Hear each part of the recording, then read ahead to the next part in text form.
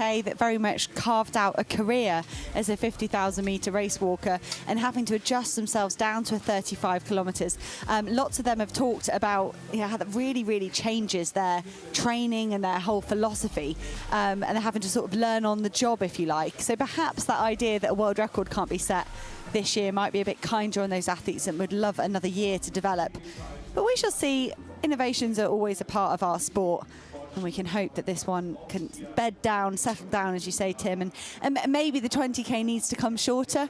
I don't know if a 10K is really kind of acceptable to the race walking community, but we'll see, because I really enjoyed the 10Ks on the road at the Commonwealth Games. I felt that was kind of fast and furious, but it brings its technical difficulties and challenges. Well, that's exactly right. Of course, the 10-kilometre races at the Commonwealth Games were on the track at the Alexander Stadium in Birmingham in the middle of the UK just last week. Or was it the week before last? I'm getting confused now. I think it was the week before last, wasn't it? Walking, well, it's to many of you, it will be a relatively new discipline on your screens, and it will be perhaps a little bit strange to watch because it's not running and it's very fast walking. And therefore, it is a strange in appearance to the uninitiated. However, there are two very basic rules that ensure that they are walking. First and foremost is that you have to maintain contact with the ground at all times. You can't run. And of course, runners spend the majority of their time in the air.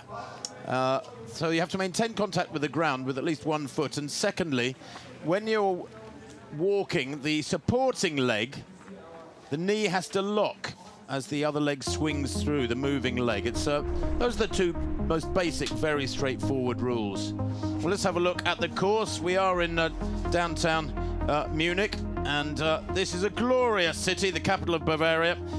We start here at the Odeonsplatz, and they walk northwards up the strip of Ludwigstrasse, where they walk up towards the Siegertor, which is the Victory Tower, Victory Arch, and where they make a turn, and that will effectively be their contest. It's a 1 kilometre long strip, 2 kilometres of course per loop. They've got to do one small loop which is 500 metres long, so 1 kilometre, and then they do 17 full laps. That's something these athletes are very used to, and it does make it particularly spectator friendly. And down here in the old town of Munich, you'd hope you get a lot of people that have deliberately woken up this morning to watch the race walk, and maybe a few more that are on their way into town thinking, what is going on there? And they're going to get to see the athletes multiple times. And having both the men's and the women's fields going at the same time, I don't think I've ever seen that before. Of course, this won't be the first time they've done it. It's going to be quite a fun challenge trying to keep across both the fields and what's going on in both the races. We're going to have athletes starting to lap each other, I imagine, as well. The race times between the men and the women should differ by, around about 15, 20 minutes or so. So they will start lapping each other. It's going to take them between 4 minutes and 5 minutes per lap for the men and the women. So it could be fast and furious, and let's hope we can keep across it and keep across any penalties that are being awarded as well. So they do start simultaneously. They walk together initially, the men and the women. They do off at 8:30 local time, Central European Summer Time, I should say. That's in about 4 minutes from now. And I can tell you that there are 27 starters in the men's race, 22 starters in the women's race. So what, 49 athletes will be out there. And it's a toughie. It's a very tough one. Race walking, because of its relatively low per unit of time intensity, tends to be fast and furious. Now, they don't always go off at maximum speed. Race walks tend to build up in momentum, particularly a longer distance like this. And at the World Championships 4 or 5 weeks ago in Eugene, Oregon, in the USA, the 35K walks were particularly tough, especially in the latter stages. The Germans are expected to have a strong squad here in the race walks, of course, in front of the home crowd. They had a spectacular winner yesterday through Richard Ringer in the men's marathon. He sprinted to victory over the final 100 meters, and the huge crowds here were received that very well. Percy Carlstrom, bronze medalist in the 20K and 50K in Eugene, the Swede, is a real character, and he will be one to watch here. He probably starts as favourite, the 32-year-old. Parents were both world-class walkers. He's literally got it in his blood, I think you could say. And he's coached by Robert Heffernan, who back in 2013 for Ireland walked to World Championship gold over 50k. The walking community, Hannah, of course, would have preferred that 50k stayed the major championship distance. But I think for practical reasons, the amount of time it took up on the programme, it was just decided that they needed to reduce that. And I do wonder what their opinion at the end of this will be about mixing the two races together. When you see this on a marathon, which is comparable, when we look at the race distances, the race durations here, you can make a lot of comparisons physiologically and tactic-wise to a marathon. But when you see mixed gender major marathons, you often see the women going off too hard and really struggling in the latter stages. They can almost get caught up by competing with the men. Actually, I'm sure that's something that these women at this level, European Championship level, will be very aware of, and I'm sure they're going to resist that temptation. But I do think that could be a factor today as well.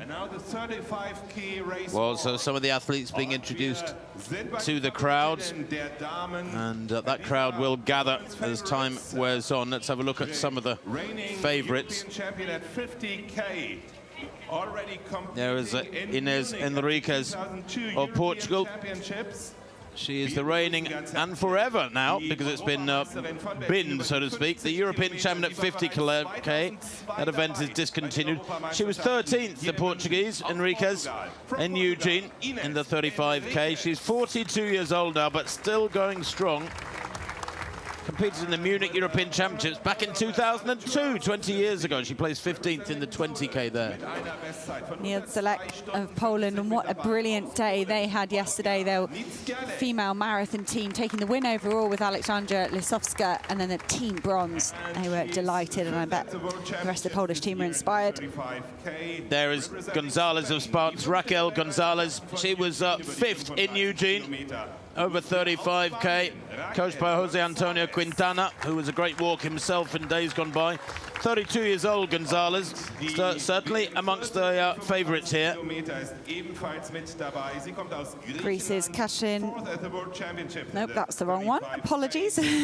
Antigone Nishampoti, she was the European team champion over 35k last year and 4th in Eugene. So watch out for the Greek athlete just off the rostrum 25 days ago in Oregon. As you can hear, they're introducing us to some of the men's favourites. Marian Zakalnitsky of Ukraine. Well, the 27-year-old might not be one of the favourites, but he was 4th in the 2018 World Team Championship 50k. He is strong. 25th in the Olympic Games last year in Sapporo. And over 50k. 2021 Olympic silver medalist at 50k. So over to the German team, Jonathan Hilber. He couldn't do the World Championships. He contracted COVID towards it and before it, and had to turn his attention towards this European Championships. Olympic silver over 50,000. What could Jonathan Hilbert manage here over 35? And here is a man wearing number 16, Miguel Angel Lopez. He's a living legend, this 34-year-old. World 20k champion back in 2015. He was 10th in the 35k in Eugene a month or so back, setting a Spanish national record of 2:25, 2 hours 25 minutes. It's the man you already commented on, Tim, Perseus Carlstrom. Brilliant pair of bronze medals at the World Championships. Has he recovered? Does he even need to be 100% to win here? He looks so cool and calm. But if he does manage to win, I'm sure we're going to see that famous Swedish horned hat that he put on the roads of Oregon on his way to those medals. This is the lineup. So here we go then. One small circuit, 500 meters up the road. They'll do U-turn and come back. And then 17 large circuits, each of 2 kilometers to make up the 35k full distance. Men and women starting together.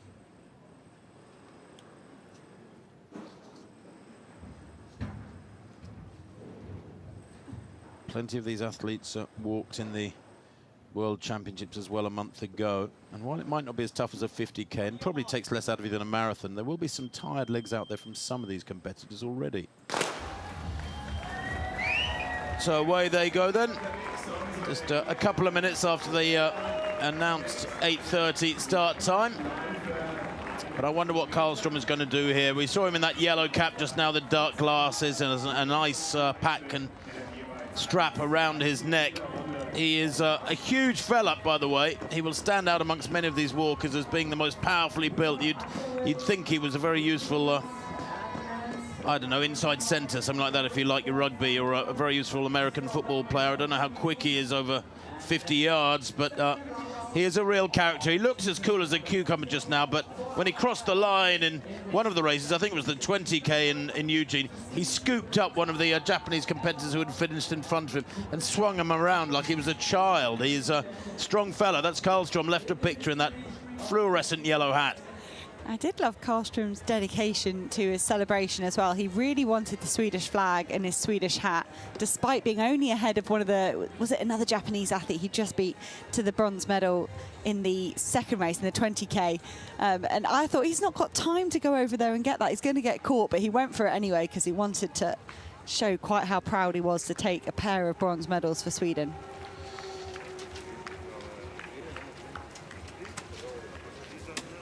Well, that's a big old pack, and of course, very quickly, as we expected, the men will separate themselves from the women.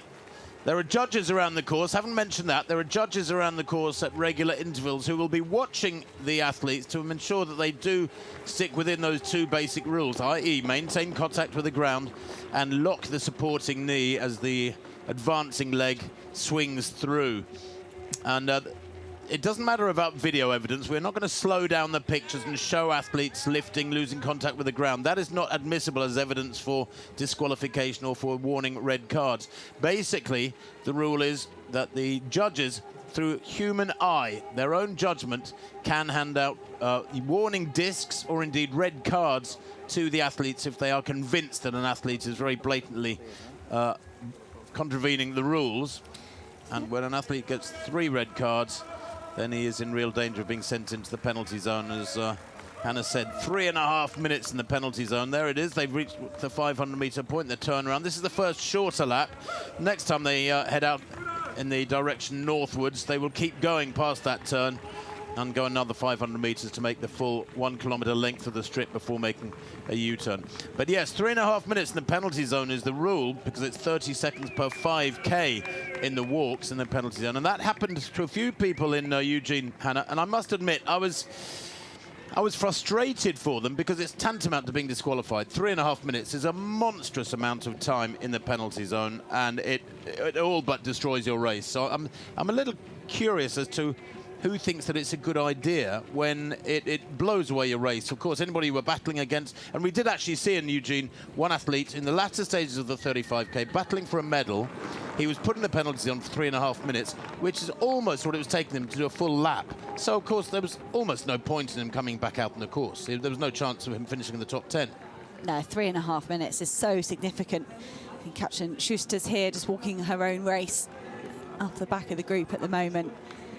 Important to pace yourself correctly. When you look at the triathlon, the only sport in the world where you're penalised for being messy, not a sport that I should get involved in at all. But if they leave any of their kit outside any of the boxes or don't hop off their bike in time for the transition, it's a 1-minute penalty, and that feels a lot fairer. Over a 2-hour race, a 1-minute penalty is still significant, but it's 3.5 minutes over this race distance. We expect these athletes to be out here for around about 2.5 hours for the men, 2 hours 40, 2 hours 45 for the women. 3.5 minutes is significant. Like you say, Tim, a lap. You wouldn't relax for a lap when you're focused on delivering your very best performance, let alone stand in a penalty box if you could do anything about it. Well, we don't expect any breakaways at this early stage. They will walk together and ease into this race. It's a long, long way to go. There's a long way to go for these men and women. And they will take it nice and steady for a long way yet before we get into the part of the race where things start to really happen and gaps appear and there are surges, and we see athletes going into the penalty zone or taking loo breaks and so on. And that does happen, of course, in a race that is well over 2 hours duration. And it is It's very sunny here this morning, a lot sunnier than it was for the marathons yesterday. They had some cloud cover, but because of the earlier time in the day here in Munich, it's still around about 8:30 local time. The longer shadows from the buildings, we are going to get a lot more shade in this 2K loop that they're going to be using versus what the marathon runners had yesterday. So hopefully if they can hug that shade, use the shower, sort of a spray shower that's out there at the turnaround point, that could help keep them a little bit cooler.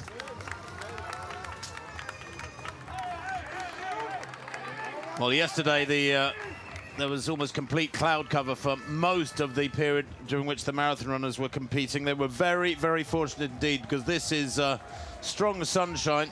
The temperature at the moment here in Munich, and it is, remember, only not even 8:40 in the morning yet, is 19 degrees, but it feels warmer than that because the sun is very, very intense, and it will climb certainly pretty significantly, I think, over these next couple of hours. They are lucky that the 8:30 start is relatively user-friendly, aren't they? Because they'll be done, most of them, by 11, well, certainly well before midday. Let's put it like that. They can relax and watch the rest of the footage. So here we can see we have got a slow-mo, as Tim said, no VAR equivalent in race walking.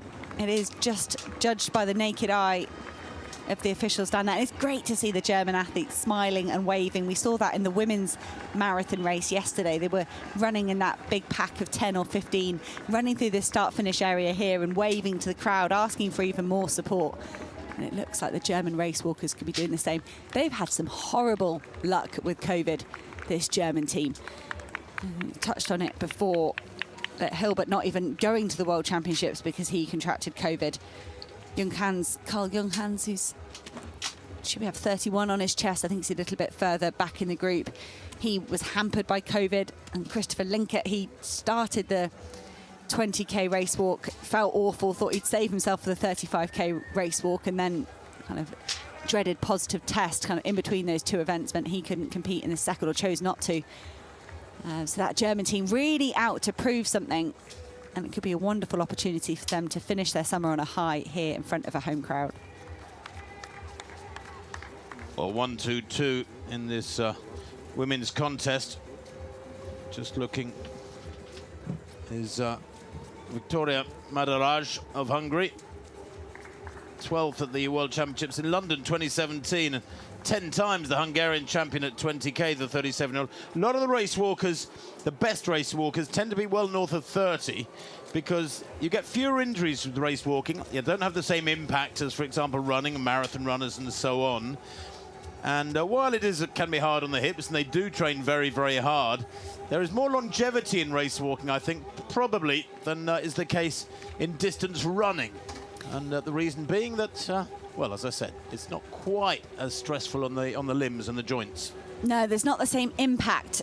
There's a lot of twisting and turning, and you can see that from some of these shots.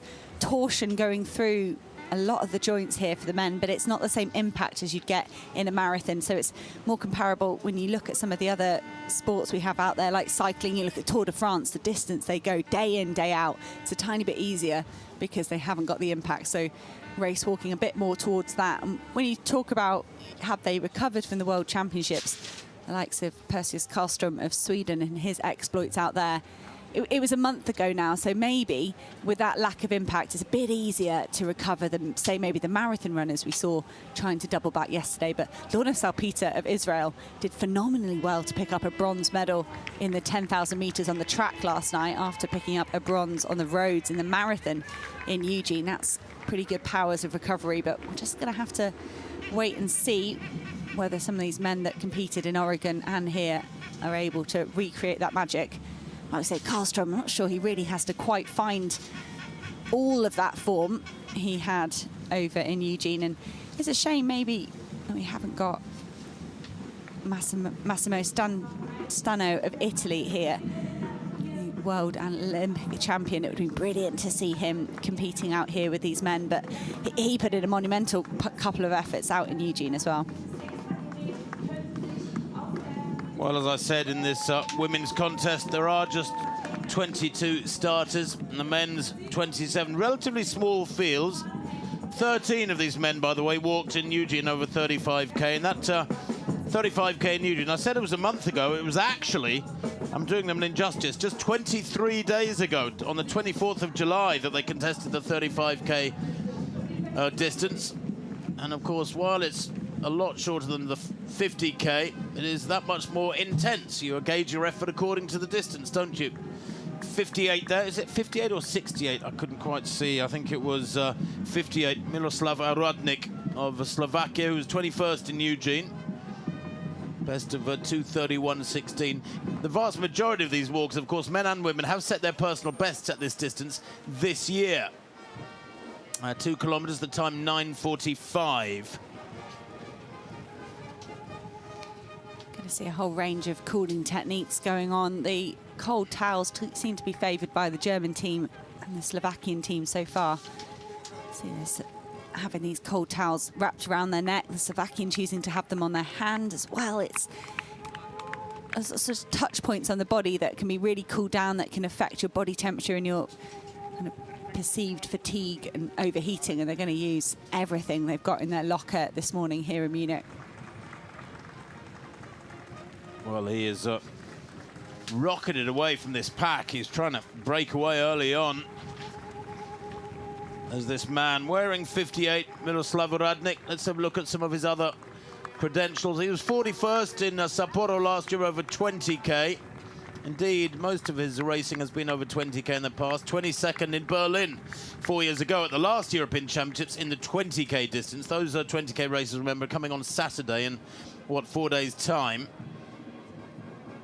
And his best time, 2:31.16. But it almost gets him into the top 10 for this year. He's ranked in the top 15. There's that spray station. I've never actually run through one of those, Hannah, but I can imagine it's a glorious few seconds of relief when you're very, very hot. Later in the race, they'll appreciate it a lot more than right now. It's absolutely lovely, particularly we're in the shade now, a doubling cooling effect.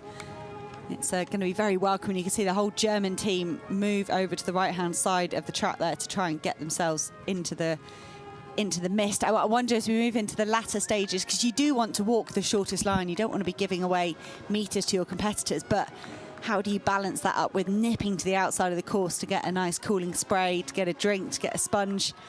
And we're all sharing a laugh. Hilber looking over to the crowd. I'm going to have some passionate supporters down here. And like I say, it's doing loop after loop after loop. It's incredibly spectator friendly. Well, this is the main pack in the women's race, which is broken up very quickly. 103 nearest the camera there is Antia Chamoso of Spain. But this pack being led at the moment by 120. That's Antigone Intrizimpioti of Greece. Now, she had a fabulous time in Eugene. Finished in 4th place at the World Championships, the 38-year-old. 2 hours, 41 minutes her time. She's actually ranked 4th in the world this year. But the walks in Eugene were very, very fast indeed. Not quite sure what the Slovakian here is thinking of, Hannah. He's not going to break away from a pack of that quality and that size. But maybe he's just thinking, well, I've got fresh air passing over my body. It'll be a little bit cooler than being back in that pack. Pacing is so important when you're out doing an endurance event. It's over 2.5 hours for the women, probably just under for the men. And you talk about pacing, we've seen that be painfully evident in marathons. But in race walking, almost before it hits you massively physiologically in terms of running out of fuel, this, that, and the other, it's going to impede your technique. And when you're in a discipline where any discretion in that technique, any breakdown of your technical ability could end with a penalty, it's even more important to ensure you pace yourself right, and that's why it's kind of brave to see athletes striking out at this stage. You can see Victoria Madaraj of Hungary trying to break away from the women behind. They're not quite on the coattails of the men, but there she is. She has opened up a gap over the rest of the field behind her, and that's if she gets this at all wrong and her technique starts to falter, really high stakes, and she could be there to be shot at by the rest of the field. Well, here come the women now. And this is 3 kilometers they go through in 14:54 there or thereabouts at 3K. They went through 2K, remember, in 9:45. In fact, 14:37 is Madaraj, excuse me. She leads, and by quite a big margin, actually.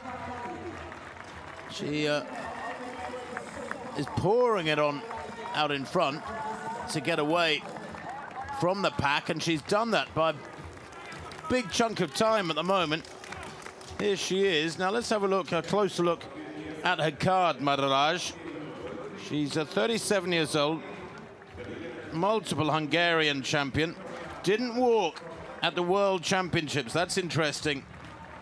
So she comes here relatively fresh. Indeed, she sharpened up with a 10K in Madrid recently. But coach Sandor Raj also competed in Rio 2016. The same as her. She was 38th in London 2012. And then in just looking here, it's this fella trying to break away, Uradnik. He is quality. He is a great walker. They do need to watch him. And that gap, Hannah, is growing. What is it, about 30 meters now? It is. Uradnik just charging down the road. And you'd think they're not going to let him go unless they absolutely have to. I mean, maybe they've all got, you can see they've all got their own watches on. They're all carefully lapping that when they move under the start-finish barrier. Each lap is actually 2 kilometers. You can see our first warning paddle going down. That was had that sideways V on it, indicating that the legs weren't absolutely straight on the point of impact. It was hard from our position to tell who that was directed towards. It might come up on our systems, but they've been a little bit slow this morning because it might be hard for us to figure out who these penalties or these warning panels have been assigned to. Hopefully there's a scoreboard somewhere we can keep an eye on as well. They're very lucky, these walkers. The sun is low, the shadows are long, and so much of this strip is in the shade. If they were out in the sun, they'd be feeling this a lot more. And early in the race, it would become a bit of a pressure problem. But 55 there is Narcis Mihaila of Romania, 35-year-old. 31st in Rio over the 50K. And 42nd in the World Race Walking Team Championships in Oman back in early March. Lukas Dula of the Czech Republic, the next kind of casualty off this big pack.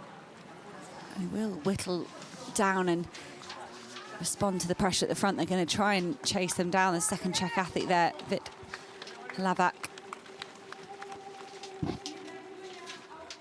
Slow-mo, the German men looking relaxed. Well, just to give you an idea of the speed they're likely to be walking at, the men's 35K at the World Championships was won in a European record by Massimo Stano, who is injured at the moment. He's not racing today. In 2 hours, 23 minutes. Yes, that for 35 kilometers, 17 miles in... Sorry, 21.7 miles in 2 hours, 23 minutes. Fabulously quick. He won by 1 second from Masatora Kawano of Japan, who set an Asian record, 2 hours, 23:15. And Carlstrom, the big Swede walking today, was the bronze medalist in 2:23:44. Uradnik, 4K in 18:33. So, he's covered that kilometre in 3:56 by my reckoning. They are absolutely flying there. He's sort of dictating the way the race is unfolding because they can't let him go too far ahead, even though he's pouring it on, Hannah. They're having to really stretch themselves just to keep that gap to a minimum. Well, here's another advantage for Uradnik. He can head straight for his drink station, pick up his personalised drink without worrying about anything. If you're in that pack behind, you might be relying on a teammate to pick up 2 bottles at once and pass yours across the group. You can see a drop bottle there. Let's hope that was intentionally dropped, because that's almost crueler than not even making it to the table if you've touched it and then dropped it. But Uradnik not only picked up a drinks bottle, picked up these towels again. We saw him do this on a previous lap. He seems to have refreshed those towels. They'll be ice cold. There'll be some diligent team management down there handing these out. Okay, I've just double-checked the 3K time. It was 14:07, so my maths wasn't wrong. It was just the figures I was working it from were wrong. He went through 3K in 14:07, then 18:33 at 4K. So clearly his fourth kilometer was a 4:37. Is that right? 4:36. Dear, oh dear. It's early in the morning, forgive me. 4:36 his fourth kilometre. But that is still quick. The opening kilometre was 4:55. In his fourth kilometre, 4:36. I talked about how they have to warm into this, Hannah, and that was certainly the case. So Interim Spiotti of Greece is leading the charge. I said fourth at the World Championships. Raquel Gonzalez of Spain, who was walking with her, was fifth, and they're trying to claw back Madaraj of Hungary in the women's race. But in the men's race, it does look like they are managing to close this gap down. Yeah, they've clawed him back, haven't they? I think they've clawed him back very significantly. Miroslav Oradnik, has he got another change of pace there? And it might have been an acceleration. You can see that's another yellow card for the Romanian athlete. I do think he might have been one of those ones that got another one a few laps ago as well. But it is a tough discipline. It takes real strength to maintain the correct technique. You can see the turnover of his legs there. The cadence looks really quick, but he's been dropped by the pack, which tells you just how fast the pack are moving at. It must be pretty demoralising when you're trying to relax, maybe try and zone out a tiny bit and just focus. It's a long old race this. They've got over 2 hours still to go, and that's to mentally concentrate for that long is very hard. So you've got to try and relax and just move into your running, and then to be slapped in the face with a yellow paddle, that's just going to spike that anxiety. And you can see another squiggly line there. What's that mean? Not necessarily having one foot. I think they're lifting, not having one foot in contact with the ground the whole time. That was awarded to another athlete in the pack there. Looks like they're almost talking among themselves, trying to say, was that you? Was that me? To me, to you, as they say. You have to kind of do an honest effort at readjusting your technique if the official doesn't think you're actually trying to respond to their warning. Going to penalise you again. But Oradnik now just settling into the middle of this group. Fourth place. Two Spaniards moving themselves to the forwards. Marc Tur in the lead, who's disqualified in the 35K at the World Championships. He was in the top 20 when that happened, so Tur will be looking for a bit of redemption here. Well, they come through the line there, and that should be 5K done. There it is, 23:05, with Lopez now just easing into the lead, and the Spaniard, well, he is perhaps the most experienced, arguably the most decorated athlete in this race. He and his coach, Jose Antonio Carrillo, have been a very strong pairing for many, many years. He won the Spanish 35K at the beginning of the year. He won by over 2 minutes, breaking the Spanish record of Valentin Massana, which had stood since 1993. 2:25.58 is his best, Lopez. And he finished in 10th place in Eugene with that time. And that really is a Spanish record, and the Spanish love their walking.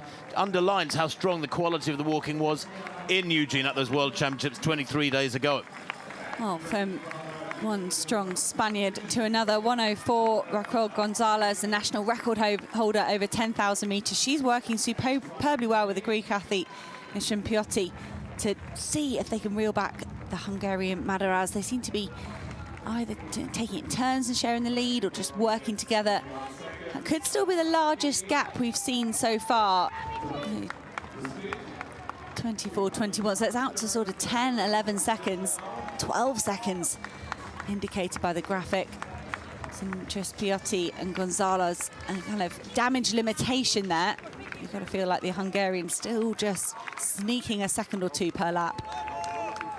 Well, here's that southern end of the 1 kilometre long strip. That U-turn negotiated there smoothly by the Hungarian Madaraj.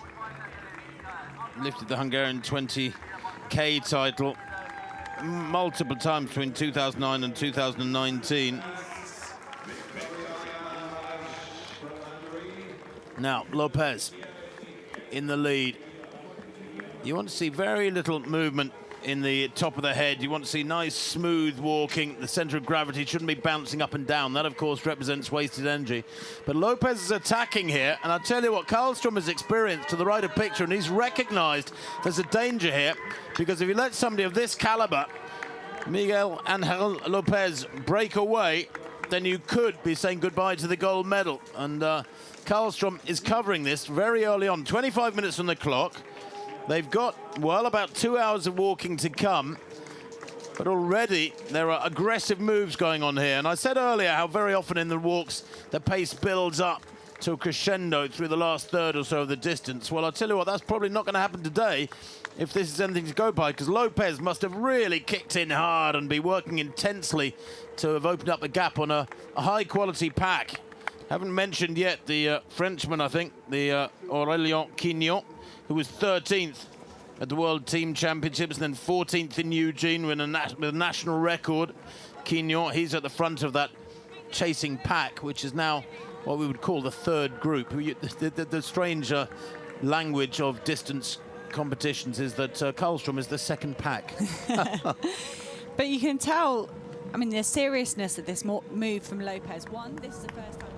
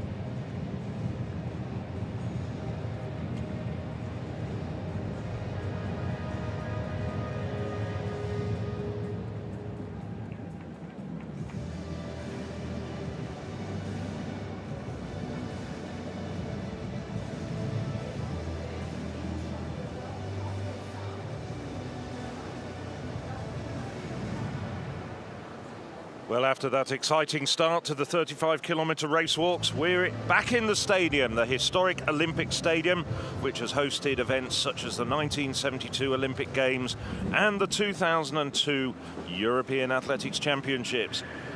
In the case of the latter, 20 years after that momentous event, we're back here for, once again, the premier event in European athletics portfolio and the continental showpiece for the sport. Well, spectators already starting to stream into the stadium. We get events underway in just over 10 minutes' time with 3 heats of the 110 metres hurdles in the decathlon, the 6th discipline.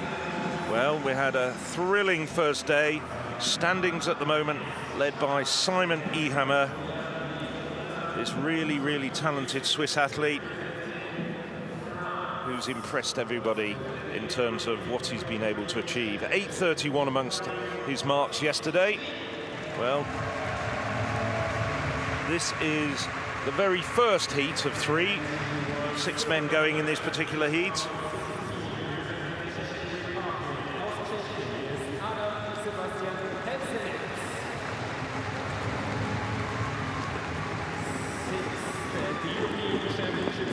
Scene presented to the crowd here. First Baptiste Thierry and then Adam Hesselet. This is Martin Ruhr. Ruhr 6th 4 years ago when these championships were in Berlin. The American collegiate champion, just 21 years of age. Carol Tilger.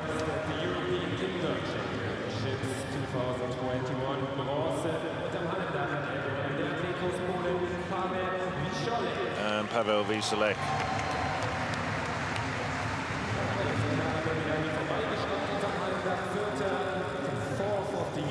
The last to come out and be presented to the crowd, the fastest man of these 6 men, Fredrik Samuelsson, and boast of a best of 14:10. Well, these are the slowest men, if you like, of the 3 heats. Men who run under 14 seconds coming up in the later heats.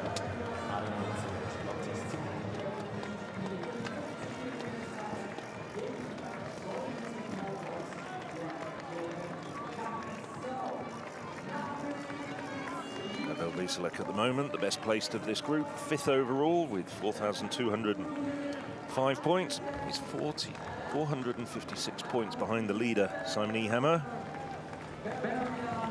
Just over 100 points behind the bronze medal position.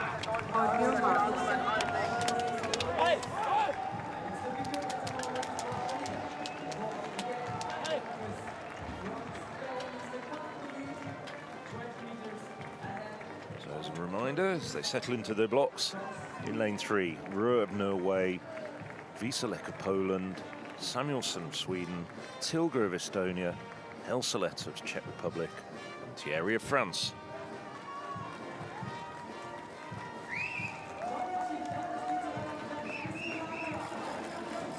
Well,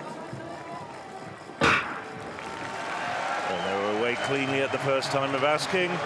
Running well, Hesselet at the moment. Samuelsson, as you expect, chasing him down. But it's the Swiss, I should say the Czech athlete, Hesselet, having a very good outing first thing this morning. He definitely had a couple of coffees for breakfast. That was very, very energetic.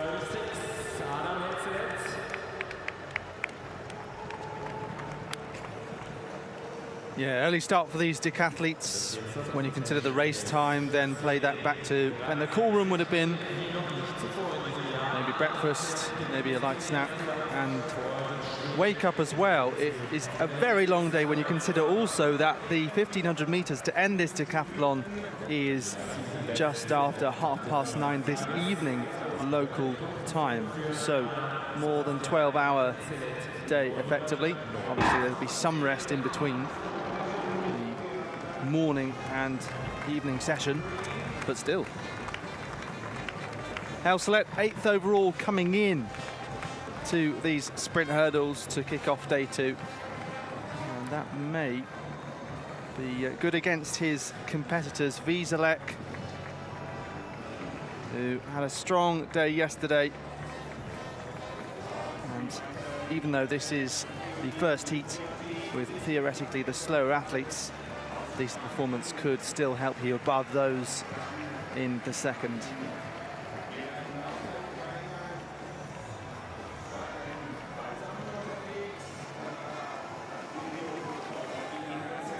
Wieselek in 5th overall coming into these hurdles. He was 4th following the high jump yesterday, and then 11th best overall in the 400 meters with a time of 49.88, dropping down a place overall.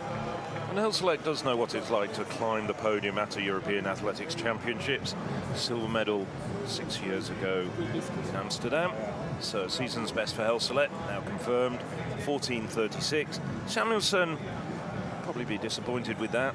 14:83, a little bit off his best. The rest of the men not breaking 15 seconds. Thierry, 15:10 in third place. Yes, you're right, though. I think that could well, once we actually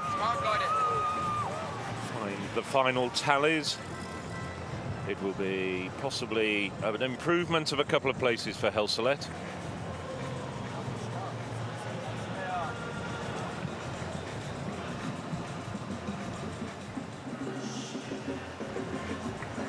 Being told that Rick Tam is a DNS for the second heat of the Decathlon sprint hurdles, which is interesting. Obviously, he performed well yesterday, particularly in the 100 and 400 meters, as expected,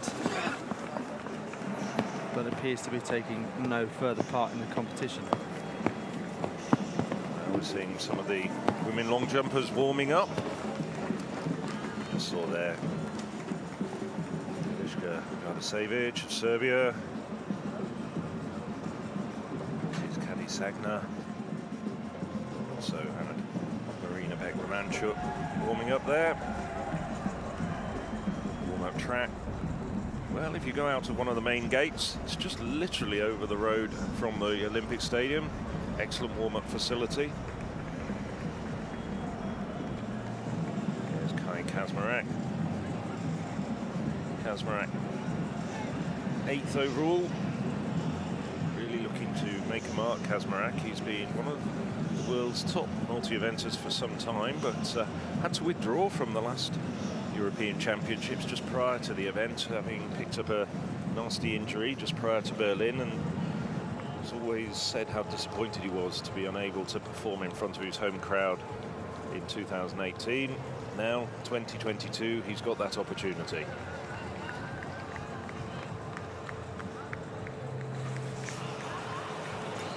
Trying to see what the reason might be for Rick Tam not starting this heat. I've seen the Dutch Federation tweeted about it. It just says, decided not to start anymore, but obviously I've used Translate because I'm not fluent in Dutch, unfortunately. Not yet, anyway. But probably overslept, just enjoying his Rice Krispies a little bit too much this morning.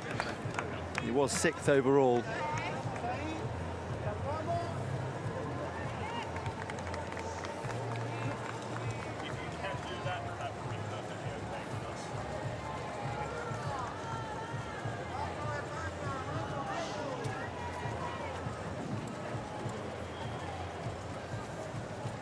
A little bit breezy here, as you probably hear. A little bit of wind, but it's still very, very warm and humid.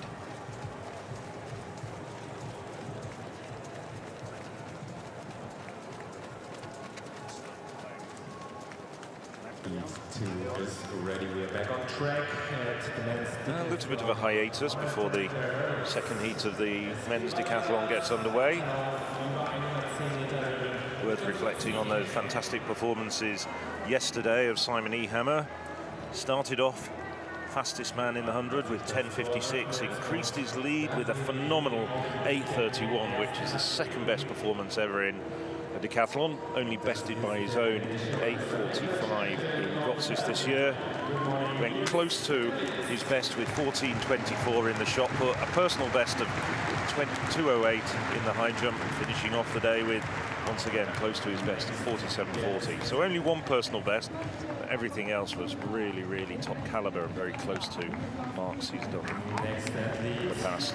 So now we get the men's second heat underway. Marcus Nielsen. Nielsen, good thrower. Came out on top in the shot yesterday. Michael Ubo, very good Estonian. Way down at the moment, Ubo. Down in 10th place at the moment. People were expecting him to be challenging a bit higher, but he does have a very good second day. Here's a man who we were all very impressed with, Sander Skotheim, the young Norwegian. Celebrated his 21st birthday just about 2 weeks ago, just over 2 weeks ago.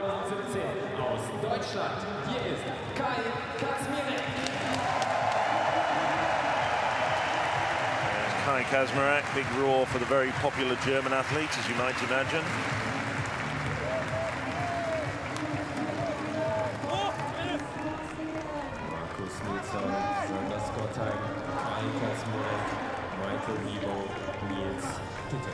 Das ist das Feld im zweiten Lauf. Die kurze bei den 10. So from the inside, it's Oblana of Estonia.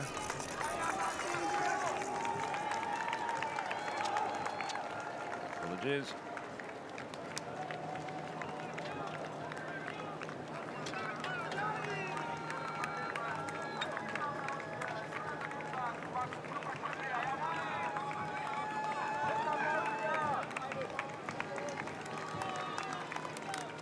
Settled into their blocks.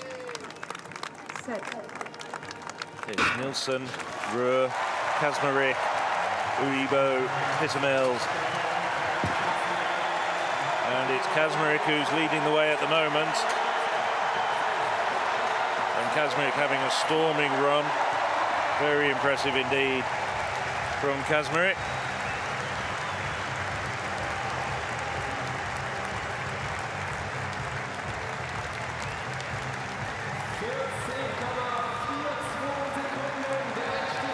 So, given 14.42,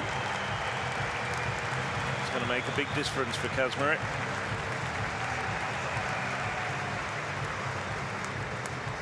Uibo 14.79, a little bit shy of his best. Run from Bills on the outside, 14.81. That completes the 1-2-3. But as we've said so often, it's not where you finish in a race, it's how you do relative to your own bests. Yes, having another look here at clear margin of victory for Kai Kaczmarek, and that should lift him up a couple of places, certainly above Vitalek, who we saw in that previous heat, a time of 15.32. She's gone 9/10 faster, has the German. Of course, with one more heat remaining.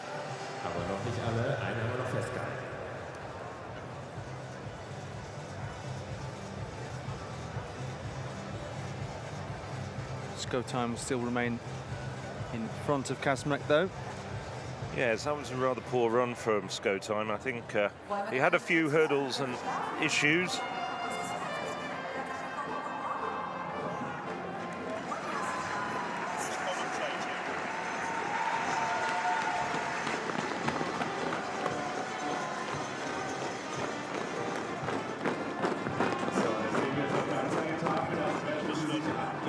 So we had the marathons yesterday. They were the first medals awarded. Poland and Germany taking the gold in the women's and men's races respectively. Particularly thrilling finishes as well. Certainly the home crowd got very excited about Richard Ringer coming through on Teferi of Israel with the sprint finish right at the last. As the finish was approaching, and the supporters watching on cheered him. Fantastic stuff. So just looking at this race walk then, again an early start for these athletes. 35 kilometers, and similar to the marathon, we've got the races taking place simultaneously. Of course, I think it's worth mentioning this is the first time that the 35-kilometer distance has been contested by either men or women in these European Championships. So Madaraj of Hungary out in front. That's one of the race favourites. Intercipita, I've got the pronunciation right, of Greece there.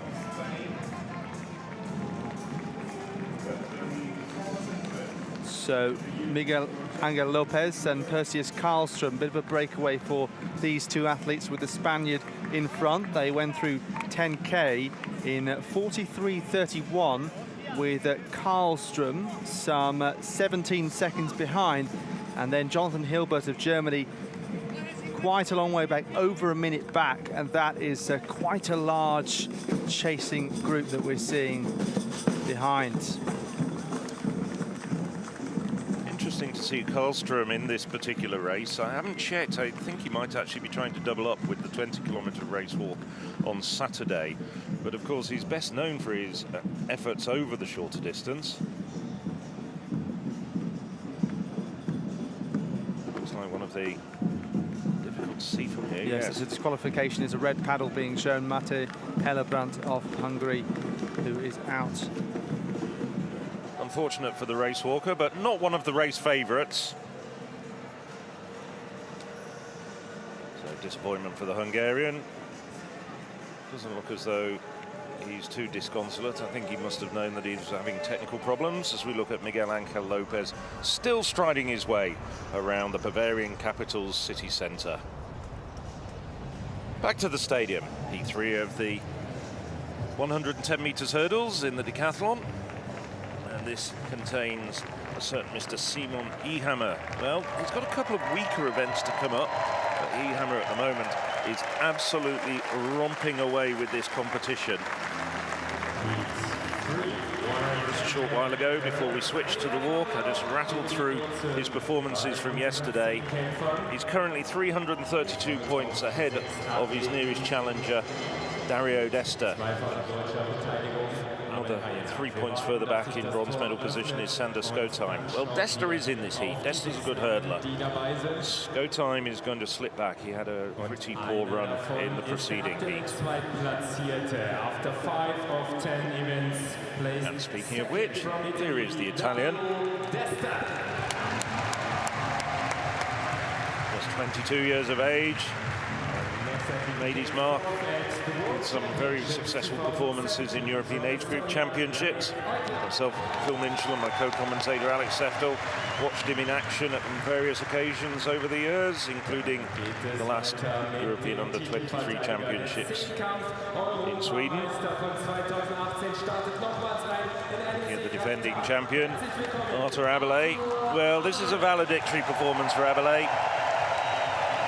Now 36 years of age. He's talking about this being his last decathlon, wants to go out in front of his home crowd. Down in 18th place at the moment. Nicholas Cowell, 2019 world champion. World under-20 record holder Cowell. Having a bit of a mixed bag of a competition. A couple of disappointing performances, did well in the high jump. Cowell is currently in 7th place, but of course, as we were commenting on, if you were listening to the European Athletics live stream audio or watching us on the European Athletics live stream, he has several excellent competitions coming up, especially the javelin. And there's the man who's the event leader, Simon Ehammer.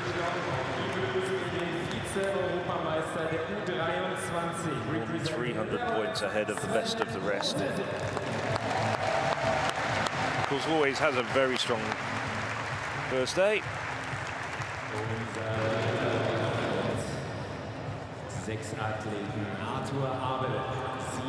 Sven Rusen. Rusen, very good 400 meters yesterday to finish off proceedings. Doesn't always have the best of the first days.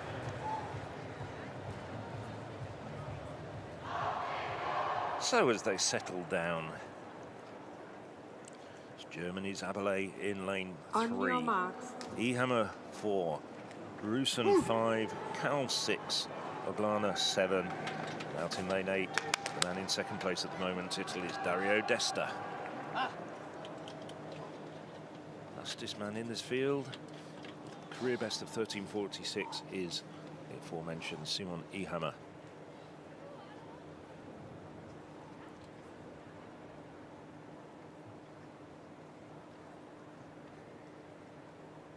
Set. He had a blazing start, but they've called them back.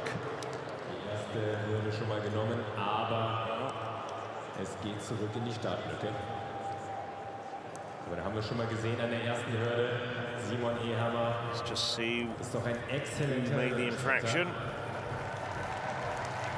Oh, it's difficult to see. It might even be Ehammer.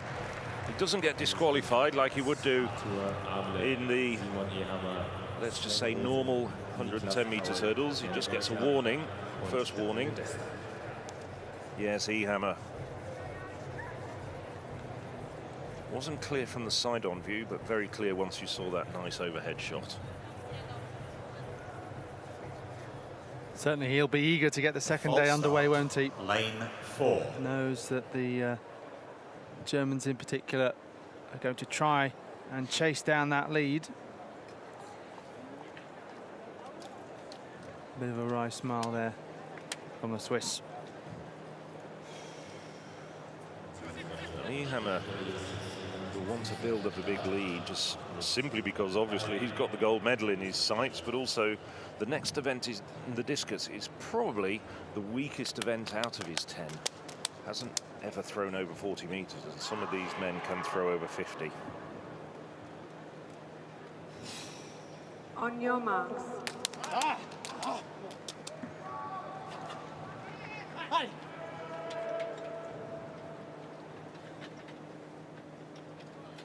So as they settle down once again, the full lineup from lane 3, Abele of Germany, 4, Ehammer, the event leader in lane 4 for Switzerland, Russen of the Netherlands, 5, Cowell, 6 from Germany, Oglano of Estonia in 7, and Dester of Italy in lane 8.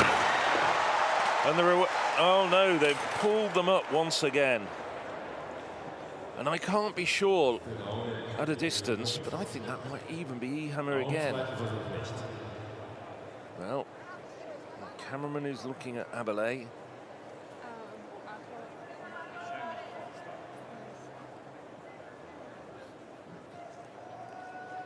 The head-on shot doesn't make it clear. Let's see if we get an overhead shot. That was what helped us last time. Get slightly ahead of the curve.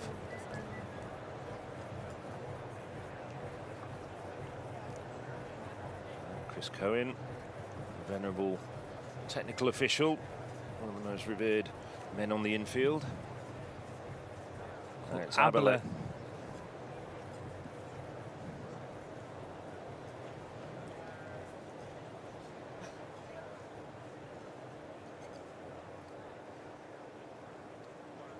Most experienced man in the field.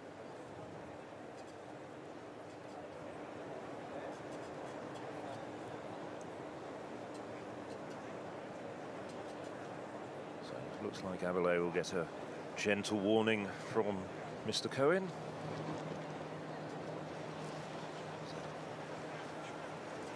Shake out their legs and try and get ready for a third attempt to get this race underway. So good job we've got a bit of a space until the next event on the track, which will be the first of 3 heats of the men's 110 meters hurdles. That's coming up in 10 minutes' time. We thought we had a bit longer. False start, lane 3.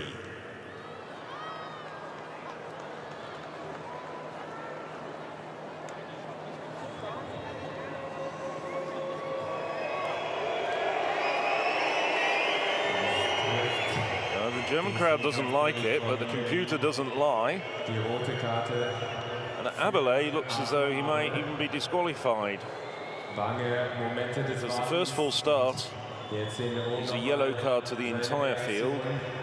and then the second full start results in individual disqualification. Schaut es sich draußen an.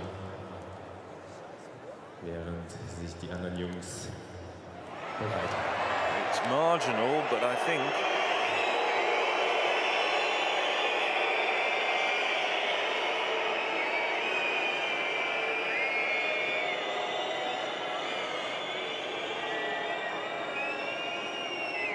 he's looking a bit quizzical. I hope he isn't disqualified, just simply because if this is his very last decathlon, it would be a sad end. Not the most appropriate way to depart the international stage. Well, myself and Alex are just looking across.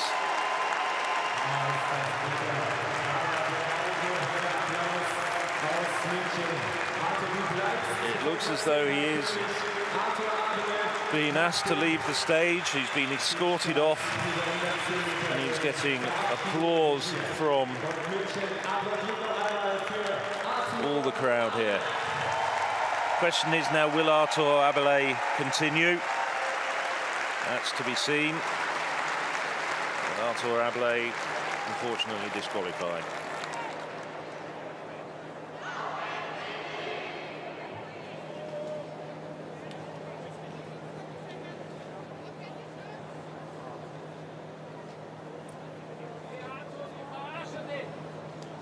So after that drama, the men in this third and final heat of the Decathlon 110 meters hurdles try and settle,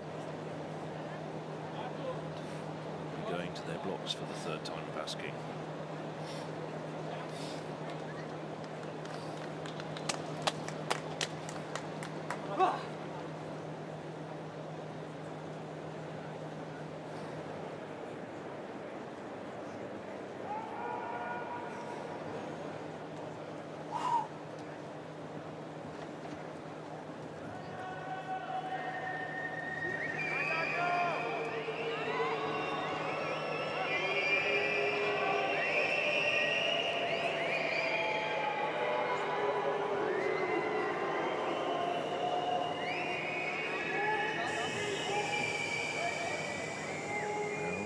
The five remaining athletes just being given a moment to compose themselves, now being asked forward to their blocks. Once again, now the man on the inside in lane 4 is Simon Ehammer, with the disqualification of defending champion Arthur Abelais. So it's Ehammer in lane 4, Roosen of the Netherlands 5, Cowell of Germany 6, Oglana of Estonia in 7, Desta of Italy in lane 8. And finally they're away cleanly, and it's Ehammer with a flying start. Ehammer hurdling magnificently. This is very, very impressive indeed from Ehammer, putting a lot of daylight between himself and the rest of the field. Simon Ehammer, a commanding performance in the first event on this, the second day of the Decathlon.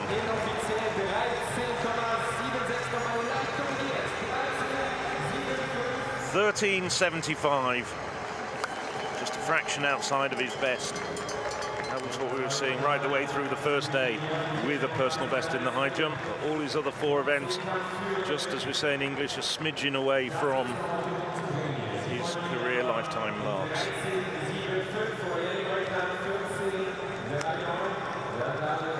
Oglana in second, 14.39. Desta, 14.44. Good enough to keep Desta in the silver medal position, without a doubt. But the gap widens between Simon Ehammer and the rest of the field. Yeah, now up to 423 points. So no surprise that Ehammer really wants to get a good start and have a good race here, because this is one of the events remaining in the competition in which he's really strong. So great for him to start well. But keep your eyes peeled on how this story will unfold throughout the morning as we continue, obviously, discus and pole vaults in particular coming up. Kevin Meyer, if you perhaps weren't following the competition on day 1, he withdrew after one event in the 100 meters with injury.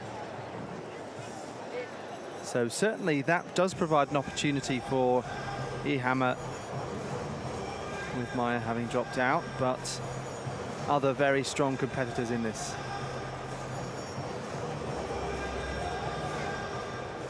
There we go, there's the consolidated results of the 110 meters hurdles and confirmation.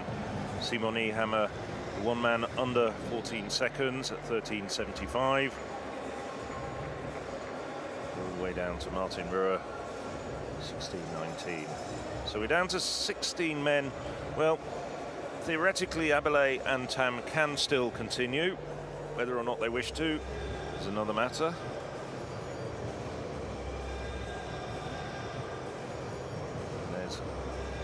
confirmation of what Alex was saying. Simon Immerhammer commanding lead now, 5,668 points. Dario Desta more than 400 points behind. Desta now opening up a slight gap over Oglana of Estonia, who holds the bronze medal position now. It's all the way down. A little bit of a surprise, Michael Ubo not having the best of decathlons.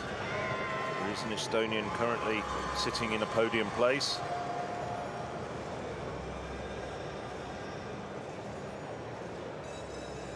Frustration there for Arbele to have that disqualification. I feel like there might have been 2 yellow cards in the 100-meter heats in the same heat, but perhaps mistaken.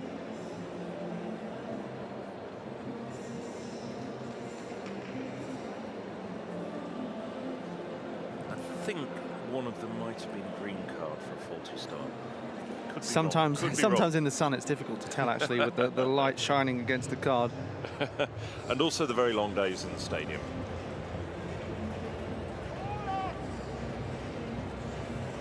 Yeah, stadium which is starting to fill up now. There was on the way in a mix of fans and morning commuters, making it quite a busy rush hour in Munich. Well, yes, because we had a bank holiday yesterday, didn't we? So everybody was enjoying themselves on a Monday off. Doesn't happen very often.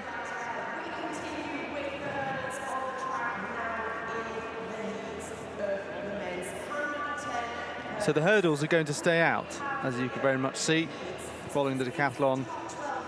This time it's, as Phil said, the normal 110 heats. So. That's not the right word. I can't think of the right word. What would you say, Alex? The individual. The individual, thank you. That's a much better phrase. I've only had 1 coffee this morning. Yeah, I mean, these men might be doing 9 other things either side, but some of them might be sleep, breakfast, warm up. Maybe they can find 9 other things to do, keep them occupied. So an interesting field here. Now, again, if you're new to this, there is a bye for the top 12 athletes. They'll go straight through to the semi-finals. So perhaps you may have heard of a couple fewer of these names. Certainly some have improved this year. That includes Matthew Jacquet, the Swiss, who we just saw introduced. This is Szymanski of Poland. New best of 13:50. Full lineup starting with Alin Ionut Antonov, Romania, 13:80 his PB. Range is kind of between 13.4 and 13.8, so reasonably close between some of the best athletes in this. And from lane 2, Abdel Ladinauga of Portugal, Koen Smet, the Dutchman who's won 7 national titles and was a finalist at the European Indoors in Torun in Poland last year. Joel Bengtsson of Sweden. Alongside him, he won the Swedish title in 13.52 wind assisted, best to legal time 13.54. Daniel Esches of Hungary, then Jacquet, the Swiss, 13.48 at altitude. Ilari Manninen and Jakub Szymanski of Finland and Poland, respectively. So Joel Bengtsson going nicely, but being overtaken by Ladinauga of Portugal, with Szymanski going well on the outside here. So it looks like Ladinauga from Bengtsson. It's the first 4 that are going through automatically to those semi-finals, where they'll be joined by those top-ranked athletes who've received their buys through straight to that round. Ladinauga of Portugal having a decent championship so far, 13.76 and 13.84 for second place. Bengtsson, who got that good start initially, and 2 others will join them. One of them will be Szymanski, the Pole who was nearest the camera there in the red and white. And then Koen Smet, 13.88 for him. So very close between second and fourth. Quite generous qualifying conditions during the course of these 3 individual 110 metres hurdles heats. First 4 going through. Look at the replay there. Some very tidy hurdling. Some of the quickest out of his blocks. Larinaga, once he got into his stride, technically very nice. I think he'll be pleased with that. Of course, the tempo will be upped tomorrow night in the semi-finals and then the finals.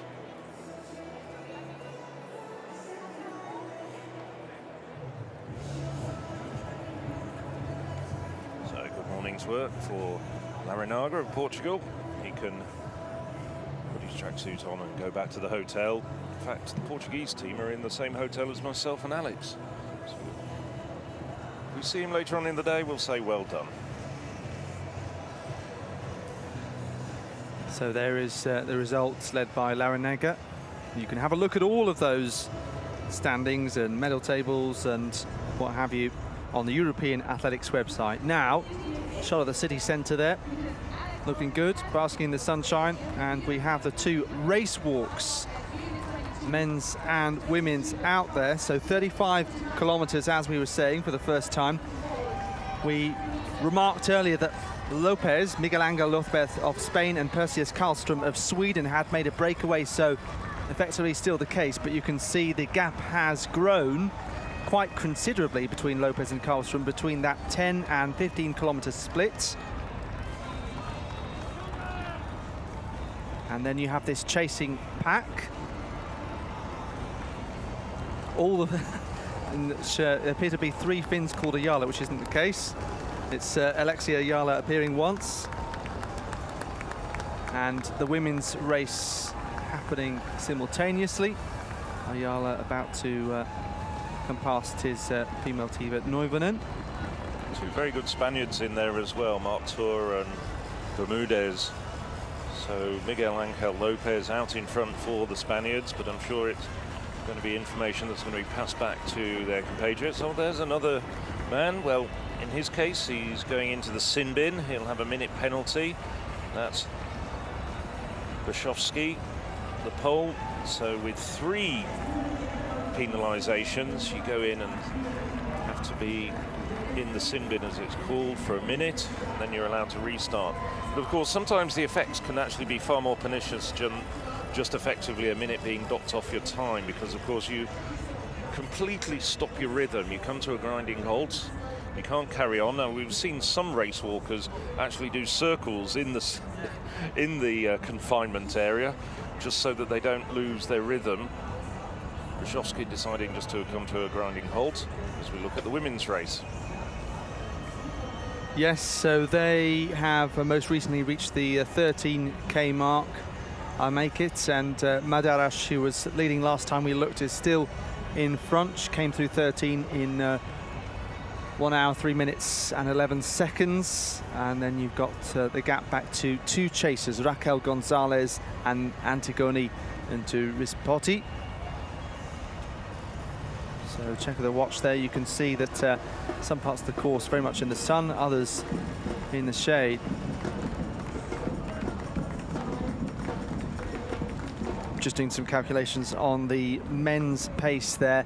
They came through 15k, as I mentioned, in 1 hour 4.02, so 21 minutes for the 5k puts them around 2 hours 30 pace, or just inside it. You'd have to say that Madaraj probably wouldn't have been one of your picks for the women's 35-kilometre walk, but she's been tracked by Rispoti and Gonzalez, 2 very strong competitors. Gonzalez 5th recently in the 35k race walk in Eugene. So just wondering whether that's a bit of a courageous break for Madaraj. Back in the stadium now, as we have the second heat of the men's 110 metres hurdles.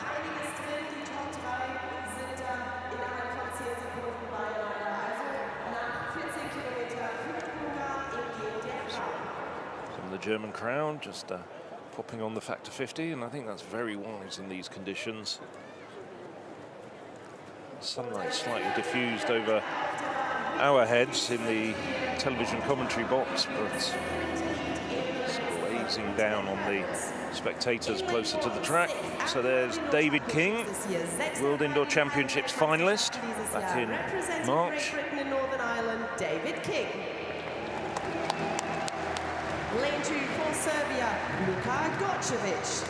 Alongside him, In lane 3, Luka second at the European Trogresevic, 23 Championships. Serbia, Der zweite der U23 five-time Serbian champion. Representing Belgium. Went to an Italian university, as his mother's Italian. Won the Italian university's title a couple of times.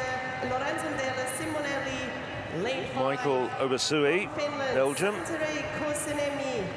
Lane 6 for Portugal. Raul Victor de Quickly Oliveira. skim across the entire field. On the outside, it's Finley Gaio. And in lane 8, Gaio, interesting character. Really best known as a decathlete.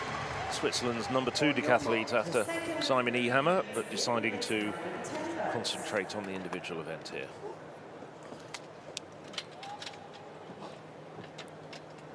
Just to give you the full lineup from the inside.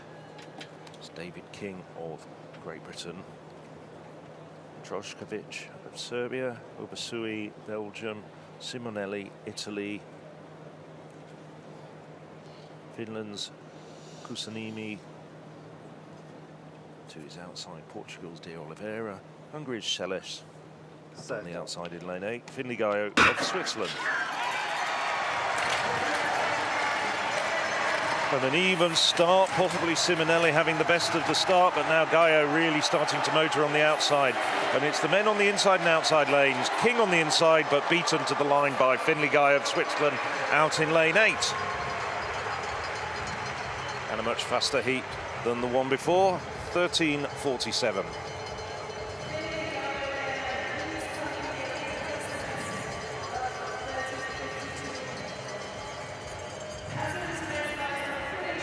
Yeah, great run there on the outside from Gaio.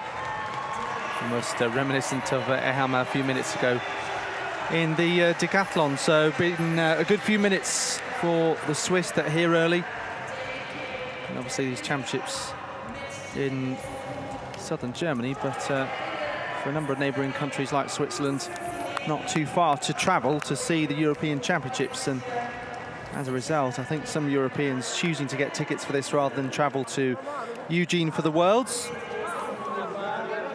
But blessed with many opportunities to see live championship athletics this summer, of course.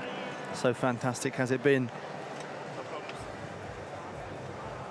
King there in second place, one of those who has had that break, wasn't part of the Commonwealth Games, so comes here maybe a little bit fresher than some of his teammates. But there was no catching Finley Gaio really nearest the camera here. Nice close-up shot. You can see his beautiful hurdling technique. A few hurdles came crashing down though on the inside lanes, and he looks around as if to say, where were the rest of them? Well, I think that was a personal best for Gaio. It's shaved, by my reckoning, 500ths off his personal best. David King, very experienced international competitor. I think he knew that if nothing went seriously wrong, he'd get through without too many difficulties, and he's probably just saving just a little bit for tomorrow night's semi-final, when it'll be much more competitive.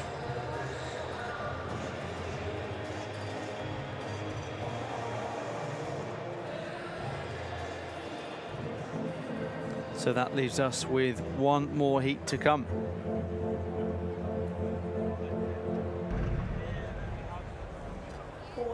You can see their one-time qualifier, Obasui of Belgium, is in that position.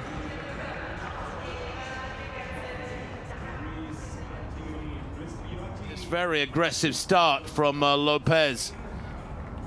17K, as you say, Hannah, quite right. Quite rightly. Why is my mic going on and off? Quite rightly, just about halfway now. And I'll tell you what, if this continues, Anna, you could end up winning by something like 2 minutes, maybe more. That would be super impressive. This is the very first 35-kilometre race walk we've seen at the European Championships. It's a new global championship distance. doing away with the 50-kilometre walk, so just the 35-kilometre and the 25-kilometre. So Lopez will be the first ever European 35,000-metre race walk champion if you could keep it going. And look at that, could be a 1-3 for Spain. Manuel Bermudez is in third place at the moment. He did look like he was making good effort at the front of that chase pack. Well, Bermudez in third place is the youngster of the Spanish squad, only 24, was 20th in Oman in Muscat back in early March at the World Race Walking Team Championships. Won the Spanish 10,000 meters track walk just recently, in which just before the World Championships, in fact, in which Lopez was only 5th. Lopez obviously the stronger man. Bermudez maybe younger with the quicker turnover. I think he is better known as a 20k race walker. And that's a penalty there for Bazaduk of the Ukraine. You can see the clock there, 3 minutes and 30 seconds. It's not started counting down. I hope someone's got a stopwatch on that, because he's certainly in the penalty pen. Just heartbreak there for Ivan Bazaduk of Ukraine. Yeah, there he goes into the zone. Once they've had 3 red cards, then the next penalty is into the red zone. Banzaruk, who is a good walker, hasn't walked a 35k this year, didn't walk in the World Championships at 20k or 35k, but he was 15th back in Beijing and over 50k in 2015. I don't know, what do you think, Hannah? Do you think 3.5 minutes is a bit OTT? I gotta say I do, Tim. I mean, but they've got a lot of chances before they get into that penalty box. You know, but you can accumulate those yellow cards that add up to a disqualification really quickly, maybe without realising. Red cards. Yeah, but as people fatigue, you know, that can be the cruel thing. They can go from being basically okay and going, right, I've got to adjust my technique, to disqualified very quickly. Particularly if they don't maybe notice the warnings, because it's pretty busy down there and you might not go past the big LED screen that we've got.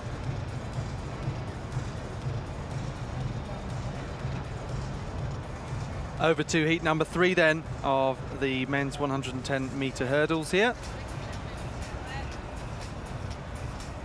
Thanks.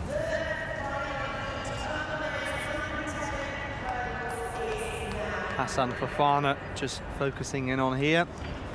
Lifetime best of 13:42. Traber of Germany right on the inside.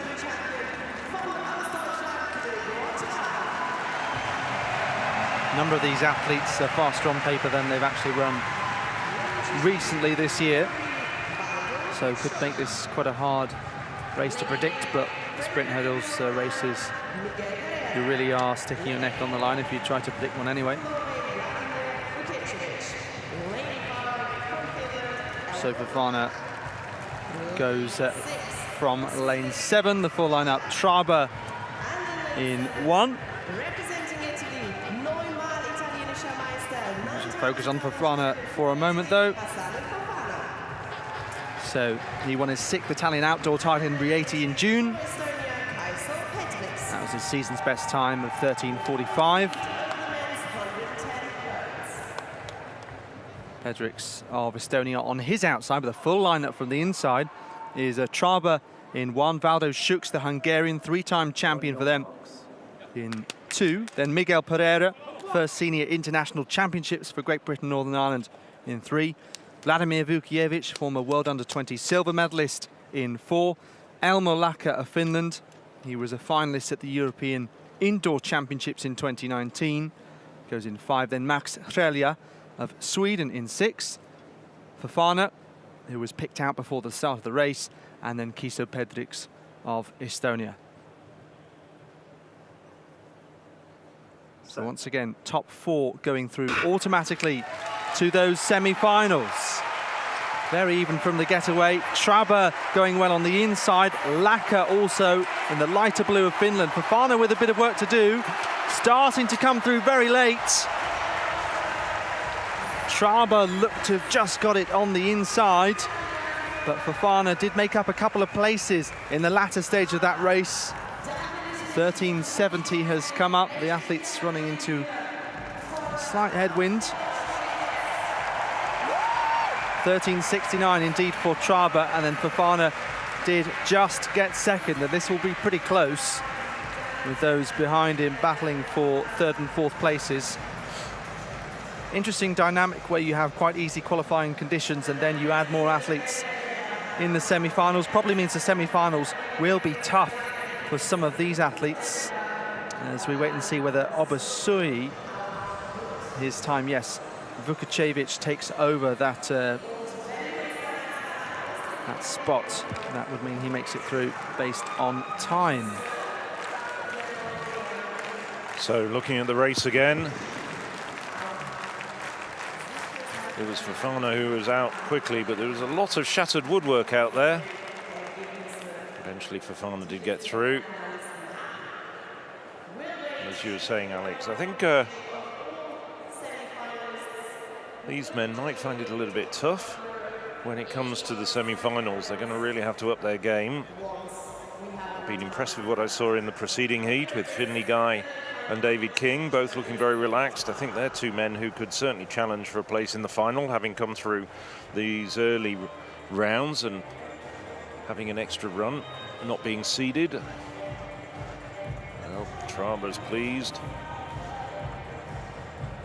Certainly boosted by the crowd. Doesn't live that far away in Tübingen.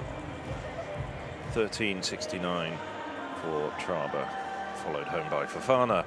But certainly out of the three heats that we saw, the quickest, or at least as far as the leading men were concerned, was the second heat with Finley Gaio and David King.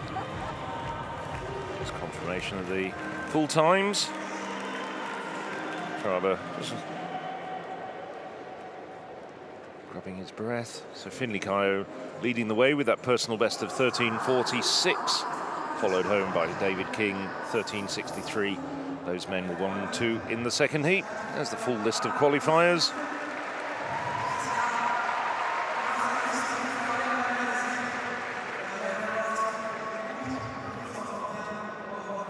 See, there's some athletes missing out despite being faster than everyone in one of the heats. One or two small surprises, perhaps Obasui not running better and making it through to the semi-finals. Belgium having a poor run. Nevertheless, that's the way it goes. Just looking at Gaia Sabatini warming up for what will be the women's 1500 meter heats, and they get underway at 10:15 local time, so that's an hour and 20 minutes away. Before that, we'll get the Decathlon Discus Group A going, and also both groups, the women's long jump qualification, the race walks continuing around the city centre here in Munich. It's quite a long morning session. I say morning in inverted commas because it continues reasonably far into the afternoon, depending on what time zone you're in, of course, but I'm talking about locally, because we'll also have men's pole vault very soon after the discus as put underway. So race walks ongoing.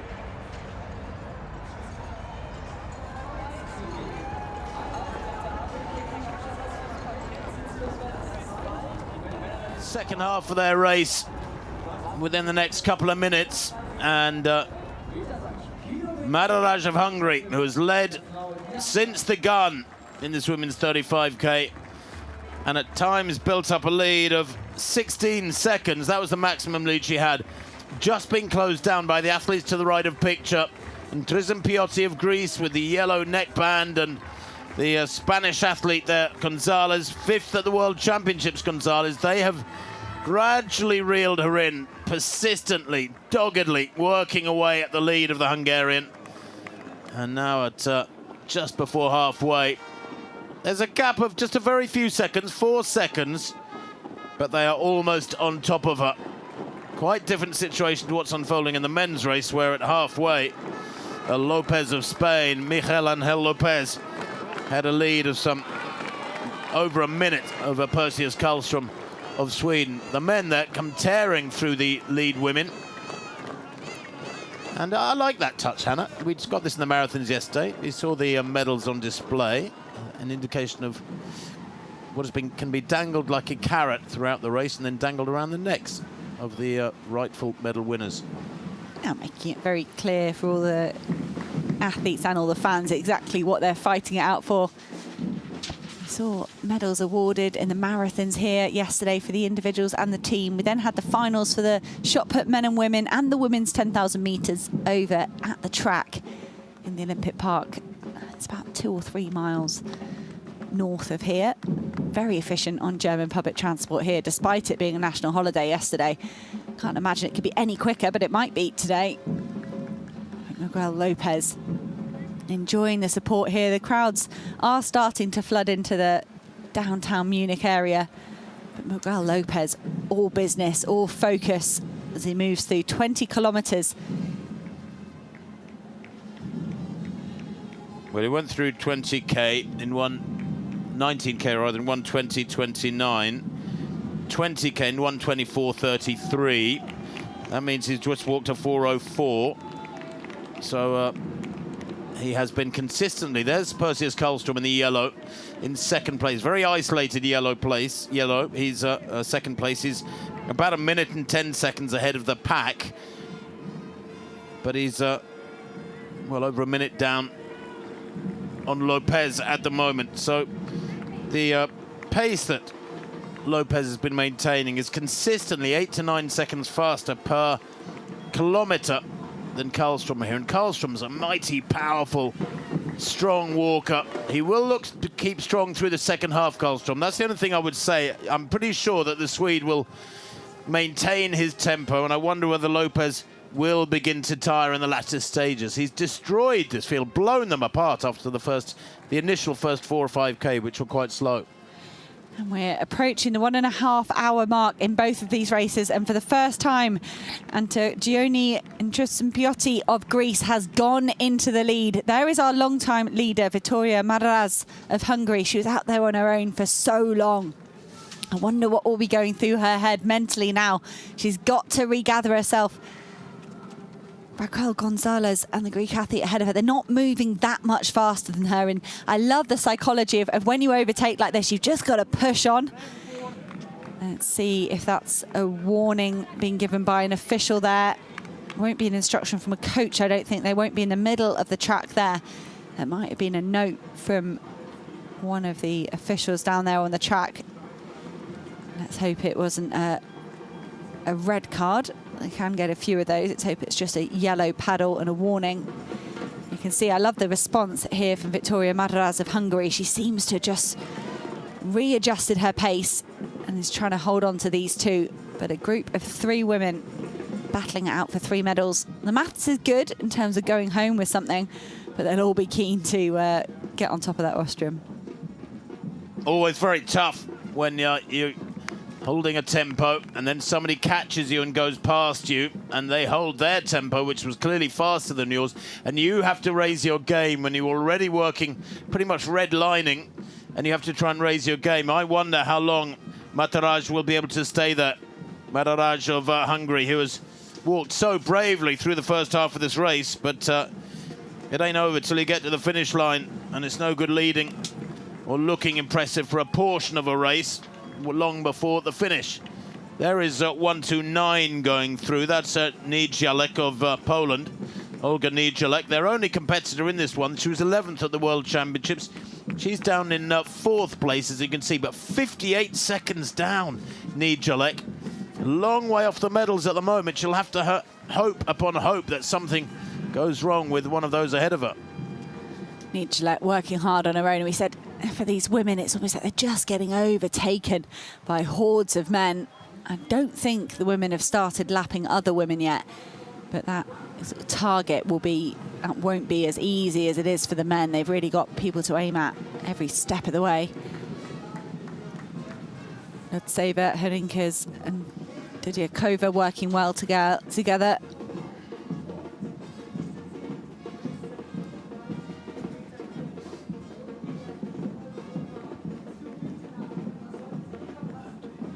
Ziliak is holding a gap of 30 seconds ahead of this next pack. So she's 58 seconds behind the medals at the moment. I going to be a hard walk for the Polish athlete on her own, especially if you've got these women powering on behind her. Have a look of Ukraine just dropping off. She was with her teammate for a long time, Lutseva. She's now on her own. She's what she's been told. I think quite speak Ukrainian numbers, but she was being told how many seconds she is behind, probably how many seconds she is behind the Polish athlete in 4th place. Losova in 5th place, the Ukrainian, quite a long way down. World Student Games champion back in 2017. She's 30 years old now. She was actually 7th in the 20K back in 2018 in Berlin. At those wonderful European Championships, and then 29th in the World Championships in Doha, the sweltering heat of Doha 3 years ago. But Trizim Pioti has now got the bit between her teeth. Can the Greek apply pressure, turn the screw through this 3rd quarter of this 35K and get away from the figure of Gonzalez, the long, lean figure of Raquel Gonzalez? They were, remember, 4th and 5th respectively in Trizim Pioti and Gonzalez at the World Championships over the 35K. And they're locked together again here today, 25 days after those great races in Eugene. Trizim Pioti keeps looking to the inside of the course. That is just where the officials will be, not any coaching staff. I think there'd be more over to her right-hand side on the outside of the course. Left-hand side would be more to do with the officials. I hope Trizim Pioti isn't sitting on any yellow cards. I can't see that on the graphic on our screen.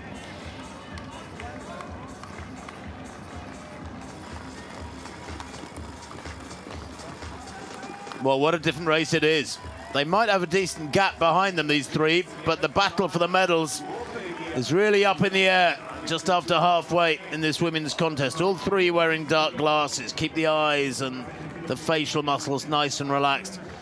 And Trizim Pioti with that yellow neck bandana. I don't know if that's got ice in it, if it's cool, if it's being changed at drink stations. I haven't seen that yet. In Trizim Pioti's me, I haven't seen her taking on anywhere near as many drinks as Raquel Gonzalez. And it's, I don't know, you know, you do what you're used to, you do what feels comfortable. They're having to juggle probably gastric issues. I mean, you know, it's always going to be gastric issues when you're trying to take on fuel and you're trying to keep yourself hydrated. And, you know, so I think sometimes that can almost warp your decisions. If you kind of go, oh, I'm not feeling too good, I'll skip that. And often you've got to have that discipline to stick to your pre-race nutrition plan, regardless of how you're feeling. And let's hope Trizim Pioti's doing that. She's very experienced. And I think the conditions weren't too different in Oregon, were they, Tim? You covered the race walking and all the road disciplines in Eugene, and it was hot and sticky. If you were in the sunshine in Oregon 3 or 4 weeks ago, it was pretty hot. Well, it was, but the race walk started very early in the morning in Oregon. It was kinder conditions, if you like, for the men and the women. Speaking of the men, there is Lopez. He's gone through 22K now in 1:32:46. We'll, of course, see what the gap is back to Carlstrom next. But let me just tell you that his 5K split up to 20K. He got to that in 1:24:33. His 5K split was 20:31. And his 5K split up to 15K was 20:31. I mean, it is metronomic walking to the second over a 20-minute period. He is walking at exactly the same tempo. His 5K up to 10K was 20:26. So he's walking so fast, much quicker than anybody else in the race, pulling away by a big margin. We've gone back to the ladies very quickly, as now Madaraj losing a little bit of ground, Hannah. No, and Madaraj, she did make a valiant effort to try and hold on to Gonzalez and Trizim Pioti ahead of her, but she couldn't quite do it.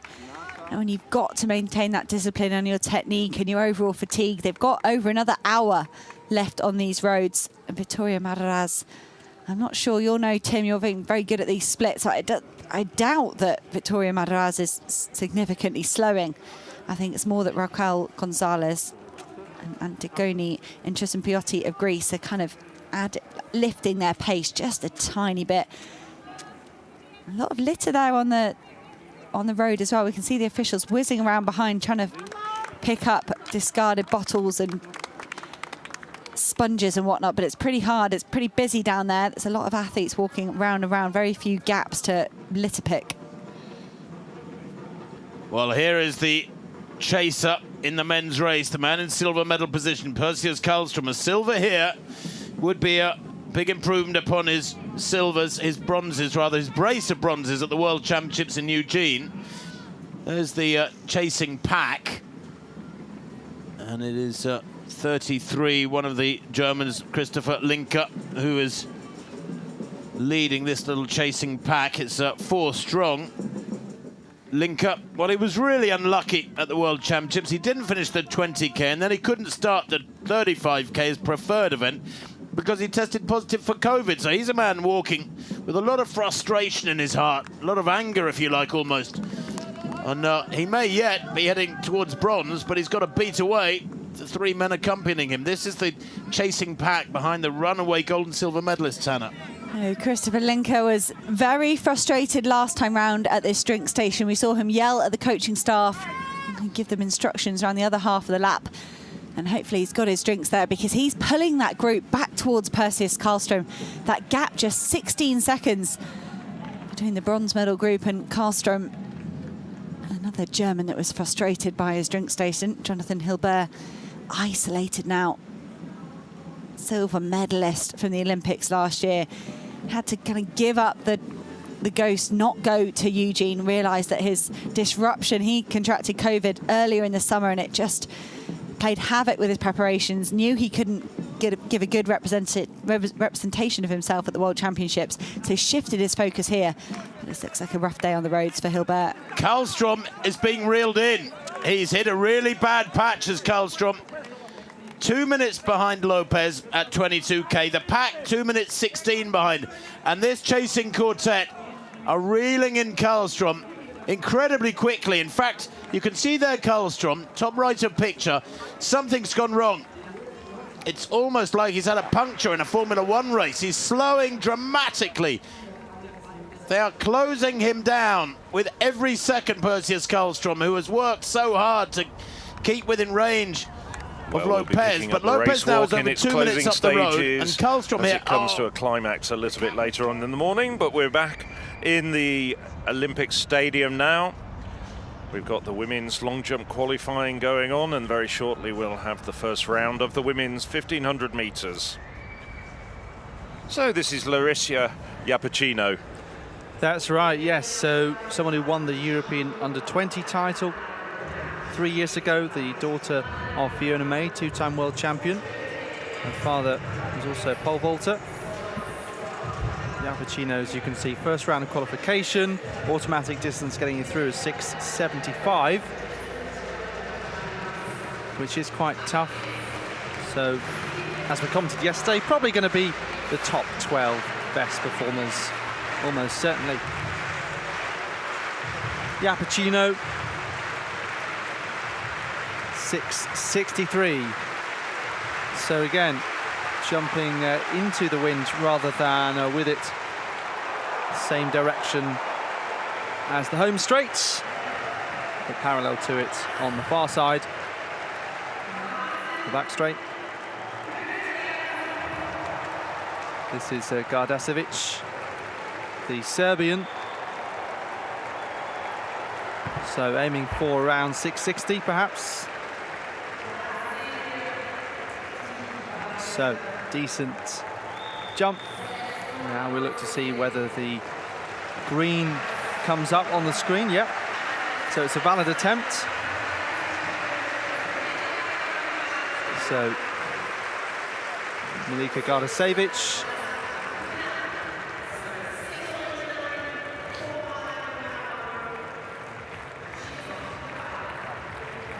So it's come up as 6 meters and 83 centimeters. It's an automatic qualifying place and also equals her lifetime best. So brilliant stuff.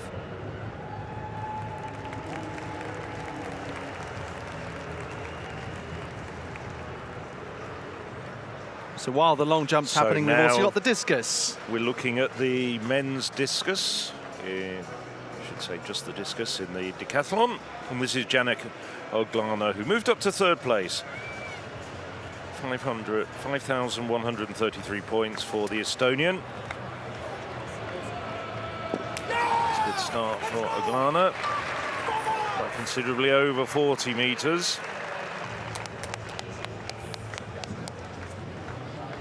Oglana has a best of 45.94, so that could well be in that region. Had a good hurdles, that took him up several places into the bronze medal position.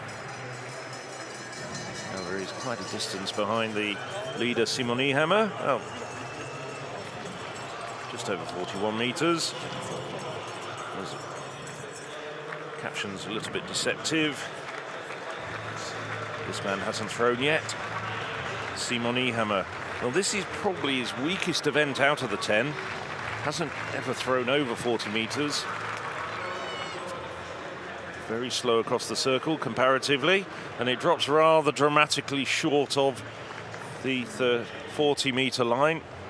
Nevertheless, has got a solid and safe effort in. That's what probably he wants, and then he can really just go for it with his remaining 2 throws.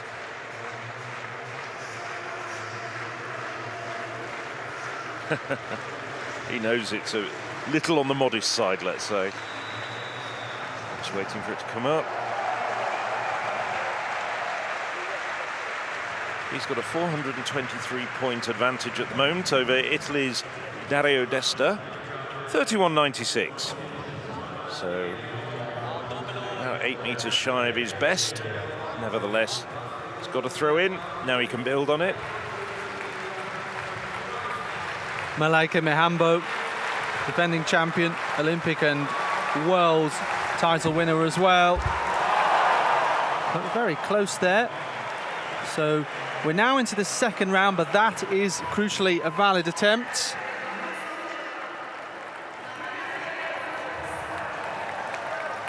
One of the key figures of the Munich 2022 European Championship promotional campaign.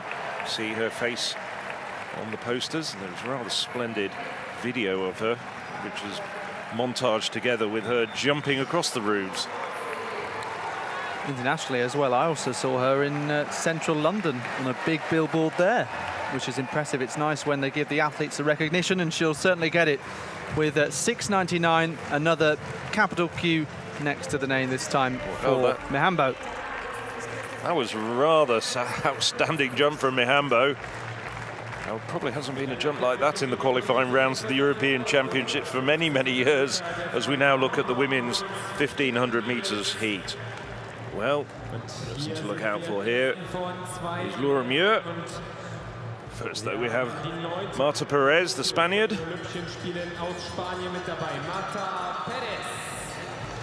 Perez. Very good Spaniard indeed. We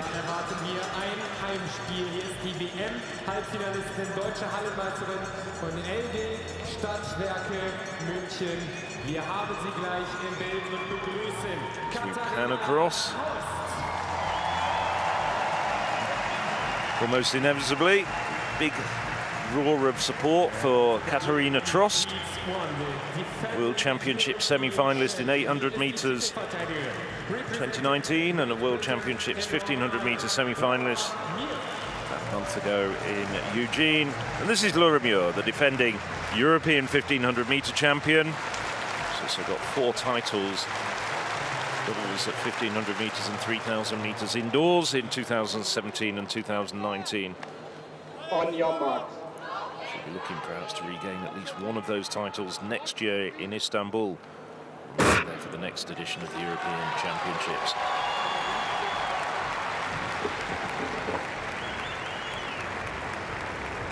So as the race unwinds, just to give you the full lineup, it's Muir of Great Britain, Del Bueno, Italy, Trost, Germany, Fleury of France, Cavalli of Italy,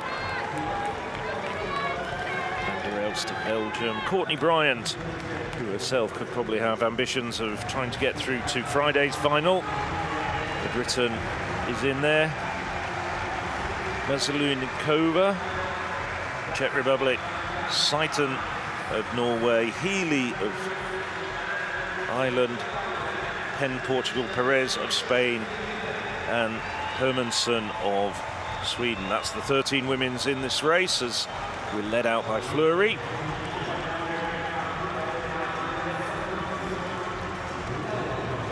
Qualifying conditions, first 4 across the line, 4 fastest non-automatic qualifiers. Typically Muir, she's just got an extra gear that most of the rest of these women haven't got. I'm sure she's just looking to get through with just the minimum of effort. Very impressive in winning the Commonwealth Games in Birmingham. The race I was privileged to see, just tearing the heart out of the field with a long run from home from about 550 metres out. Nobody could match that. At the moment, Fleury, France, Cavalli of Italy, Healy, Van der Elst up there in the mixed. Quite a steady pace as they come round to cover 700 metres, 2 laps to go. Muir just moving up, keeping herself out of trouble. Just takes the lead. Just wondering whether her and Courtney Bryant have discussed tactics. Courtney Bryant, European indoor 3,000 metres medalist. Still back in the pack at the moment. Everybody's still up there. It's a very tight bunch, those 13 women all together at the moment. Come up with 600 metres to go. Approaching the back bend for the penultimate time. And it's the 2 Britons very much controlling this race from the front. Cavalli, Perez tucked in behind her. Fleury as well, showing well, the Frenchwoman. Fleury, 2022 Mediterranean Games champion, so she's already got 1 very prestigious gold medal to her name. Muir's last lap, the 3rd lap, has strung them out a little bit. Mazalinkova has moved up, so they hear the bell. Still everybody in contention.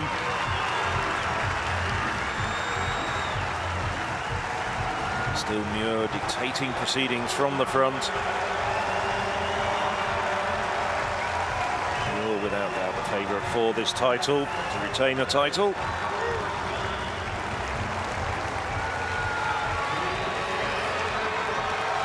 Cavalli just trying to get herself in position. Just make sure she's got a fighting chance of getting in that 4 automatic qualifiers, because this is a relatively slow heat. But it's Muir now striking for home. Cavalli following her. Nice run from the Italian at this stage, but no doubt at all, Muir winning this almost as she pleased. Cavalli, good run from the Italian, and a real battle for the 2 other non-automatic, automatic qualifying spots. Prost got 1 of them. Across the line in 3rd place.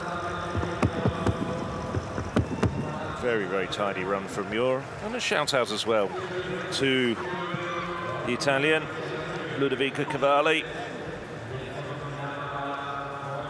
Personal best of 4:05.79, just 21 years of age, the Italian. So Muir, 4:06.40. Cavalli not that far outside her personal best at 4:06.59. It was indeed Hermansson. The Swede got through for 3rd and Trost 4th. Those are the automatic qualifying places. Well, with just 2 heats, potentially makes them stronger across both more compact fields. Muir did really well though, but you kind of knew that she would have the quality just to make sure that she did enough without using up too much energy. And yeah, so we mentioned someone who's had quite a busy season so far. Disappointing run, though, from Courtney Bryant. I thought she'd do better. I know she hasn't had the best of seasons, but she's a quality athlete. She won't go through to the final. Yeah, she has been a little bit disappointed with how she's run so far. And Eugene, as well as those Commonwealth Games. When she ran for Wales, did we just have a look here again at Muir started to come through. And there was a big cheer from the crowd when Trost made it in that 4th automatic spot. And as well as that, their 4-time qualifying places available for that final. The second heat coming up in just a moment's time. That will feature Sofia Anoe of Poland, who perhaps will be the biggest contender to Laura Muir. They were 1st and 2nd in Berlin 4 years ago at the last edition of the European Athletics Championships.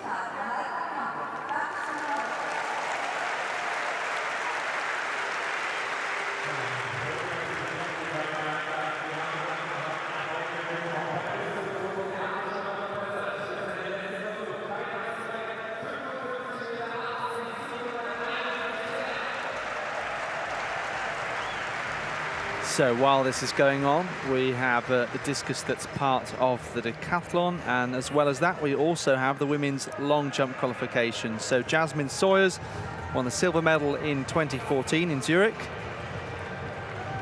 Also won Commonwealth silver in Glasgow that year. Foul in the first round. So needs a good jump here. Sawyers looks pretty pleased with that. It is a valid attempt. So we saw that fantastic jump of 6.99 from Mahambo a moment ago. Garda Šebić of Serbia impressively equaling her personal best at 6.83. So yeah, I felt myself. 6.60 for Sawyers.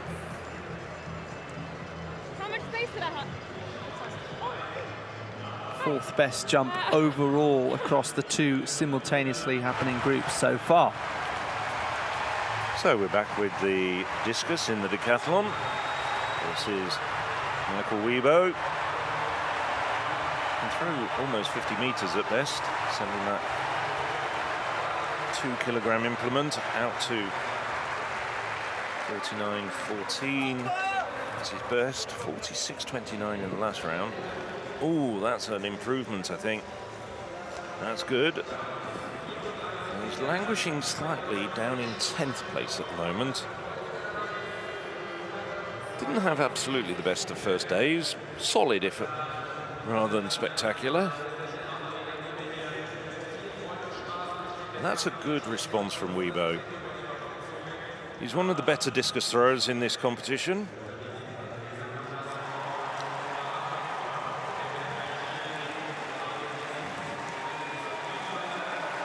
I don't see why he should be disappointed. 46.59. Maybe he was hoping really to pour it on and get closer to 50 meters. And the running totals, he moves up to 4th place overall. Now Kai Kazmierek. Right, Weibo has had his problems in the first day, but still hanging on in there, still making a very, very good effort. Best of 43.95 in the last round. I think that might be even slightly better.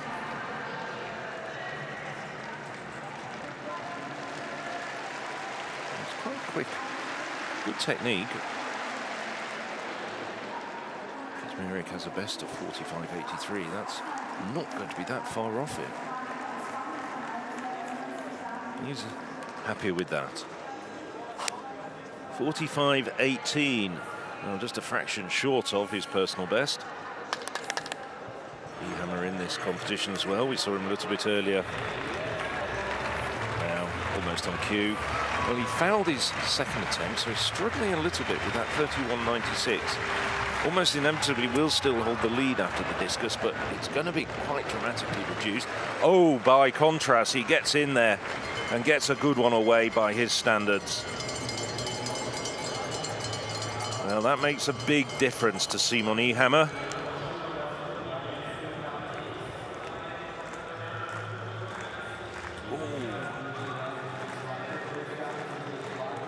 Very close to foot faulting there. He likes it though. That gets him really back into the groove. 31, 32 meters really would have been quite a poor return from the discus for Ehammer, a man who's never thrown over 40 meters. This is really the one event where he could improve on. Well, 34.92, still about just under 5 meters down on his best. He salvages the situation a little bit, and he'll continue to wear the gold bib that suggests that he's the event leader, and he will be after 7 events, with just the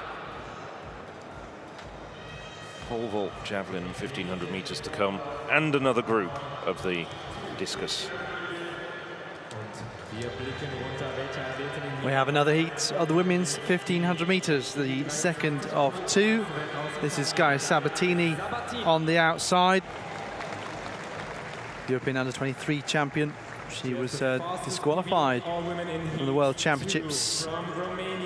Bit of a barge on Winnie Nanyondo, who was advanced through to the final where she finished 8th.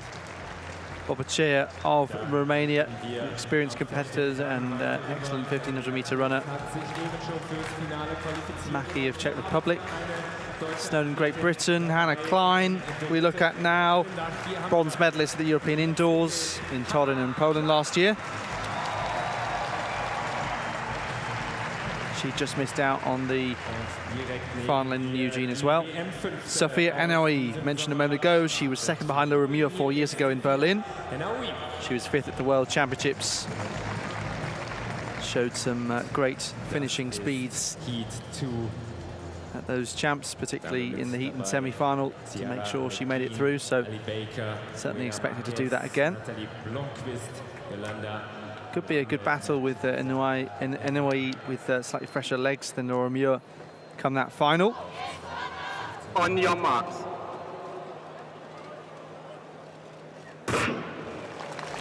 So I mentioned the full lineup. Liza Mega of Poland, Ngarambe of Sweden, Blomqvist of Finland, Marquez of Spain, Ellie Baker of Great Britain, who was also in Eugene, Karen McGeehan of Ireland, who won the silver for Northern Ireland at the Commonwealth Games. Fantastic performance for her, someone who was 3rd in Amsterdam in 2016.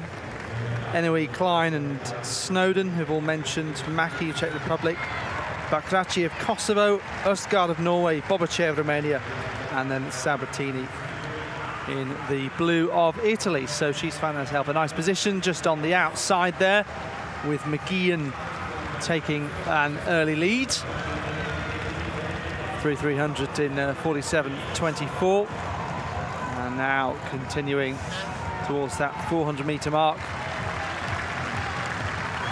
So McGeehan, busy year for her so far, had a couple of ups and downs over the last couple of years, bit of injury. She always gives a fantastic interview after her races, whether she's won or lost.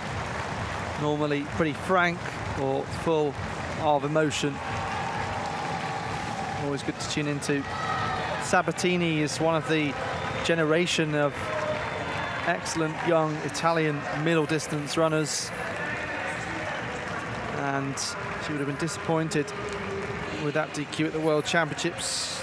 Don't recall her being in a position to advance at the time though. Another great performance, actually at senior level, along with the European Under-23s, was at the European Team Championships, Super League in Poland last year. She beat some great athletes to come through and win that. Italy usually performing well at those champs. Hannah Klein very much in the mix for Germany. It's still McGeehan at the sharp end of this race. Bobachea up there as well. Great campaigner and gutsy runner, just pulling alongside McGeehan and giving us something to think about. Pretty warm conditions here as well, and we saw the race walk there very much in the full of the sun. The cascading glass roof does block the sun a little bit, particularly appearing to do so this morning. Nice cool evening conditions, but not the case right now. McGeehan very much committed to that front running position. She's going to come through now. 1 lap to go. So pretty much deja vu with everyone hanging on to this pace bar a couple. 3 minutes at the bell.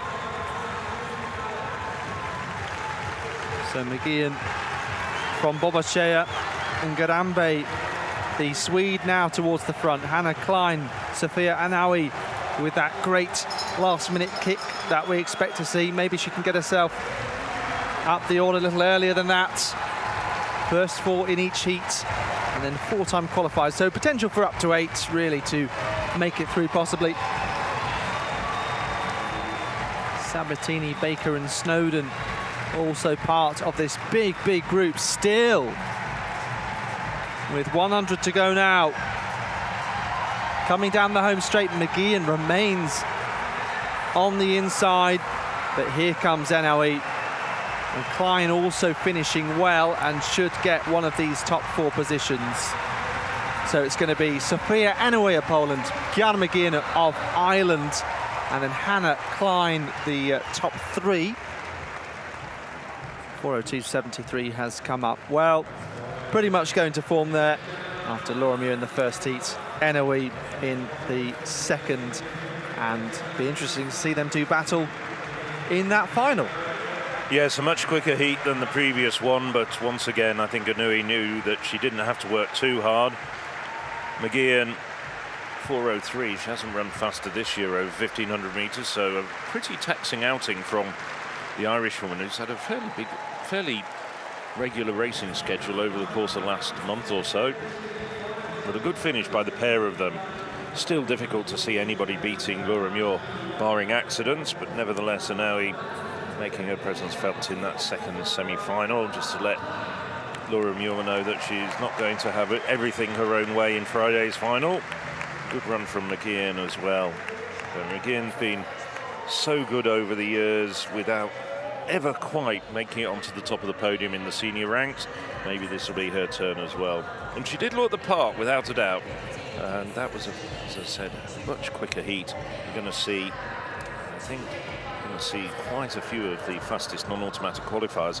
Indeed, all the way down to 9th was faster than Laura Muir in the first heat. So I think the 4 non-automatic qualifiers will come from that heat, including Sabatini, Macca and Ellie Baker. Yes, Snowden, Sabatini, Mackie and Baker all appear to have made it through in those little queue positions, shall we say. And credit, therefore, to McGeehan, as I say, bronze medal in Amsterdam and also 2019 European Indoors.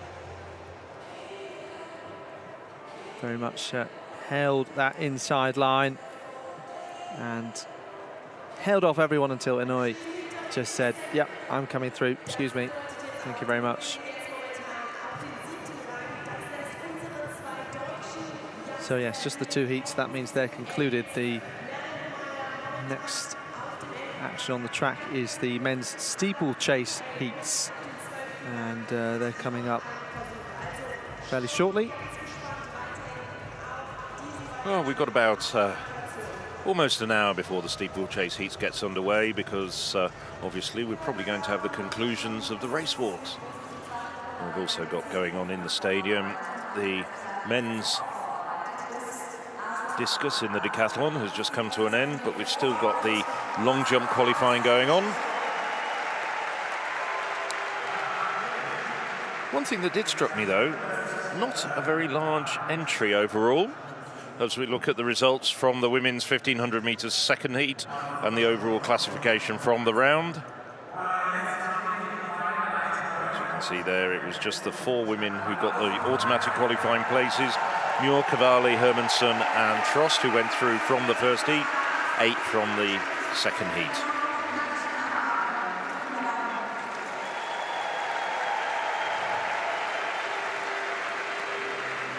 I was going to say, Alex, not exactly a big entry in the women's 1,500 metres, well supported by Germany, Italy and Great Britain, but perhaps the other nations could send a few other people. Yeah, a little bit surprising, wasn't it? And some relatively unknown names as well. as we then focus here on the long jump qualification. Kadisanya, someone who's been a little bit unlucky with some of the injuries that she's had, because at times her performances have been right up there with the best in the world. So 6:41 so far.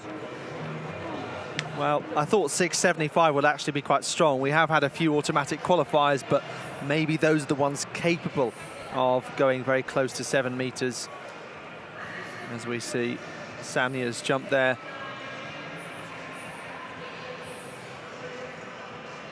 So 6:59 she has improved to now. So rattling quite quickly through this long jump competition. You can see Apicino 6:63, the number 1. That means she's the best in this group. As we go over to Ivana Valletta, formerly known as Ivana Spanovic, but you might well recognize that face. European champion in Amsterdam in 2016. A number of other international medals, and someone who's 4th in this group, but could do with a bit of improvement in this final round.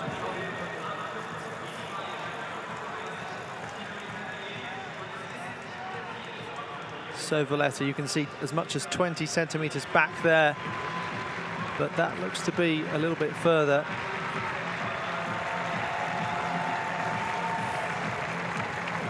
And it's come up as 6 meters and 67 centimeters.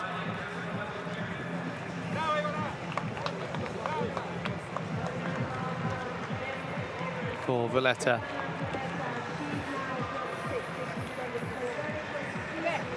So that is the best in this particular group. And it's 3rd overall. At this point, 6:43 is needed to make it into that final. This is Rotaru Kotman of Romania. So 6:32 so far. Needs to try and improve by 9 centimeters.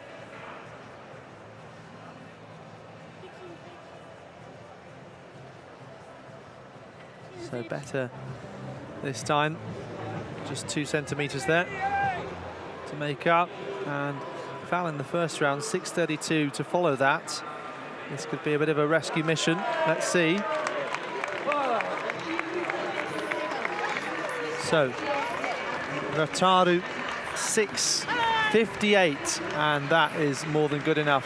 7th overall. We're in the closing stages of long jump qualification. So don't forget the race walks are happening out in the city centre.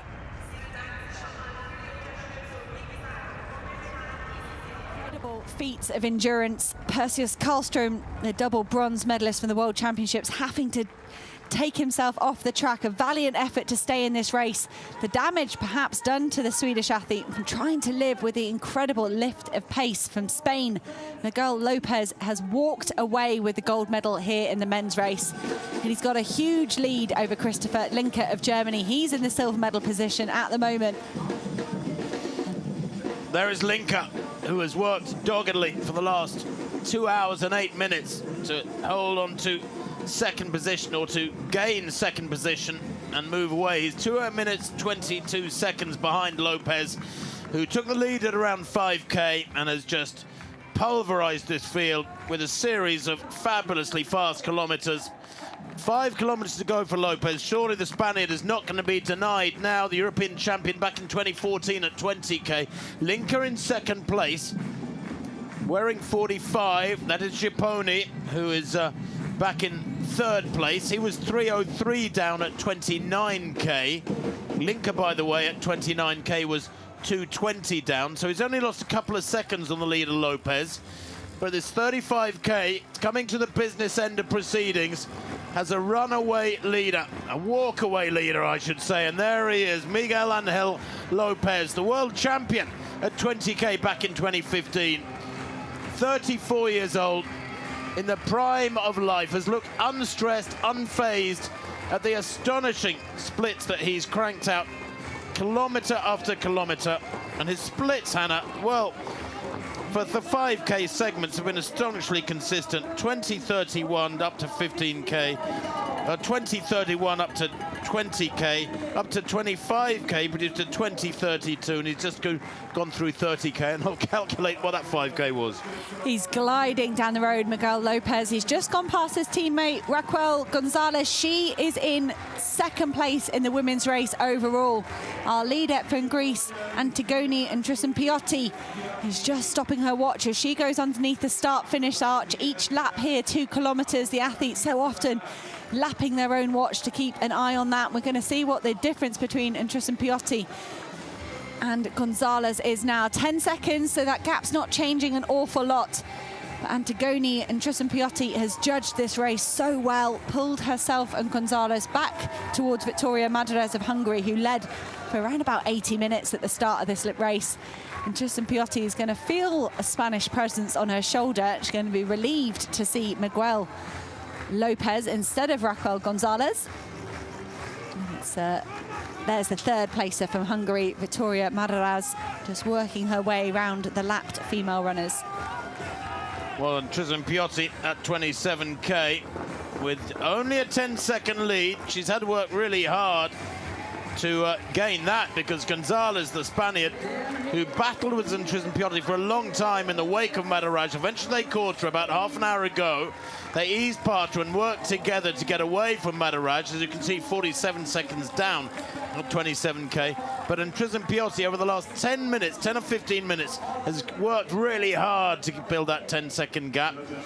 And barring disaster, she does have 8K to go. Little figure of Tristan Piotti, Antigone and Tristan Piotti, who was 4th in the World Championships, could be heading for European gold. And that would be rich reward, wouldn't it, Hannah, for getting that horrible, horrible 4th place on the streets of Eugene. Raquel Gonzalez has looked a bit uncomfortable for me for the last 20 minutes or so, and it could be because she's pushing, doing everything she can to live with Antigone and Tristan Piotti. They were side by side for so many kilometres in this 35-kilometre race walk. But Gonzalez, she's doing a really great job of holding that gap at 10 seconds. If Tristan Piotti puts a foot wrong, Raquel Gonzalez will sweep in and challenge for that gold medal. Madaraj of Hungary. I don't know, it'll be interesting to go back and have a look at these splits. I doubt Madaraj has significantly slowed. I think it's been an increase in pace from Tristan Piotti and Gonzalez. That's interesting. A nice bag slotted in behind that sort of yellow bandana on the neck on Tristan Piotti. Of course, we all know that the spinal cord comes closest to the surface at the back of your neck, and if you can get a nice pack on that, it really does help cool you down. Interesting to see Nijelek back in 4th place for Poland. She too has got that sort of bandana around her neck in which ice can be put, and cold water can be poured over your head, and some of it will be retained in that bandana. She's just been passed by the 45 there, the figure of Japoni, who's battling for the bronze medal in the men's race. Long and lean, isn't he, Japoni? Nijelek in 4th place at the moment. Madaraj, for me, looks full of walking. She's looking strong. We've already seen her go back into that shade. You can see that section over in the right hand of the picture. So around about 700 or 800 meters at least. No, it's a larger lead there. Madaraj looks very comfortable in that bronze medal position. Olga needs, doing everything she can to have a good performance here, but I do think she isn't going to be able to push herself up into the medals. Well, Lopez here has gone through 31K in 2:09.48. I told you I'd calculate the last 5K. His splits have been absolutely metronomic. I said earlier it could have been done better by a computer, by a machine. 2:31, these are his 5K splits, 2:31, 20:31, 20:31, 20:32, and up to 30K at 20:28, Hannah. He's accelerated again through to 30K. Talk about turning the knife.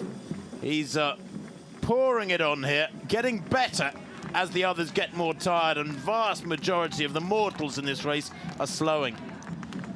so impressive of Miguel Lopez. His coach is going to be super happy with him. And what do you think you can do? Relaxed for the first couple of kilometres, and then Miguel Lopez has just powered away. Well, he's just covered his last kilometre in 4:08. Lopez, 2:13.56 at 32k. And at 30k, that 2:05.33 clocking. Yeah, he's heading for a time of about 2:26. And when you think the World Championships in Eugene was walked in 2:33, 2:23.14, the winning time for Stano of Italy. That was in much cooler conditions early in the morning. They certainly didn't go out at a quick tempo here. They lost, well, a lot of time in the first 5 kilometres. They only got to 5k in 23:05, and then you think that they'd been walking at 20.5 minutes, Lopez. So they lost a couple of minutes in the first 5k. Christopher Linker, the gap last time round was 2 minutes 22 seconds. And he's just making his way towards his 32-kilometre mark. I'd say if you can see 3k to go, that's pretty nice. That's going to be a welcome sight to these men. Christopher Linker has been really metronomic, worked super well. Matteo Gipponi for Italy just behind him. I don't think that gap's kind of changing much.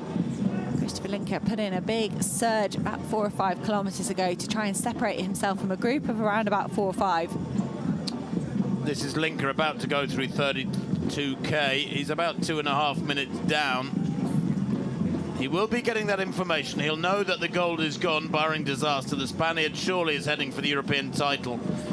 But he has just got to be more concerned perhaps with holding his form, not getting cramped, getting the liquids on board, ensuring that he manages these last 3 kilometres, Linker, so that he can consolidate and ensure he takes the silver.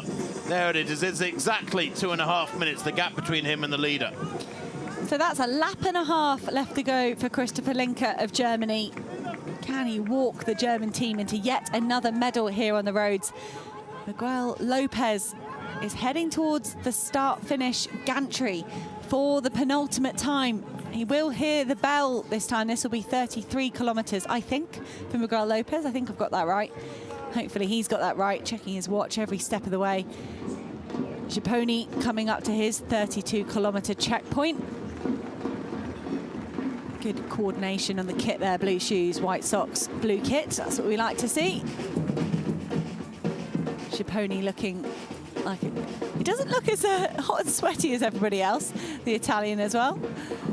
Working hard, I'm very sure, but every athlete is different. So it's a 51-second gap between Christopher Linker and Matteo Gipponi of Italy.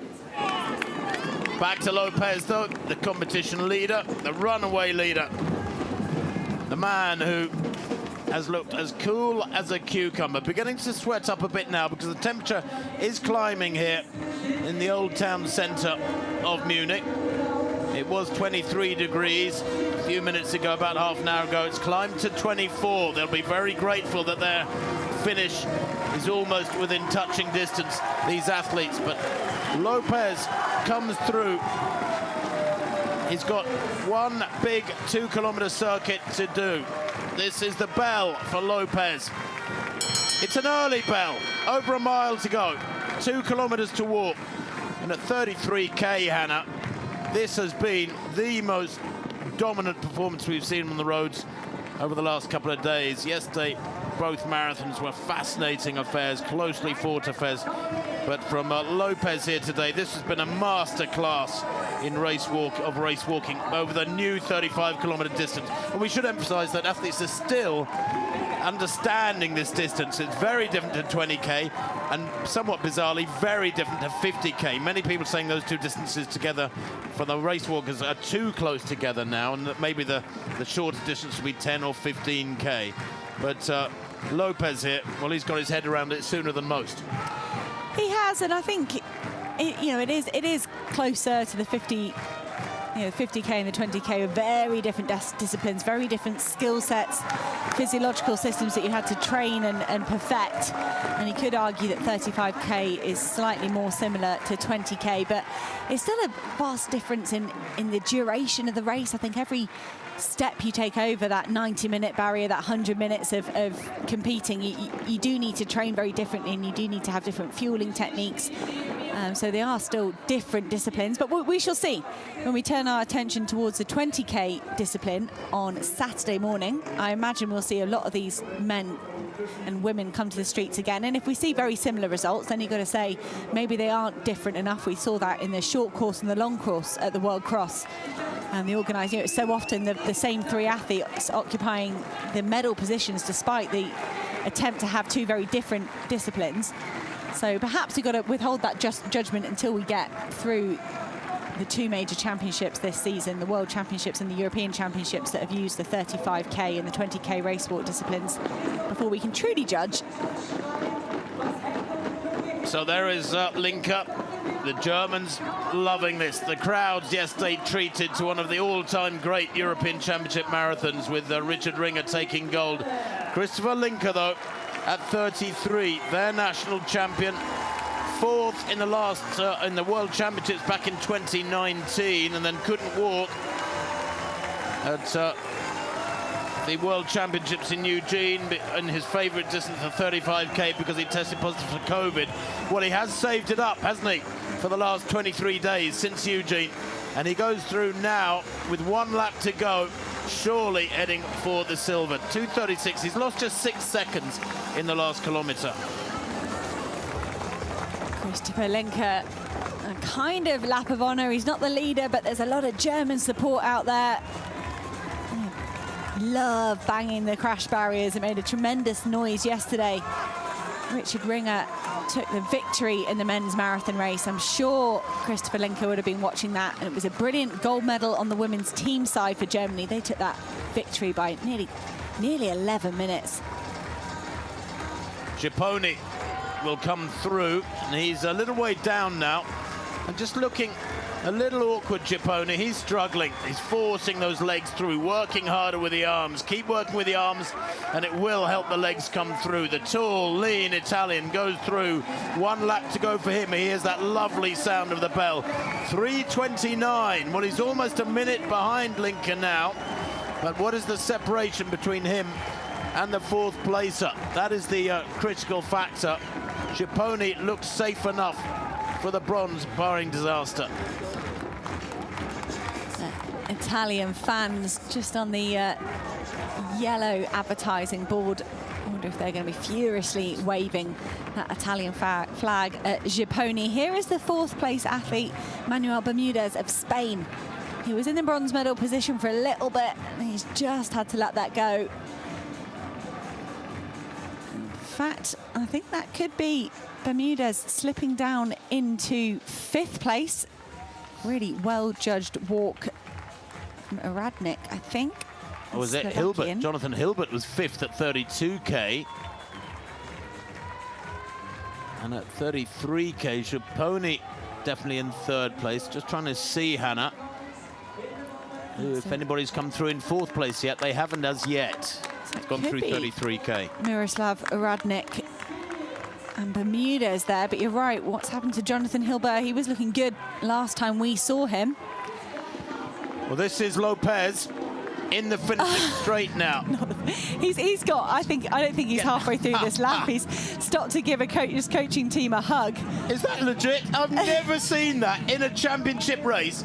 An athlete who is still competing, who is heading for a medal, stop, get his drink off an official and give that official one of his team support stuff, I'm sure, a massive hug. That's lovely. Well, Mari Mucci was there with her Great Britain kit on. She's here as a team manager. I'd love to get her reflections on this, but Miguel Lopez, lovely cuddle there. And he's going, all right, but take the drink as well. You can see a quick snippet, I think, of Mari Mucci. Just there she is on the left-hand screen. She looked about as disbelieving as you were, Tim. But I do think Miguel Lopez, he's not got out to the furthest turnaround point. I think he's he has. He's on the way home. Oh, he's got well the finish done, line yeah, ahead of him. it. This is Lopez in the finishing straight. Linker at 34K, remember, was a little way down There are other athletes, and he has lapped the vast majority of the field, of course, as Lopez. There are other athletes with a lap and more to go just yet, but Lopez is heading for gold, Linka is heading for silver, and barring disaster, Giappone of Italy is heading for bronze. There is Giappone in the background in the blue. There is Linka, who has worked so hard for this, despite one or two problems with the drinks. And there will be, of course, a post-mortem for these athletes, because, frankly, the Germans seem to have had a lot of problems with their drinks on the day. Linka has battled through it. I wonder if Linka will apologise and give a cuddle to his coaching team after berating them a few laps ago. There is Miguel Angel Lopez, and he's going to give a hand slap to one of his support staff who's yelling at him, "Keep it going, son, only a few 100 meters to go." This is quite majestic, wonderfully smooth. He took the lead at 5K. At 5K, he was a joint leader. By 10K, he'd built up a 17-second lead. By 15K, he'd built that to a 50-second lead. At 20K, his lead was over a minute, and he continued to blast away and blow away this high-caliber European Championship field. It has been superb. In the home straight, Spanish flag being offered, left a picture. Is he going to grab one? Surely he is. He's been giving hugs and high fives to people. Will he celebrate in style here? In the Hispanic world, race walking is huge. It's a much admired discipline. They understand the sport. It's been part of their culture for many, many decades. And now they have yet another champion from the Iberian Peninsula, from Spain. Miguel Angel Lopez, world champion over 20K back in 2015, has absolutely understood the new race walking distance, the longer new race walking distance of 35 kilometers. No longer will we see 50K contested, but this has been a masterclass early in the evolution of the 35K distance. Lopez of Spain acknowledges the support from the big crowds near the finish, and as he reaches the line on Ludwigstrasse, he comes through at the line near Odeonsplatz and takes the title. He is European champion, undisputed European champion, unchallenged on the day, frankly, from the very early stages of this 35K walk, without equal in spectacular fashion. Hannah, I doubt we'll see over the next few days here at these European Championships in the track and field program a more dominant performance. No, it's a tremendous winning margin. I do think they probably have to disqualify Fruity, the mascot.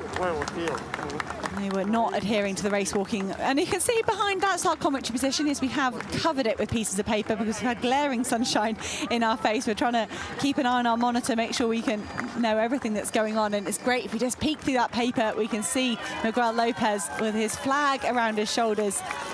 Photographers snapping away, coaching staff, friends and family offering their applause.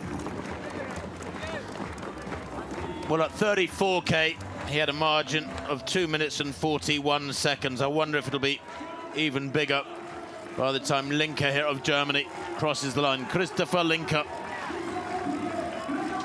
If you've joined us in the last half hour, you won't have heard me read out his quote from a recent conversation. He said, people ask what I do as when I say race walker, they laugh at me, but it's actually an endurance sport that is extremely exhausting and needs a lot of willpower. There's nothing funny about it. Well, he'll be smiling, Hannah, I'm sure, when he crosses the line in a few seconds' time for this superb silver. And this is a man who had to endure the frustrations of not finishing the 20K in Eugene at the World Championships just over 3 weeks back, and then 23 days ago when they had the 35K in Eugene, he couldn't even start the 35K because he was diagnosed with COVID. Well, he's got through that, come out the other side. As Winston Churchill once said, when you're going through hell, keep going. Well, this man has kept going. He's back out on the racing circuit. He's battled through today, and this is a fantastic silver medal from Christopher Linker. The winning time for Lopez, 2:26.49, in not nearly as friendly conditions, warm conditions here in downtown Munich, where it's now 25 degrees centigrade. And Hannah, this once again by the crowd around the finish line is being celebrated to the rafters, and rightly so.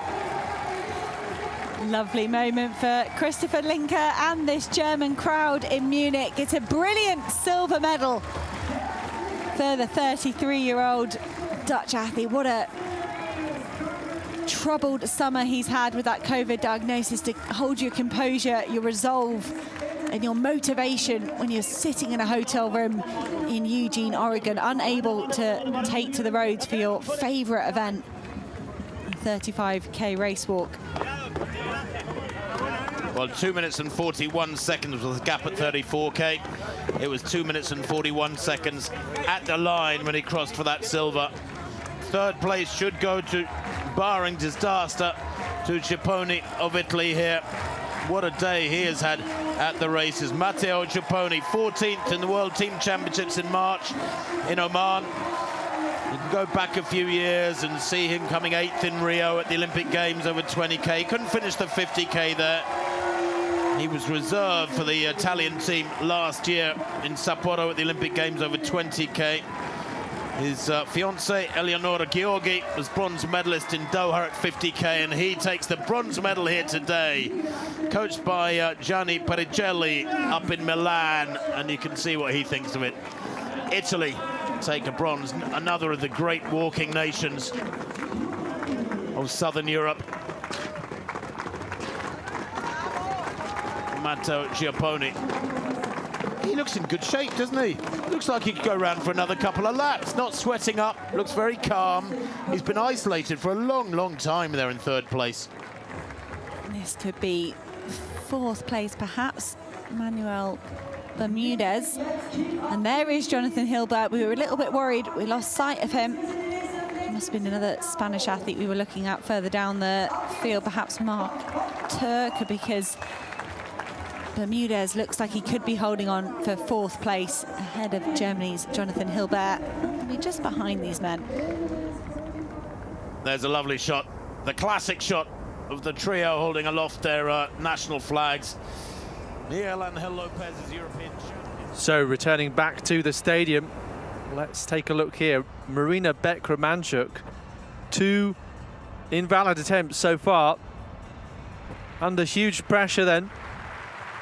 In this last round, can she make it safely through? Looked okay on the board. And it is a valid attempt, thank goodness. So huge sigh of relief then for Beck-Romanchuk.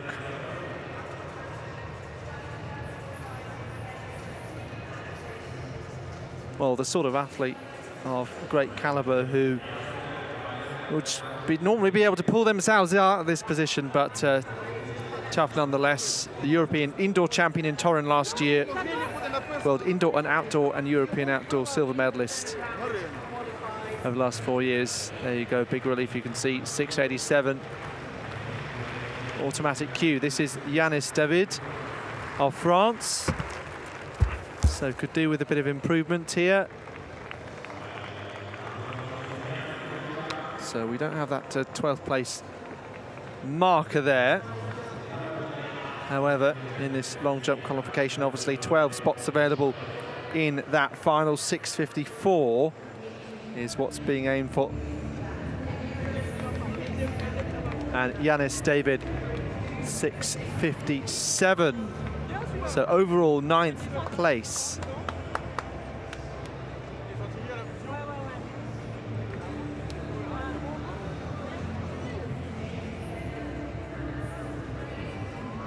So, quite an exciting competition headlined by Malaika Mahambo's 699. And there are the full standings with 3 automatic qualifiers. Ivana Valletta also safely through alongside her teammate, who she's beaten by, Galasevic, equaling a lifetime best. Iapicino, the European under-20 champion. 2019, and the German Homeyer just ahead of her teammate who is out.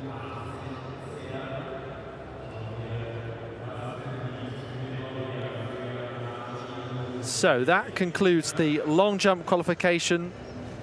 We have Discus from the Decathlon second group coming up. Pole vault not too far away after that. And these athletes warming up here ahead of 2 heats of the men's 3,000 meter steeplechase. Just had a look back. You have to go back to 2006 to the point where a Frenchman didn't actually win the steeplechase title. And Nakisi Benabad of France winning plenty of those. Cowell in between in 2014. Yuka Keskisalo it was in Gothenburg 2006. By anybody else, she's maintained a solid tempo through this second half to keep herself clear of her pursuers. 42 seconds, the gap between Madaraj and Gonzalez. And Madaraj, I don't think her technique's changed at all in the last 2.5 hours. She's looked really good. I think Raquel Gonzalez is struggling. She was working very hard. But an athlete of Gonzalez caliber, you think she should be able to hold it together for a final 3 kilometers. Tristan Piotti has just looked relaxed, happy. She's enjoyed herself out here on the streets of Munich. There is another look at Spain's Raquel Gonzalez, and that's, oh, you want a smooth and fluent race walking technique. I've got to say, Christopher Linker of Germany has looked sublime when he came down this straight a few minutes ago to complete his race. And Raquel Gonzalez is rocking and rolling. If I was in the coaching team of Victoria Madaraj, I'd be saying she's rigging, she's fading. Did you say rigging? I did. What's that? Kind of slowing down, rigging. When you start, it's more, I guess, more. I thought that's what you get in pirate ship. If you hit the lactic in a 1,500 meters, you definitely say you're rigging. So this might be the race walking new equivalent. athletic speak. Yeah, you got to get down with the kids, Tim. Get on down, man. All right. Get down where? On the street.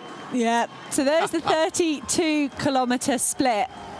42 seconds the difference between Gonzalez and Madaraj. Let's see if that's going to change at all as they come through and take the bell. Antigone and Tristan Piotti of Greece looks like she's home, she's sorted. Could we see one last bit of drama here on the roads in Munich? Well, Gonzalez was 42 seconds down at 30K. At 32K, she was 1:12 down, so she lost 30 seconds over 2K, and that head is bobbing more and more. She is under real pressure, you're right. Olga Niedzierek, she's in. Olga Niedzierek of Poland is in 4th place at the moment. She's been so isolated. She's got some lapped runners for company, but she's yet to hit 32 kilometers. I don't think there's any chance of her catching Madaraj for the bronze medal. Now, she's a long way back, isn't she? But the leader goes through the bell, and Tristan Piotti with 1 lap to walk. The crowd supporting her all the way round because they recognize genius when they see it, and it has been a very, very smart, clever application throughout this race from the little Greek. And Hannah, she's looked relatively untroubled. She has the advantage, of course, of coming from a warm country. Greece, sweltering through the summer months. I can only imagine she's really well acclimatized for these temperatures. For her, 25 degrees, a nice cool day, I suppose. Nice cool day for Antigone and Tristan Piotti. She was very patient through that whole opening 80 or 90 minutes with Victoria Madaraj. Had a kind of frustrating lead over Tristan Piotti and Gonzalez. They worked well together to close that down. The biggest gap they fell behind the gold medal position was 16 seconds. They eked it back to 9 seconds, 8 seconds, 4 seconds. And then Gonzalez and Tristan Piotti went past this woman, Victoria Madaraj of Hungary. But Madaraj has looked untroubled, metronomic, perfect throughout this race. So we're going to get a 33 kilometer split here for Raquel Gonzalez. She was 1:12 behind in Tristan Piotti at 32 kilometres. 42 seconds ahead of Madaraj of Hungary. Can Raquel Gonzalez finish off this performance and get a silver medal? It was a gold for her teammate Miguel Lopez in the men's race. That finished a few minutes ago. Raquel Gonzalez emptying the tank, doing everything she can to hold on to this silver medal. And that gap has increased massively. 29 seconds Gonzalez has lost on Tristan Piotti in the last kilometre. 2K to go. 42 seconds, a gap between silver and bronze a kilometre ago. What is it now with just 2K? One circuit left to go here in downtown Munich. I know my maths is bad, but it's 31 seconds, not 29. Well, you've been much better at your stats. No, I haven't. I'm just having a good day. I took some extra vitamins with my breakfast. And Tristan Piotti, 1:43 ahead of Gonzalez of Spain, with a lap to go. 2-kilometre circuit to go for these women in the 35K race. Madaraj there, 2:13 down. She's what? A further 40 seconds back, or was that 30 seconds back? It's 30 seconds, Tim. So it was 42 seconds a kilometre ago. Ooh. It's 30 seconds now. We know Raquel Gonzalez is really slowing. Victoria Madaraj is moving faster than her. Is Madaraj of Hungary moving fast enough to get the silver medal from Spain? And Tristan Piotti taking the focus here with the camera quite rightly. Gotta say, gold medalist with that huge gap ahead of Raquel Gonzalez. I'd love to go back and look at the splits. And Tristan Piotti has put on a masterclass in the closing kilometres here in this 35-kilometre race walk, because that gap was nowhere in a half. We've been quite rightly distracted by the finish of the men's race. But Antigone and Tristan Piotti of Greece, I'm sure she was watching that men's race unfold. She's been building up a massive lead ahead of Raquel Gonzalez and Victoria Madaraj. And Raquel Gonzalez, you've got to say, she went for gold. She tried to live with Tristan Piotti for as long as she could. And there you can see the gap. Gonzalez in silver medal position at the moment, breathing deeply. We haven't got any yellow cards as far as I can tell, those paddles. We have had some green triangles on the side of the graphic in the left-hand corner of our screen. There are none next to Tristan Piotti, Gonzalez and Madaraj, so I don't think we have to worry about that. But Gonzalez, extreme fatigue, but managing to maintain her technique slightly. Tristan Piotti, perfection on the roads here.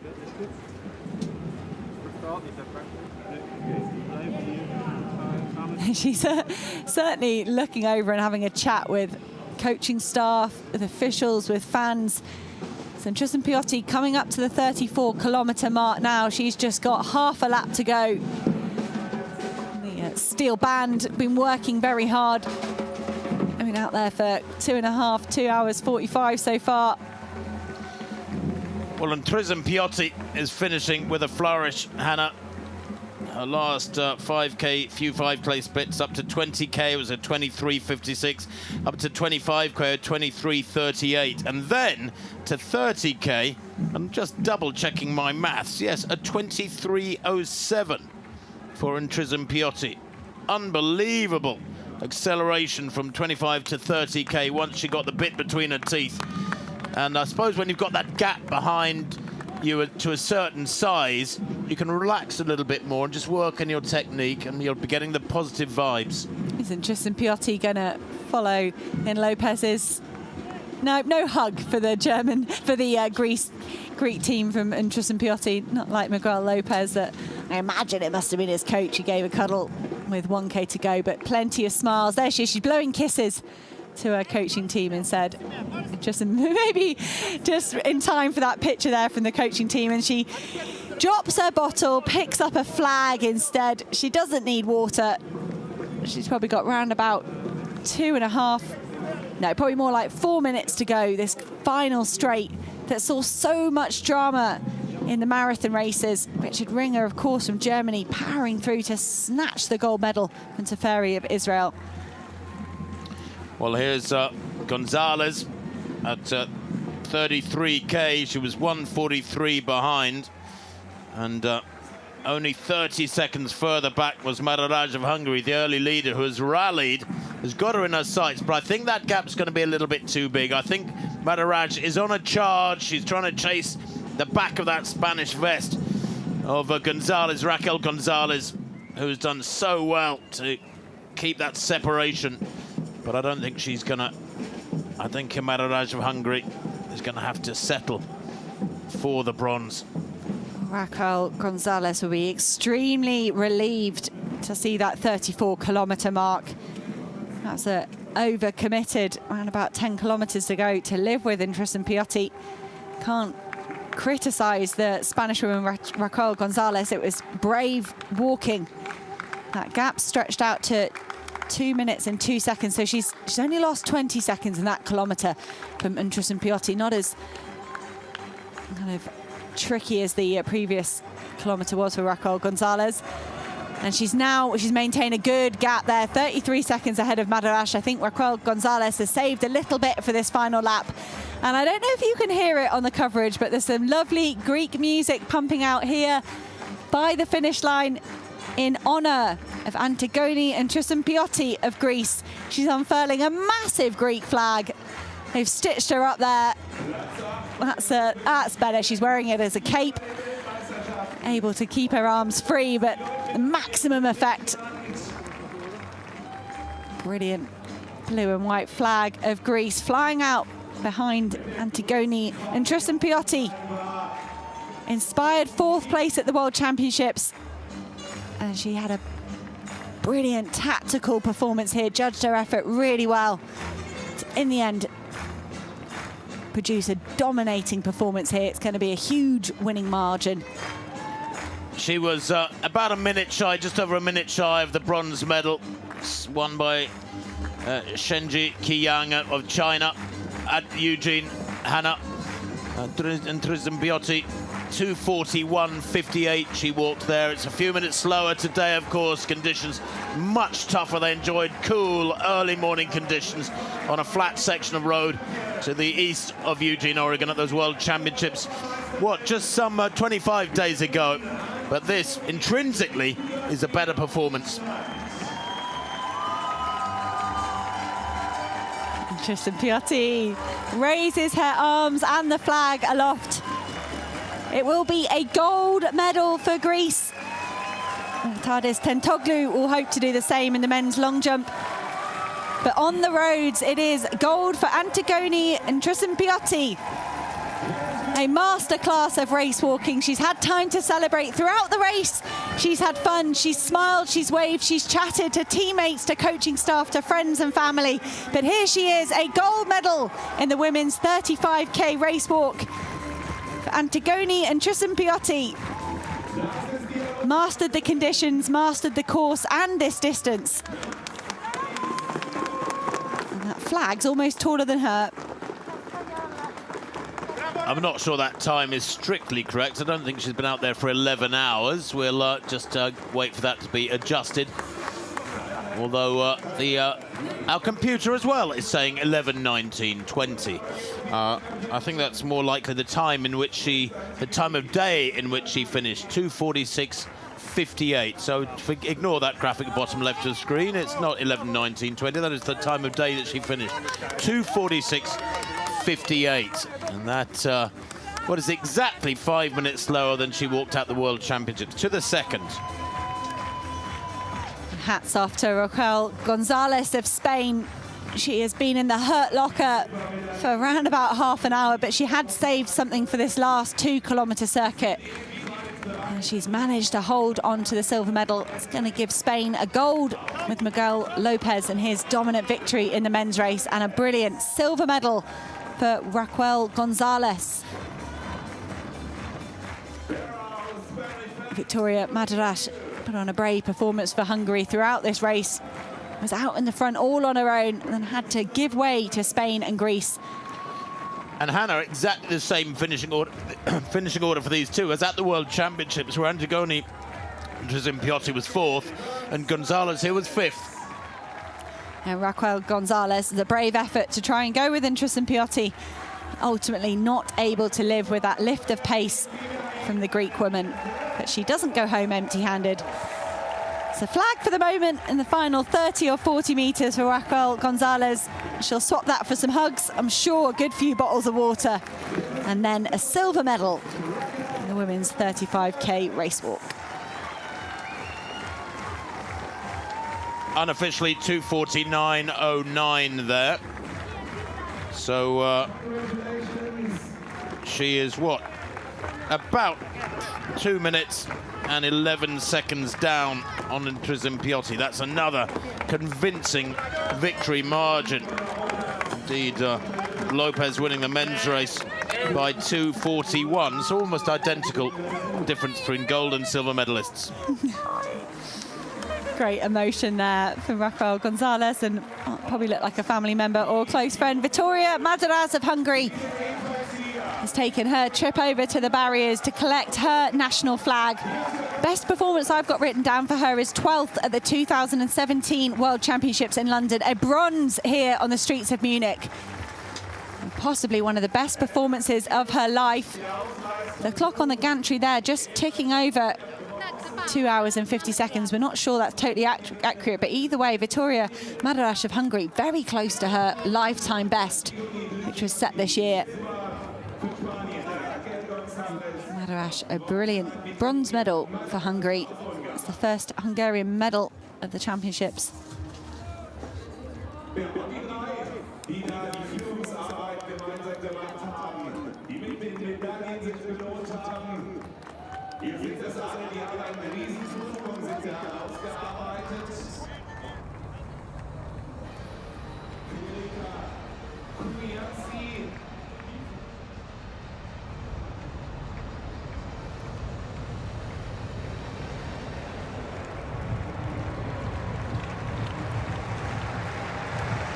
Well, we're back in the stadium after watching those two thrilling Spanish victories in the 35-kilometer race walks. Unlike the marathons, no team contest. We can say that the Spanish were the moral victors. As we look now at Dario Desta. Well, Desta, second place overall at the moment.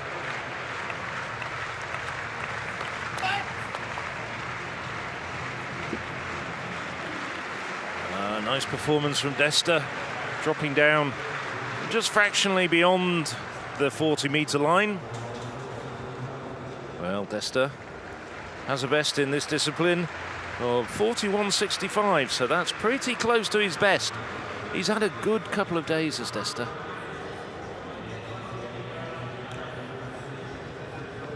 What was that? 40.85 for Desta.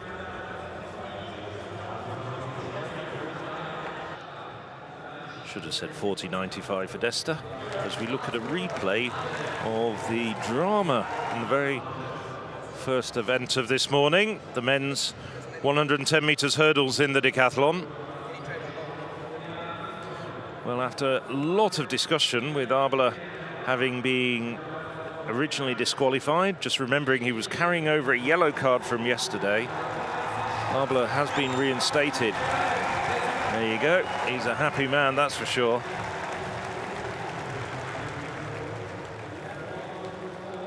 So, Arbela was reinstated, and he's in the discus. And a bit later on, he'll run an individual 4x100. I was going to say 4x1, 110 meters hurdles. Oh, it's been a long morning. It's very, very hot here in Munich.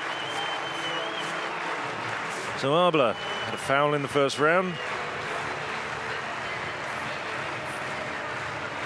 So he's been reinstated. You know, he might have continued regardless anyway. Might not have made too much difference, because he he has to squeeze in this new race now with the sprint hurdles. Yes, I mean, he's a big favourite with the crowd as he won his European title 4 years ago in Berlin. Very much a favourite amongst German athletics fans. So this is really a valedictory performance from Arbela. I don't think he wanted to leave with a disqualification on his score sheet, bearing in mind that, of course, this is supposed to be his very last decathlon. As you say, he's not challenging for the medals on this occasion. So that discus, well, not too bad. Over 40 metres, probably around the 42 metre range. comes up as 42. Ooh, difficult to see with the scoreboard. 42-38.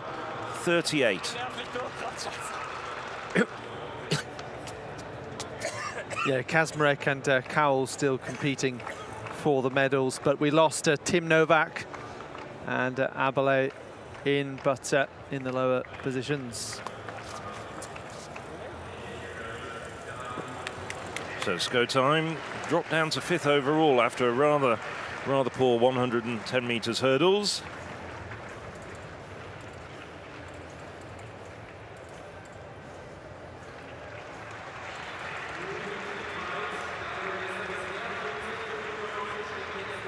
That's a good throw from the Norwegian.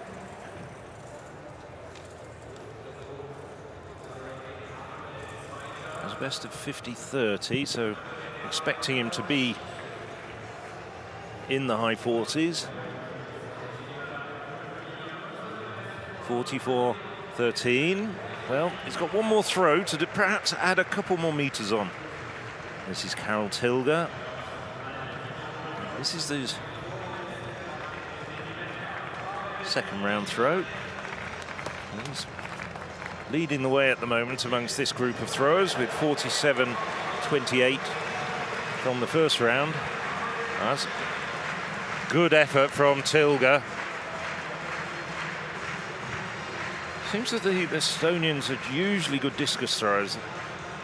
Throwing is really part of their makeup. Of course, they have quite a few good individual discus throws themselves, with likes of Gerd Kantner. There we go, that's 49.91, just a fraction short of his best, and that trans to 869 points.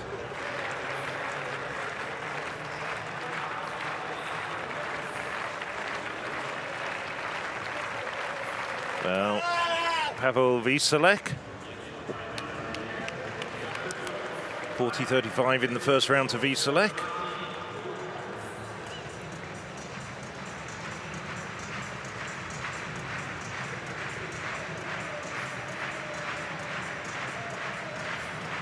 Looks a bit better, doesn't it? Just a bit further beyond the 40-meter line, possibly around the 42, 43-meter mark. 42.84 for the pole.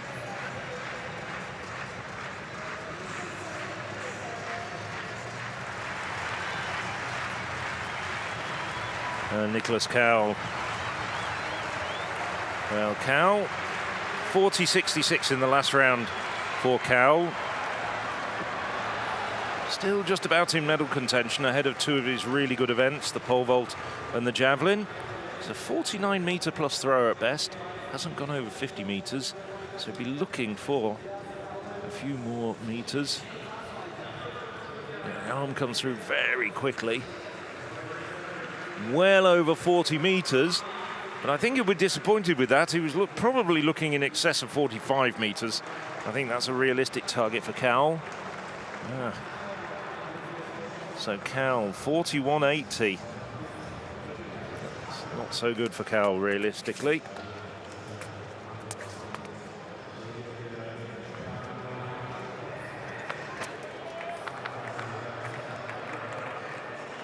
Now Desta.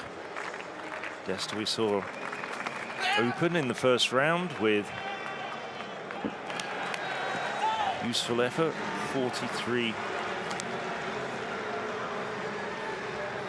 I don't know, 40.95. And that looks as though it's around the 43-meter mark.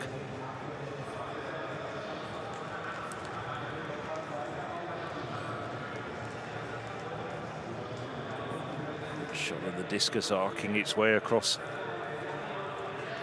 the Munich Olympic Stadium. He's pleased with that.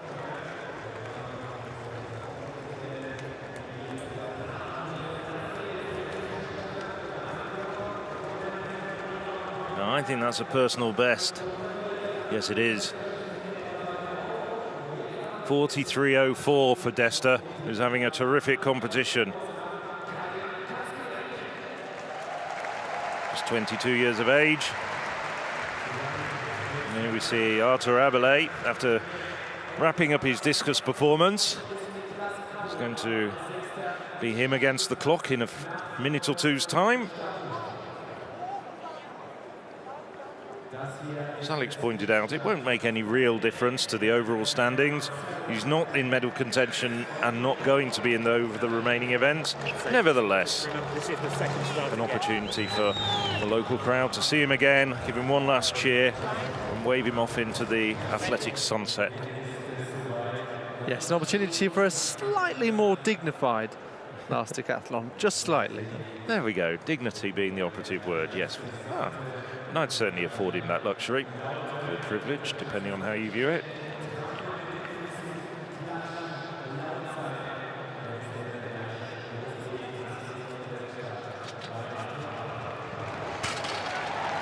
Well, he's still going through his paces out there. Very strange occurrence, really, isn't it, doing a race by yourself? I remember seeing an athlete who was given a rerun and false started that chance for a rerun, and he pulled his shirt over at his head in desperation.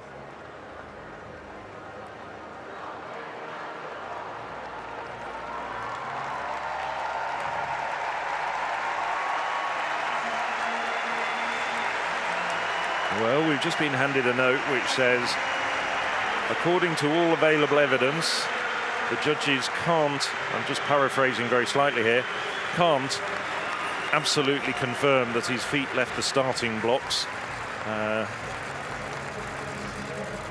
Consequently, Arthur Abelais, after being disqualified, and then the German team appeal, is back in this competition.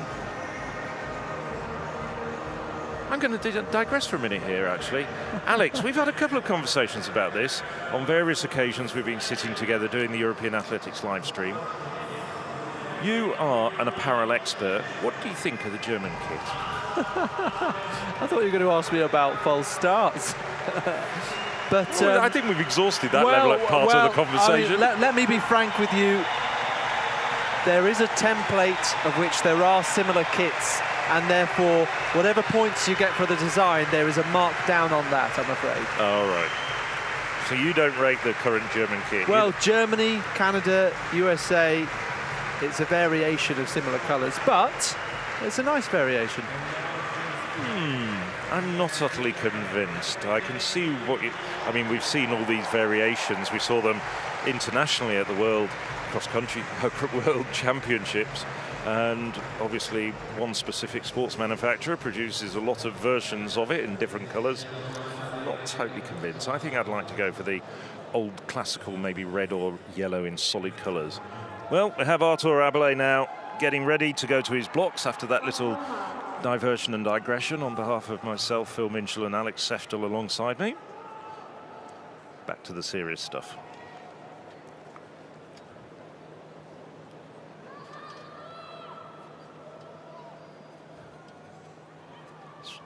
Probably the shortest lineup I'll ever have to read for a track event at these championships.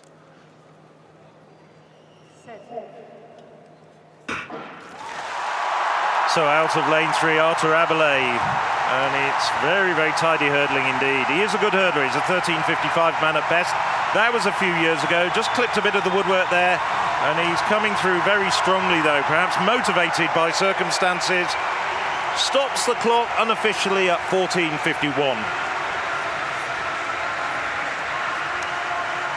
So just under a second outside his best. Of course, he's 36 years of age. That best came 6 or 7 years ago. But getting probably one of the bigger roars of this morning. How many minutes ago did he finish the discus? Not that long ago.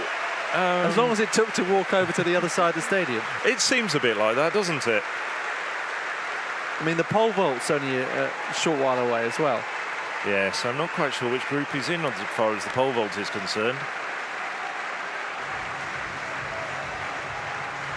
Yes, the first group of the men's pole vault actually does get underway. It is underway. It is underway, yes. I thought they were still warming up. Yes, it is got underway a minute or two ago. So obviously he's in the second group, and that starts at... Just looking down, yes, it starts at 12:30 in just under an hour.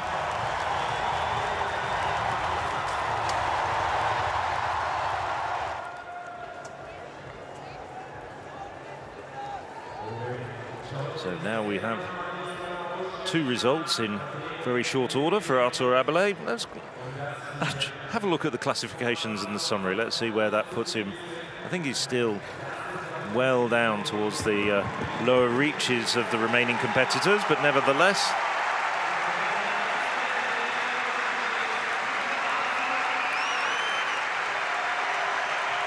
I think a crowd-pleasing performance is the phrase that springs to mind. Yes, it's pushed him up above Fredrik Samuelsson of Sweden as things stand into a mighty 16th place, but yes, certainly crowd-pleasing. You always got to dip on the line, haven't you? Even if you're the only person in the race. Well, it gets you a few extra hundreds, I suppose. I've never won a European title. I'm not going to criticise him for that. I know there's a few TV commentators around here. I can see the likes of Colin Jackson and Steve Cram, who have got plenty of European titles working for British broadcasters, but I'm afraid the European Athletics live stream team is a little bit devoid of continental honours. Nevertheless, we hope you're enjoying the morning session on this, the second day of the European Athletics live stream.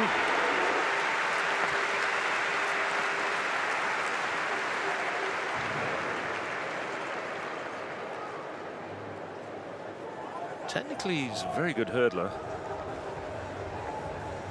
Just perhaps lacking a little bit of speed at this end of his career. But not by much. That would still be, putting in perspective, 14.50 would still be a very good performance that would win him many top club meetings, many regional titles around Germany and in other parts of Europe. Yeah, I mean, regardless of this race, though, it's another aspect in which the decathlon scheduling is particularly tight. We've already talked about how it's 12.5 hours between the sprint hurdles heats and then the 1500 meters to conclude, in which we're probably going to have 1 heat, aren't we, in total, possibly a couple other dropouts across today. We'll wait and see. But yes. yeah, pole vault can tell you that the bar appears to be going up to 480 and could well continue for some time, though.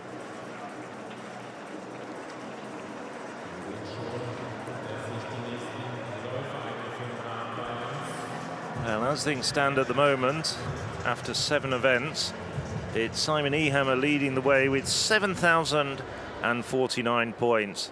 And he is over 300 points ahead of the second place man, Kai Kazmarek, with Janik Oglana in third. It's very tight for silver and bronze. There's the result now confirmed. You had that wonderful commentary. We had lots of coverage of the men's 35-kilometre race walk. And it is Miguel Lopez who's confirmed as the very first champion over this distance. 2:26.49, coming home just under 3 minutes ahead of the best of the rest.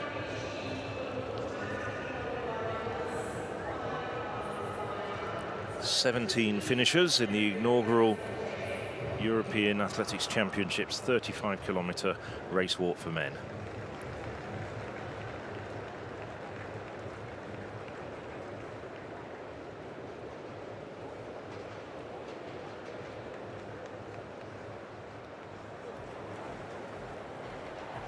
So steeplechase heats for the men will be the next track action very shortly.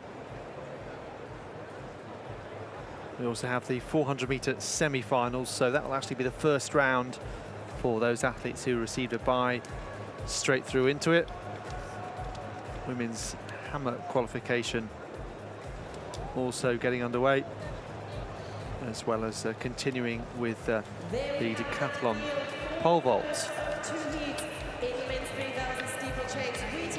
And it will be a break of around 4.5 hours until 6:30 local time. Javelin qualification, or javelin as part of the decathlon, sorry, at 6:30 here at Munich time. So this then is the first heat of the men's 3,000-metre steeplechase, and we will have first 5 in each, and then 5-time qualifiers advancing across 2 heats overall. We've got the Italian Zoglami twins both in this. Sama and Ala. So interesting to see them both in the same heat together. Now Sama, the European Team Championships Super League, which was a great performance overall for Italy. Best this year of 8:11. So we move on to Seb Martos, 4th at European Championships in 2014 and 2016 with a best of 8:16. And now Jermaine Coleman, look at him right on the inside. 3rd based on time among British athletes this year, but actually did win the national title recently, beating the likes of Phil Norman and Zach Seddon ahead of him on the 2022 list.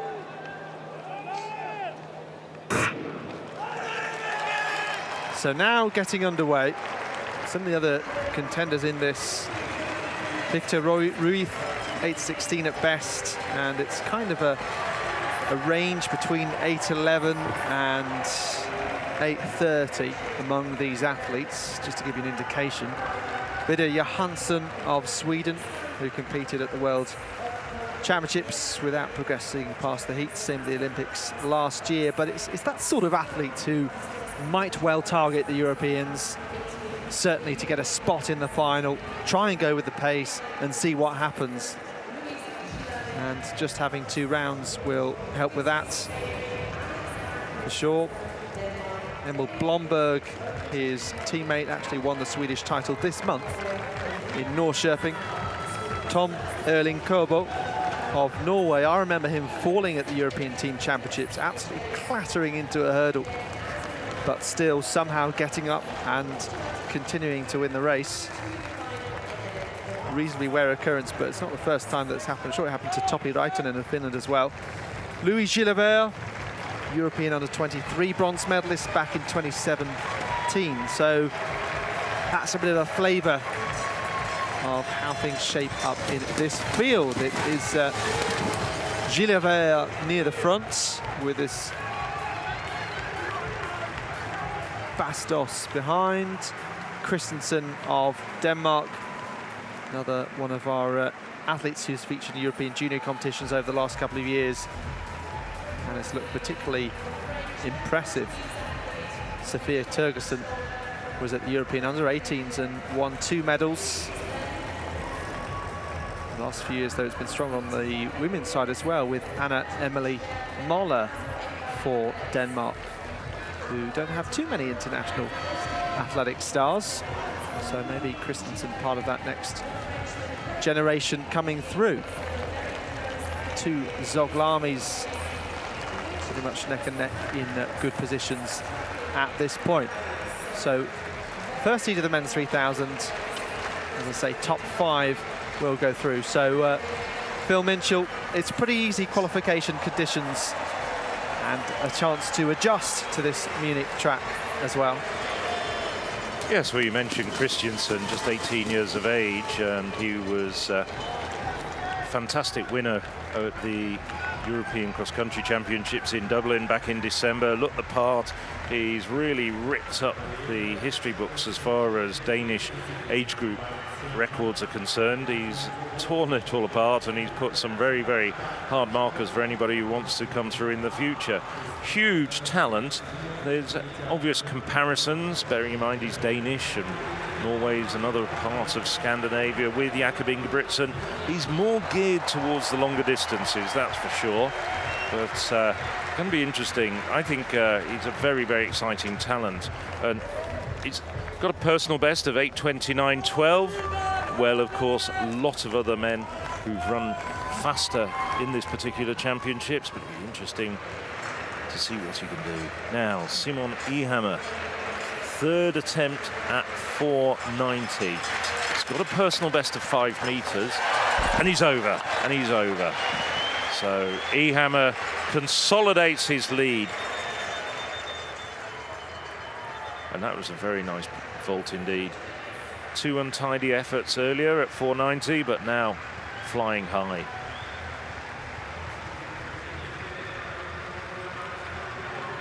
And he's pleased with that.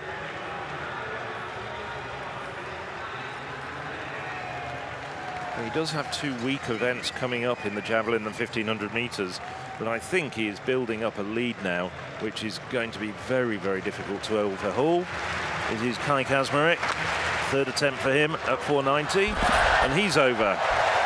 Not quite as convincing a fashion, just touches it with his chest as he's over the bar. So we've got 2 men over 490 in the first group of the vaulters.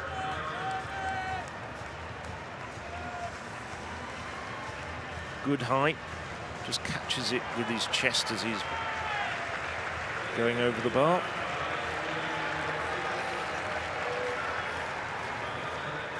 So that'll do Kaczmarek no end of good as well.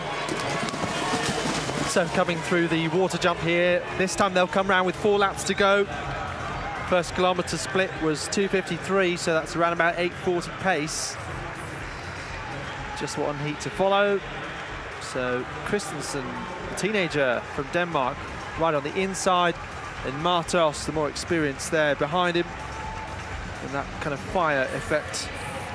Lovely Spanish kit. We've talked a few times about the vests, often remark how you can't really publicly get hold of them, but I did see this Spanish kit on sale in a shop in Malaga. So possible to find. You've got the 2 Zaglamis. We've got a faller there, though, and that was Christensen, our leader. Oh, what a terrible shame for the teenager. Yeah, it looks like he's been consoled by one of the other athletes as well, who might also have been involved in that tangle. Well, hopefully we'll get a chance of a replay with that. Zaglami now takes the lead. It's Nahuel Carabanya of Andorra just helping Christensen out of the way off the proverbial motorway that is lane 1 at this point.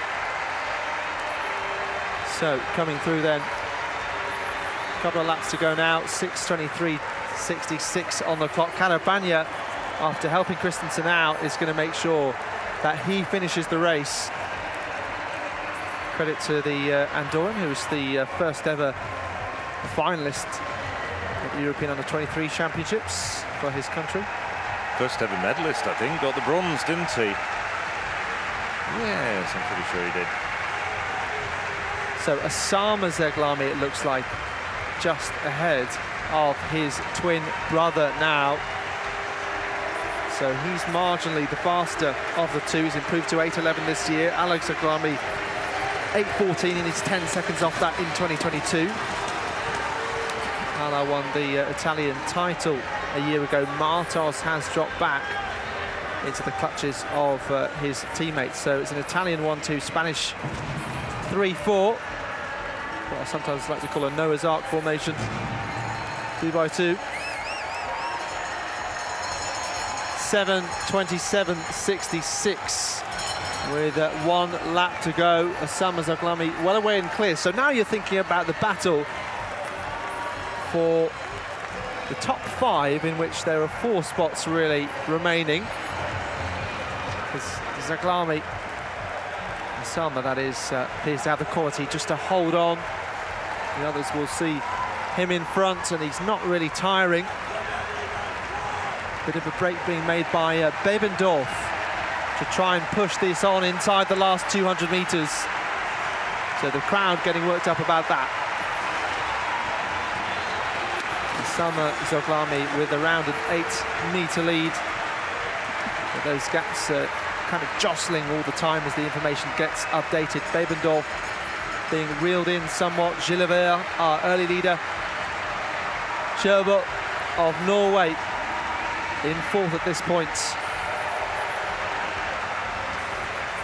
So the time in the end, 8:30.67 for Osama Zaglami. Decent timing across the last lap from Bebendorf. And exhausted Ruiz there. Just wait and see whether he did indeed beat his teammate Martos, because it did look like a Spaniard was in 5th place there. Bebendorf exactly a second behind. Carabanya's going to finish this race. And yeah, hopefully we will get another look at exactly what happened and just how heavily the Andorran was involved, or whether he was a bystander.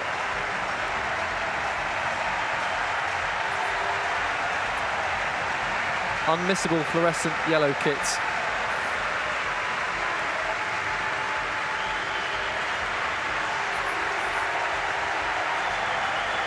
So if you're thinking some of the athletes looking quite hot, it's 25 degrees with a 42% humidity at this moment in Munich, heading into the hottest part of the day.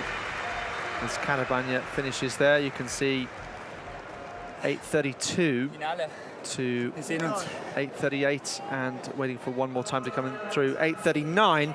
So those are the athletes waiting to see if their times will be good enough relative to those from the second heat, 6th to 10th. So Christensen, yes, he appeared to be off balance just landing there. That's an unusual incident.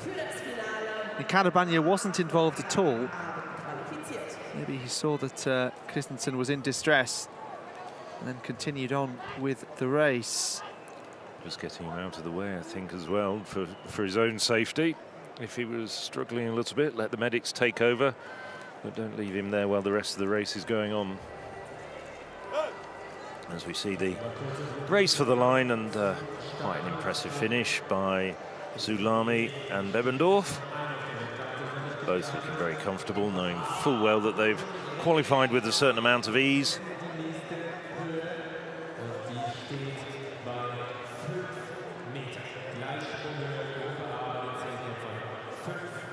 And to answer about Carabagna, yes, first ever finalist and medalist at 2 consecutive editions. So first getting into the final and then getting on the podium more recently last year in Tallinn. So, Antogoni, Entris Miotti, 2:47.00 gives Greece their first gold medal of these championships, the Munich 2022 European Athletics Championships, followed home by Gonzalez of Spain and the early leader, Madaraj of Hungary. Madaraj making the pace through roughly the first half of the race. As we now switch back to the pole vault and the decathlon. And it's Yannick Oglana. 490. Nicely over.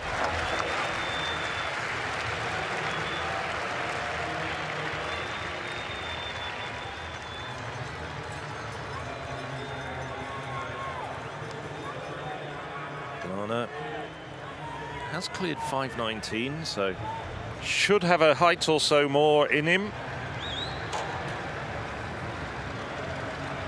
I was recorded from a little bit earlier. I think I'd like to show you the best of European athletics. This is Weibo. We saw him go clear at 4:90 earlier. This is 5 meters now, and he's over. Nicely done. That's an excellent vault from Weibo. Well, Weibo, a 550 vaulter though. You'd expect him to clear quite comfortably. 550, almost international standard in the international event.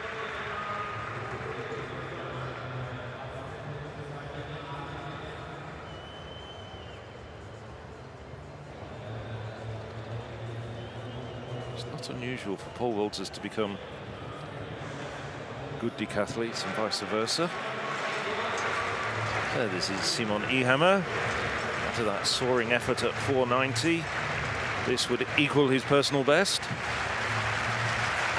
5 meters first attempt for Ehammer, and he's over by some considerable margin.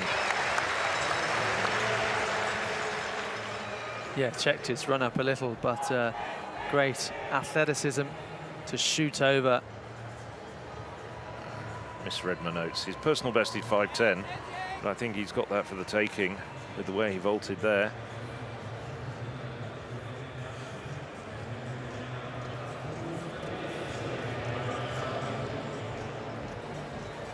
So Simon Ehammer rolls along now. Almost, well, over 400 points advantage on the rolling scoreboard.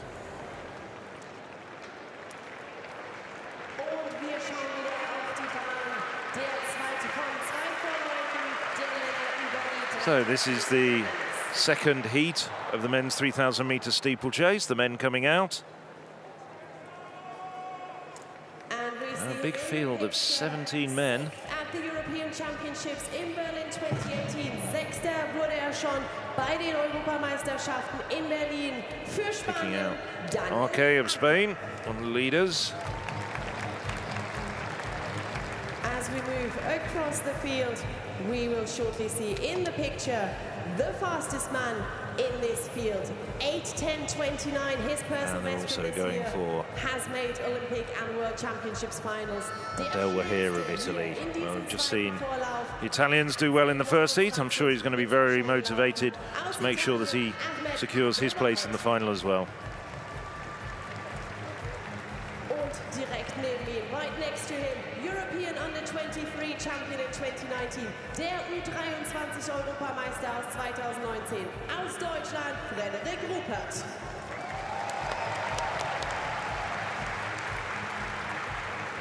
And Rupert of Germany getting a big cheer as well as his name is announced. 3,000 meter steeplechase heats.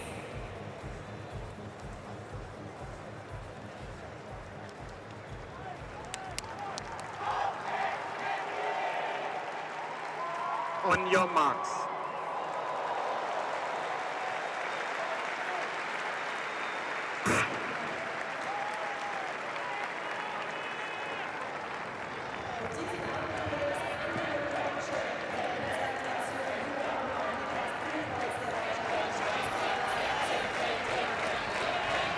Underway.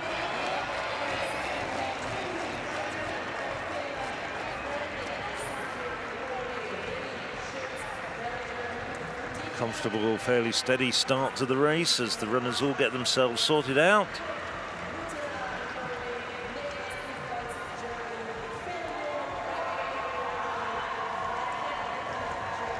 And it's Rupert of Germany going straight to the front, along with Phil Norman up there as well.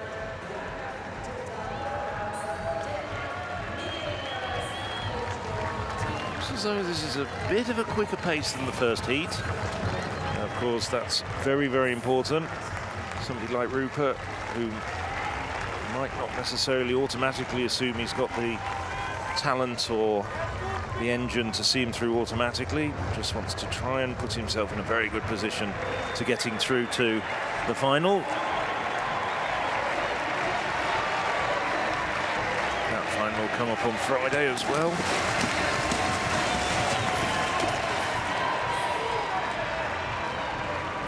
The runners just afforded a little bit of shade, well over 3,000 meters. That won't make a great deal of difference.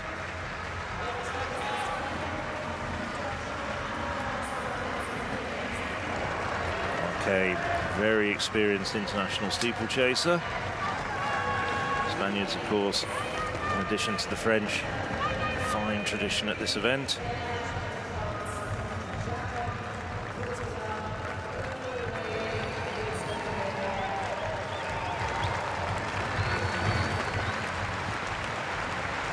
Rupert really making this a good, fairly honest pace for the German home crowd to get behind. 2019 European Under-23 champion when we were in Gävle. And now this is Oglana in the pole vault. First attempt at 5 meters.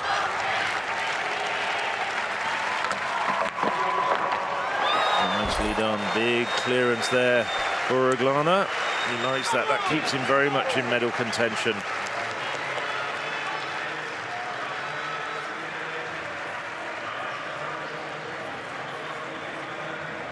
He's happy with that.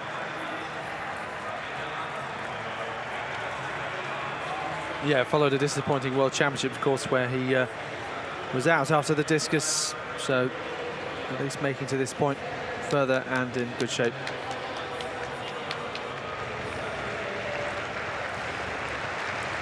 He was 12th at the European Championships back in 2016, Oglana, as we now look at Kai Kasmarak. Oh, and he slithers over as well. Made quite hard work of getting over 490, albeit his first attempt. Now over on his second attempt at 5 meters. Well,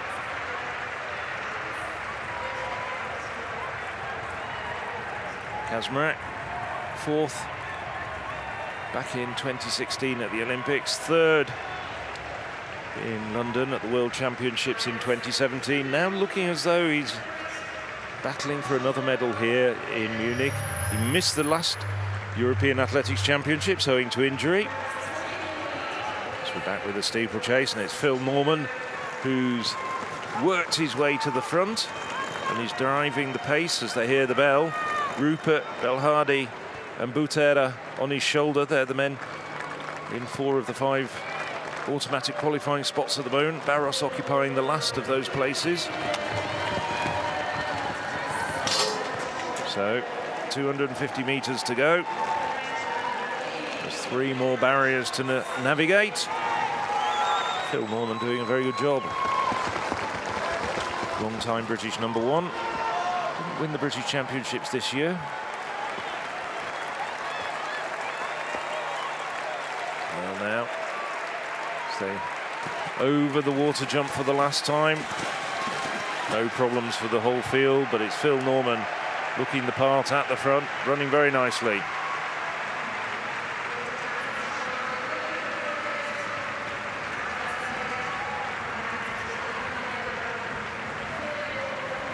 Starting to pull away.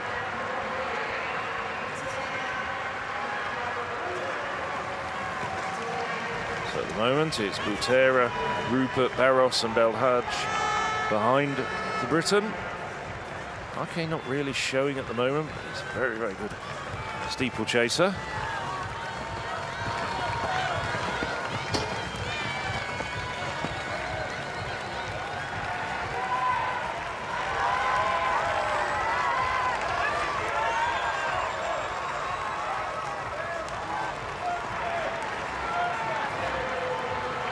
So Norman still going strong at the front. Yeah, Phil Norman had a decent last couple of years. He was really unfortunate not to make it to the World Championships in 2019, despite being very, very close, fraction of a second off the standard. And then he did make the Olympic Games and really relished that, getting that experience, of course. But sometimes in the steeplechase at world level, you can make the team but be some way off when it comes to the heats. Great field spread that we often see, and we're seeing indeed in this particular race.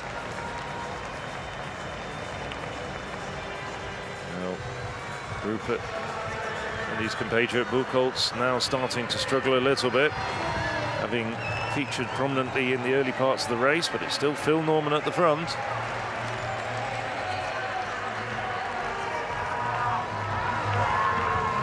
Butera, RK now.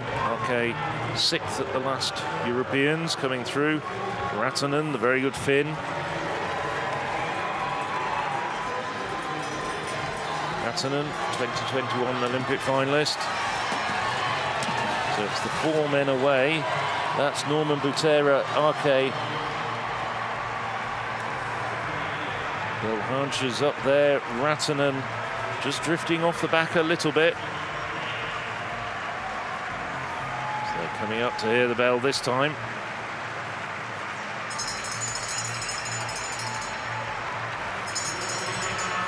So as they hear the bell with just 1 lap to go, it's Phil Norman at the front, as he has been for the last few laps.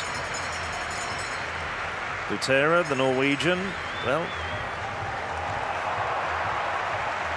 has broken through this year for an 8:21. Could be a very interesting and evenly matched final. No real outstanding European steeplechaser at the moment. Nobody really grabs the headlines. Opportunity for someone to get a gold medal and make a name for themselves on Friday. At the moment, it's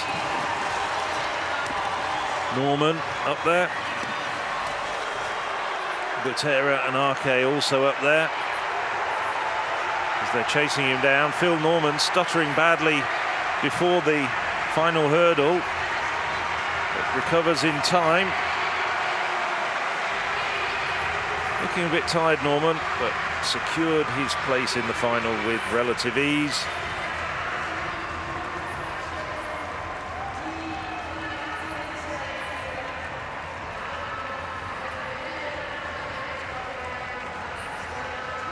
Delwadi just nips in.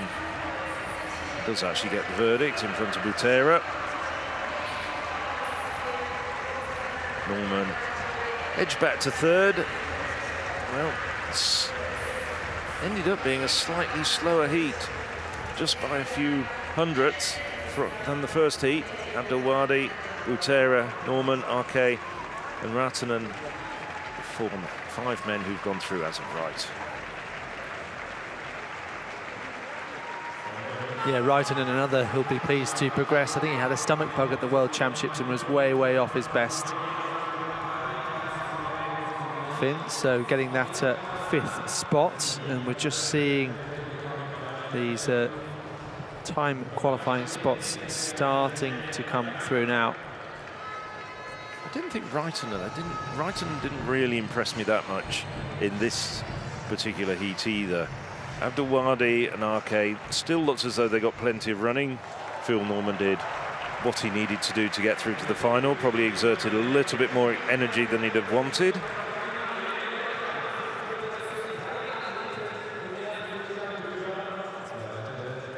Very difficult to pick a favourite for the final, I think.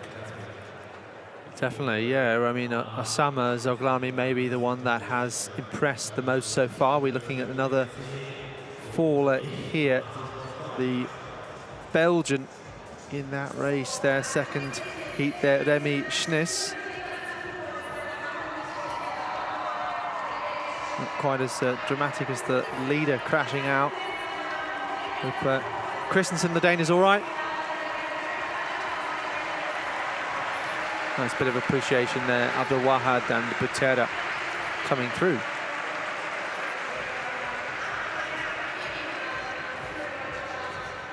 Italy do have an opportunity, though, to get all 3 medals if they're all on form come that final.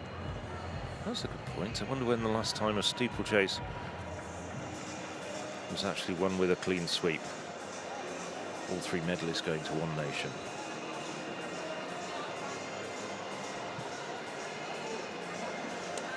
So there's the first round results, with the race led home by Osama Zoglami, 8:30.67, and also behind him Abdelwadi, his compatriot, also just sneaking inside 8:31, and the full lineup of the qualifiers.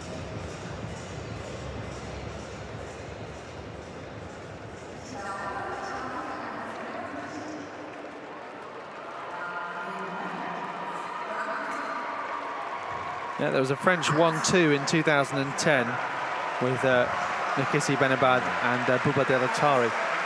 That's not a clean sweep, is it? No, not quite. No. But you're absolutely right. The Italians do look quite good for a potential clean sweep. Well, we saw that a little bit earlier. Karel Tilger, closest man to the 50-meter line with 49.91. Some good throwing from others there as well. Simon Ehammer, well, about 5 meters down on his best, so gave up some ground to the men behind him, but still has a comfortable lead after 7 events.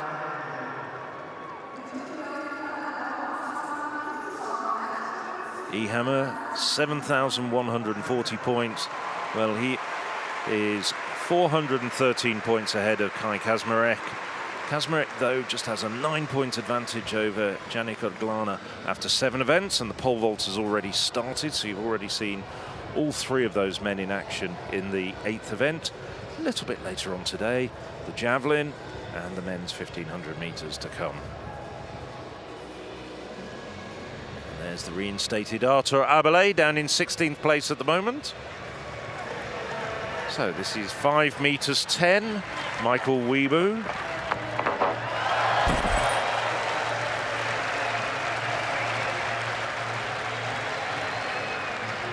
done. Well, this is a man who's cleared 550, so should be making fairly easy work of that height.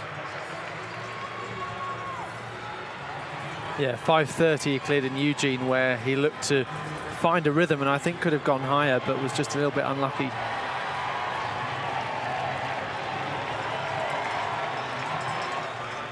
Reboot. Now it's Simon Ehammer. So this is 5:10 to equal his personal best. Only one personal best, as I've mentioned, that was in the high jump, but all the other events, with the exception of the discus, very close to his best. That's a good vault for Ehammer.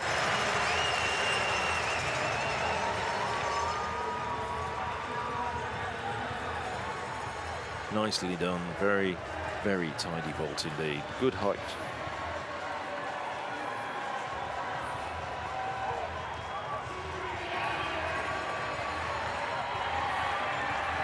He'll have to be well pleased with that. That just goes further to consolidate his lead. He did get a bit of his lead nibbled back after the discus, but he's now once again really throwing down the gauntlet to the rest of the decathletes. And just remember, he skipped the World Championship decathlon to concentrate on this, and still got an individual bronze medal in the long jump. So that's Oglana. That's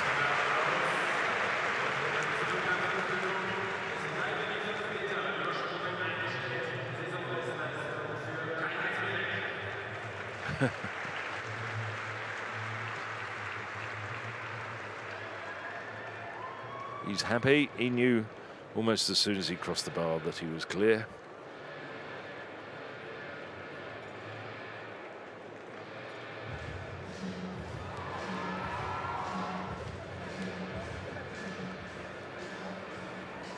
So here's the warm-up track and some nice pictures of the men warming up for the semi-finals, which will be coming up very shortly. Mind you, not much warming up needed in these conditions. 25 degrees and quite humid. Sprinters often like that, don't they? It takes them maybe less time to get warmed up, keeps those muscles a little loose. So this is Kai Kaczmarek, 5:10.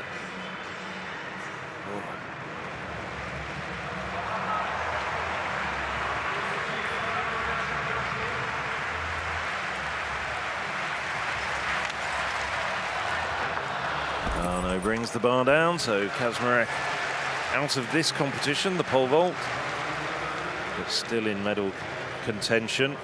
Probably end up drifting down to, with only 9 points between himself and Oglana in the bronze medal position after 7 events. He's going to drift back a place, maybe a couple of places.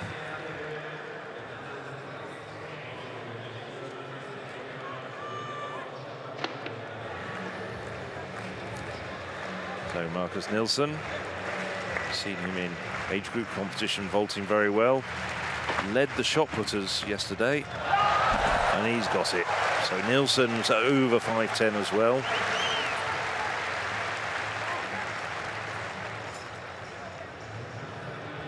Nilsson has a best of 5:17, so the next height he'll be attempting a personal best.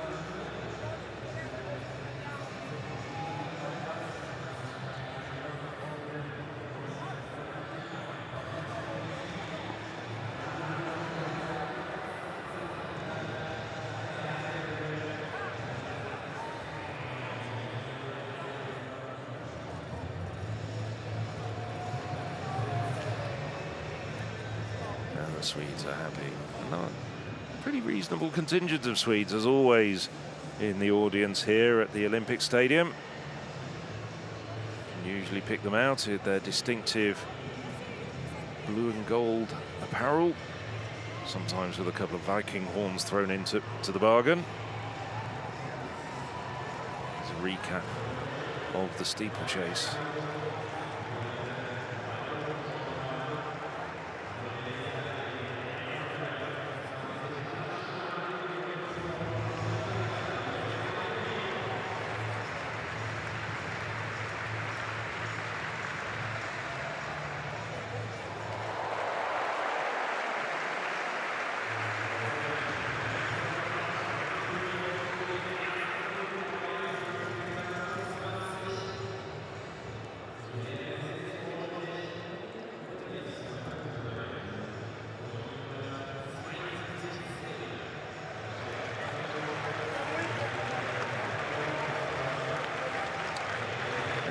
Weibo now at 5 meters 20.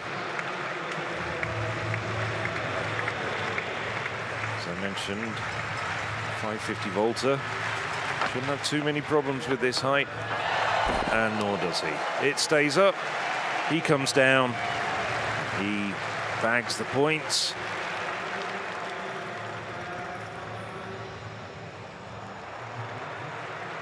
He's got more there to come, I think.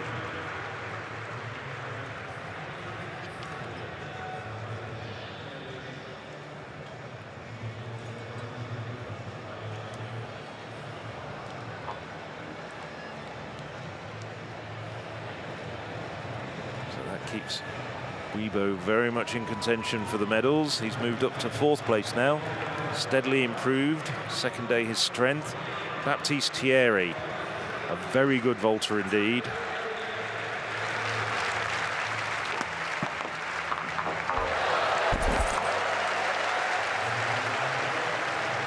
Thierry, a 570 vaulter. Probably be close to contesting a place in the individual team with 570. We saw him at the European under 23s, vaulting well into lunchtime. He's got a few more heights in him as well.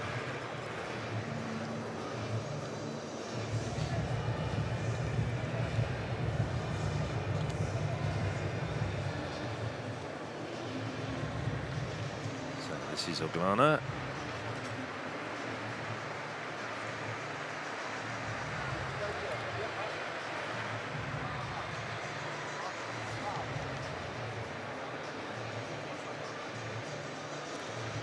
Settling himself, just a adjustment of the uprights.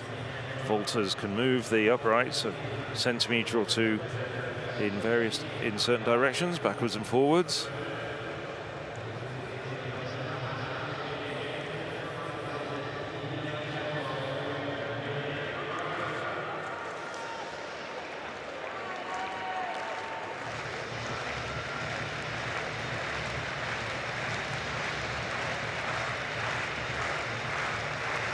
Finally ready to go. Oglana. This is 520.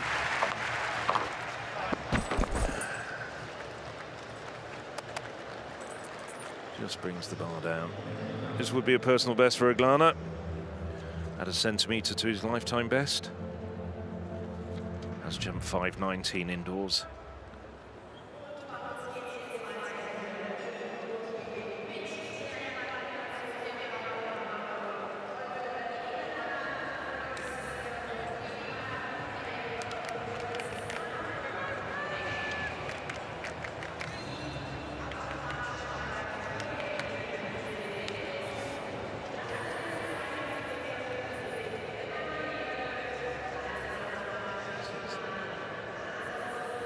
Samuelson.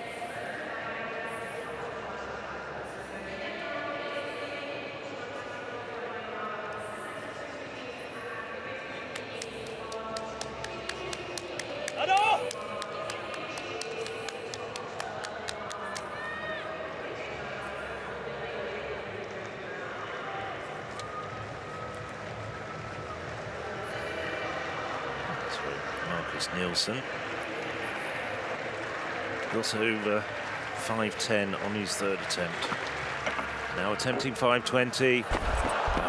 Not that far away. That was a good effort from the Swede.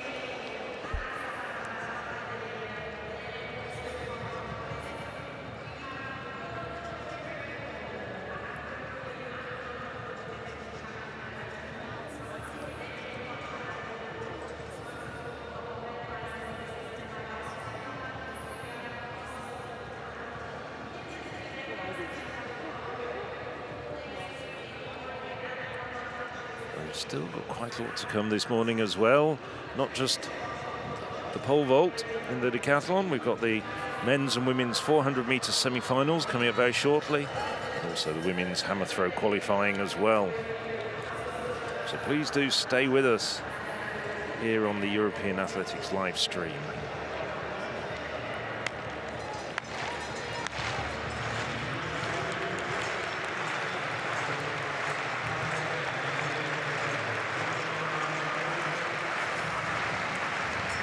Simon Hammer now.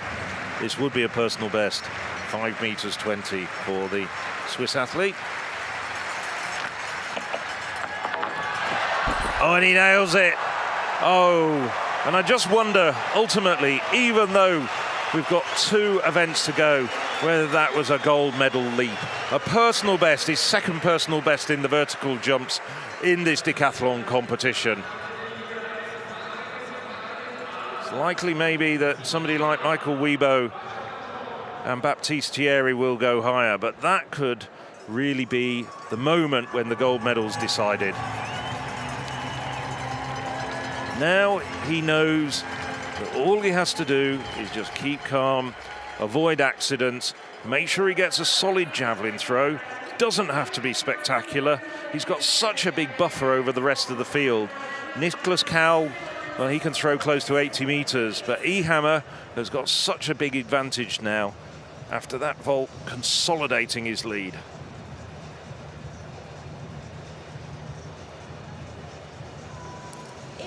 Now we turn our attention briefly to the track with the men's 400-meter semi-finals. Yes, so really interesting to see. Obviously, some athletes, this is the start of their competition. This is Kijanovic on the outside, so he's one of those who made it through from the heats. A new lifetime best you can see this year of 45.59. Alexander Doom, he was automatically advanced through to this round. You can see very close to his PB in 2022. Belgian supporters here in the stadium. Matt Hudson-Smith, though, whose medal tally has certainly increased this year. He's been talking a lot about how he's matured as an athlete since he was running 44 seconds age 19 and kind of didn't know what hit him, and now far more experienced and wants to try and get medals. Chris O'Donnell having a good year, part of the Irish team that was in the final of the mixed relay at the World Championships in Eugene. Ricky Petrucciani looked impressive in the heats, the 2019 European Under-20 bronze medalist, best of 45.02. That was a big breakthrough race for him. Patrick Sorm, the Czech athlete. We were mentioning yesterday how he's kind of taken over the mantle as the best Czech 400 runner from Pavel Maslak these days. Sorm was 5th at the World Indoors. And then Gustav Lundholm Nielsen of Denmark on the inside.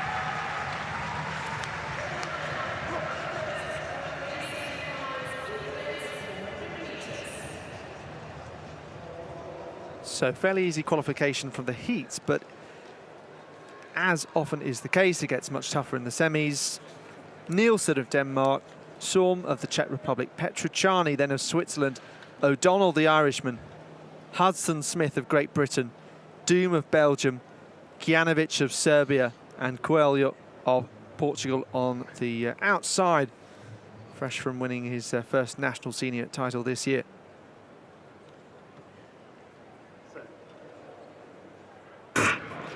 So top 2 going through automatically, and then 2-time qualifiers. Matt Hudson-Smith, world bronze, Commonwealth silver on home soil.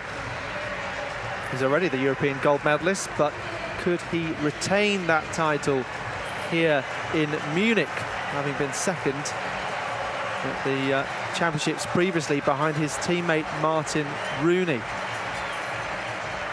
Hudson-Smith and Doom battling here. Is it going to be these 2 fresher athletes? But look at Petrucciani. O'Donnell trying to come past.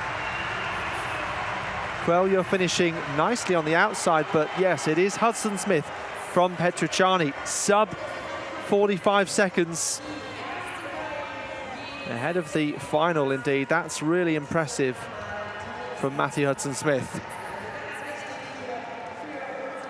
Busy summer for him, but he's keen to really maximise this season and the next few years of his career, saying that when he perhaps finally got that British record off of Ewan Thomas running 44.35 in Eugene, he didn't realise it was a British record until the stadium announcer there, Catherine Merry, told him about it. And actually, he'd rather get those medals rather than just times. He says 44.98 given as officially Petrucciani. In the end, it was reasonably clear for him in second place. Hudson Smith looking composed. Hudson Smith looking very strong indeed. Of course, picking up a medal in Eugene. Nicely done from the Briton. Only man in this race under 45 seconds, so very well done to Hudson Smith. Petrucciani coming through the first round yesterday morning, looking very, very impressive indeed, and Coelho takes third. Coelho having to wait and see whether he goes through as one of the fastest non-automatic qualifiers. Yeah, next heat coming up in a few minutes' time, which will feature Kevin Borlée, and the third will feature Dylan Borlée and Davide Ray.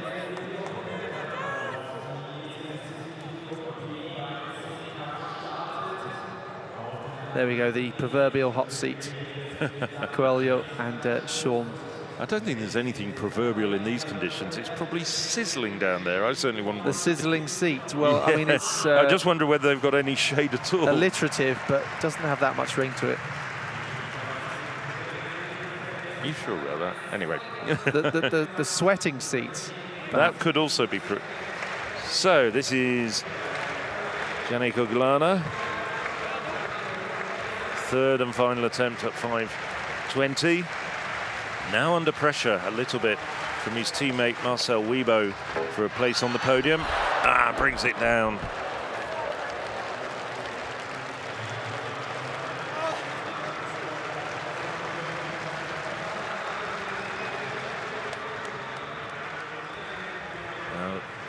Good effort, but not quite managing to be able to slither over and complete the clearance.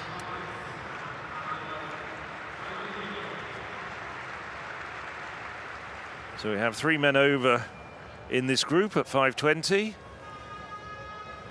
Thierry of France, Wiebo of Estonia, and Nilsson of, I should say 4 men, as I was overlooking the one man who's leading the way, Simon Ehammer. Just a bit of an update on our computer system, which had him missing as well. So we've got 4 men over 4:20 as we proceed over to the hammer.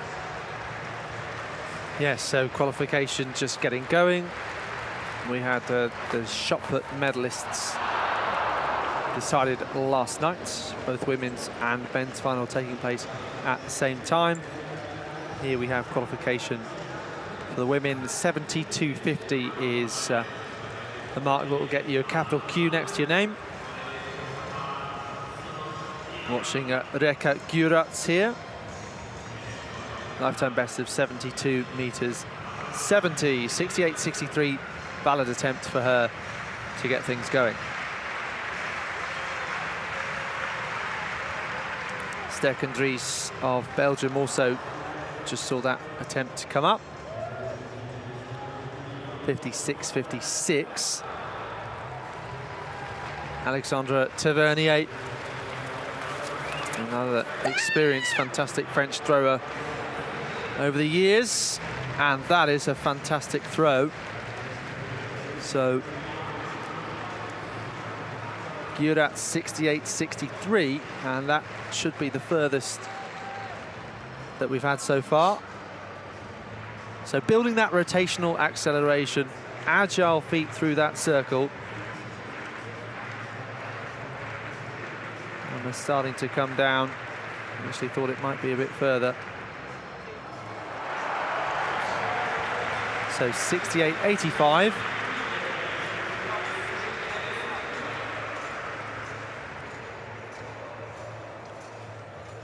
So we'll keep you across the hammer as it develops. Going back to the track now, though. Now the men are out for the second semi-final of the 400 meters.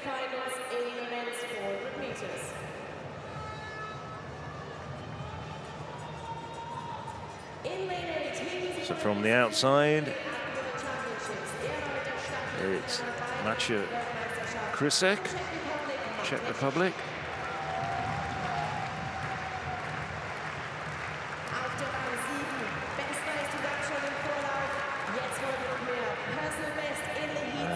Famous name in this Olympic stadium, not perhaps no relation, Lionel Spitz. Of course, it's Mark Spitz, just around the corner at the Olympia Halle, who won 7 swimming gold medals here.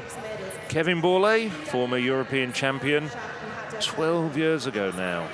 Gosh, doesn't time fly, but he's still going strong. And has been running well this season, running in the low 45s, his best running for a number of years.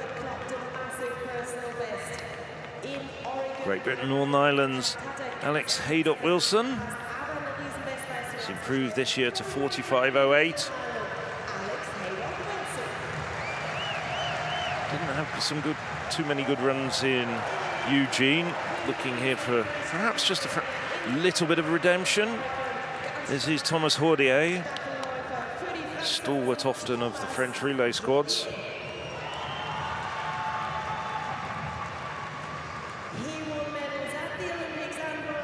Zalowski, talking about stalwarts of relay squads, Zalowski has been such an important figure in some of the Polish successes of recent years.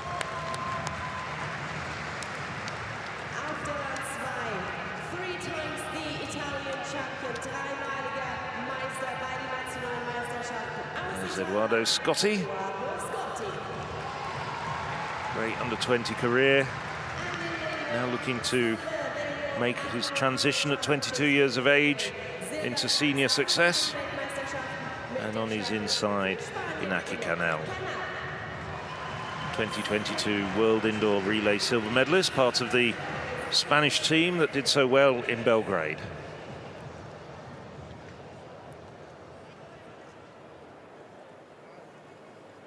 On your marks. So they settle down into the blocks. It's Canal of Spain, Scotti, Italy, Zalowski, Poland, Hordier, France, Haydock-Wilson, Great Britain of Northern Ireland, Borlée of Belgium, Spitz of Switzerland, and on the outside, Krysek of Czech Republic.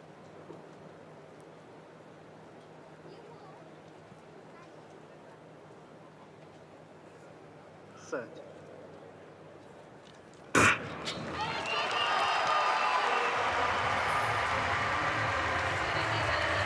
Well, it's a good start from Zalowski, and also running well Spitz. So it's the Pole in lane 3 and the Swiss runner in lane 7 who are making the running at this stage. Zalowski almost up on the shoulder of Haydock-Wilson on his outside.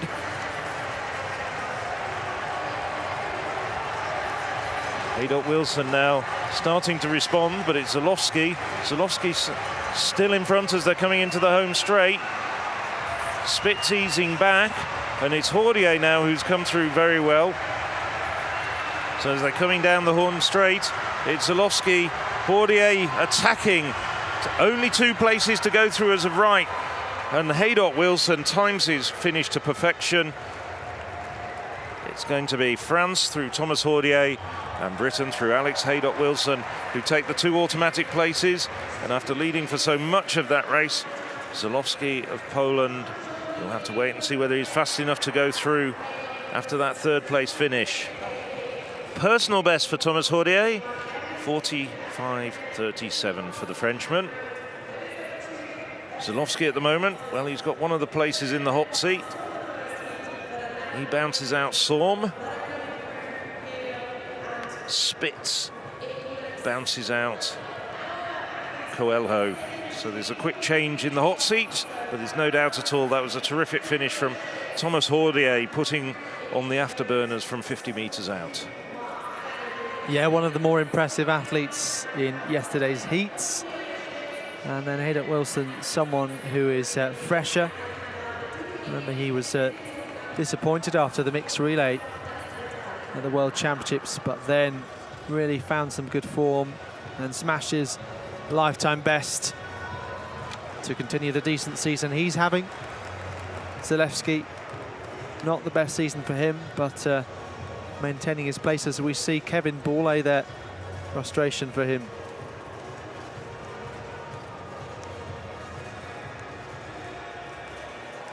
So that's the second out of 3 semi-finals.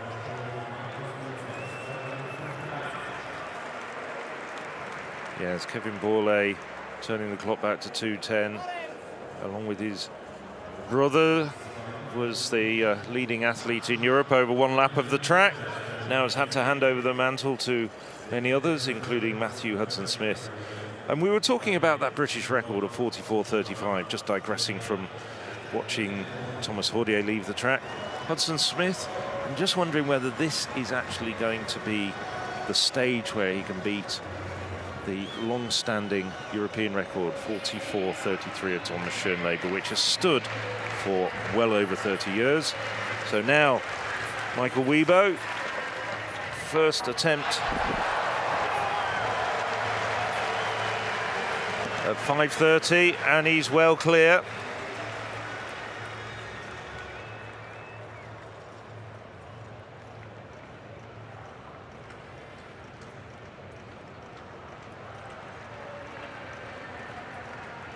Well, Weibo wobbles the bar, but it doesn't fall down.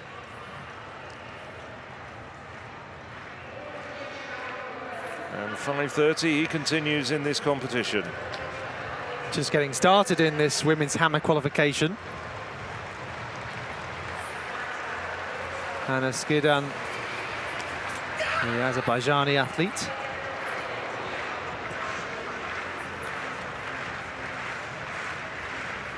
So still here in this opening round. We saw a few moments ago Tavernier go out to 68.85.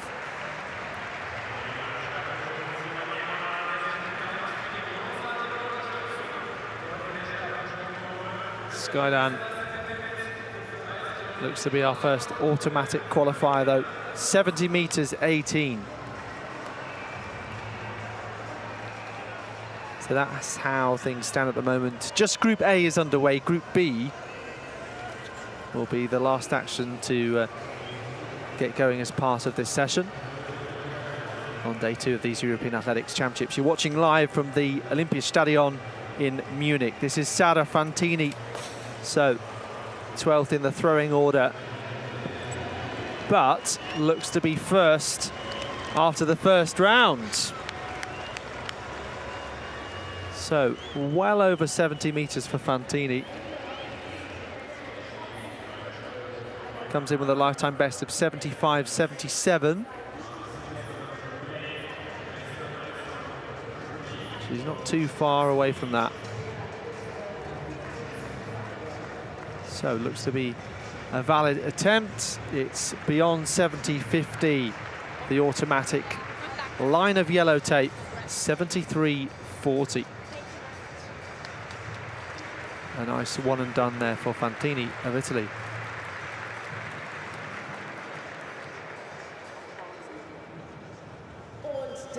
Decent couple of hours for the Italians, with the Zoglami brothers looking strong a few moments ago. In the steeplechase heats, Dest is still in decathlon medal contention. Expecting to see Davide Ray in this third and final semi-final of the men's 400. Patrick Schneider of Germany on the outside. Very respectable 45-44 this year.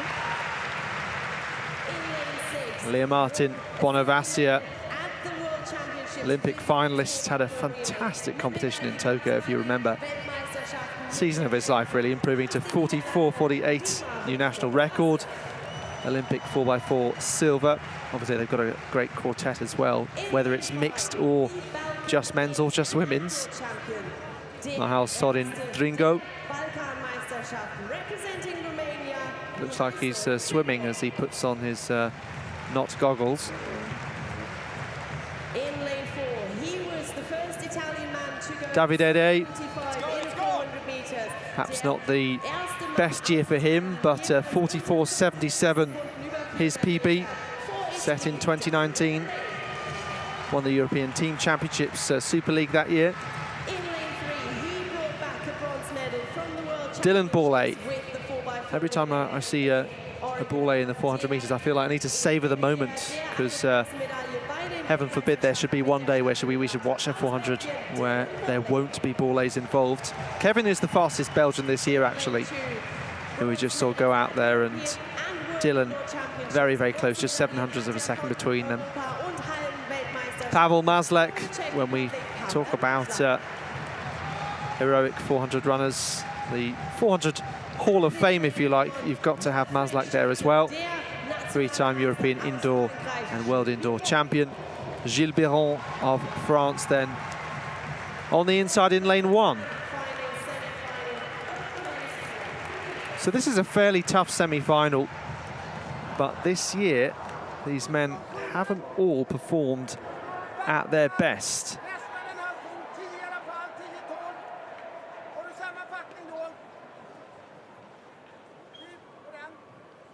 So semi-final number 3, Biron, Mazlak, Dylan Bourlet, Ray, Dringo, Bonavacia, Schneider, and Lobovidel. Missed the introduction of him. He equalled the Danish national record in qualification. A mark from 2013, 45.50 from Nick Eklund Alinander. So maybe he can now break that record. Well, the reason we missed his introduction is because he doesn't start. That would be why. Well, sometimes I think that you might think the camera had come to the athlete in lane 7 first, but lock along there, and he clearly isn't there. Very exhausted looking Zalewski. I don't think he's head in his hands because of the potential faulty or false start. Really is pretty hot out there. 25 degrees, but very humid, and the sun shining directly into the stadium. The athletes line up behind your blocks, please.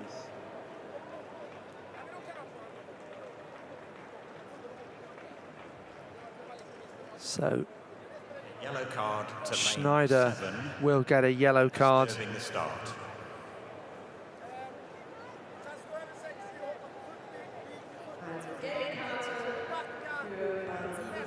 So he resettles and refocuses ahead of this third semi-final.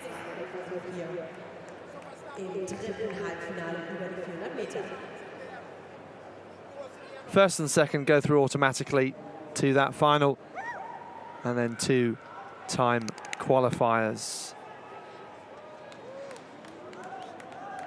The moment, the time to look out for 45.52 and 45.56 for Zalewski and Spitz, who we can see waiting there.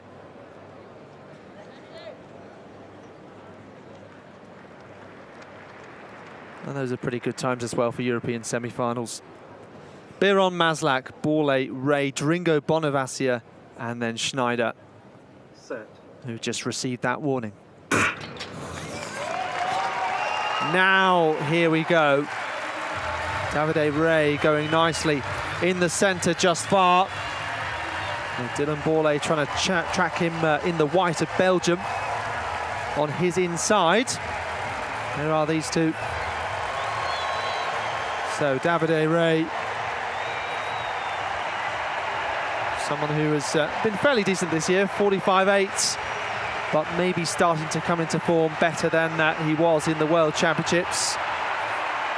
Bonavacia with the shades, looking cool though.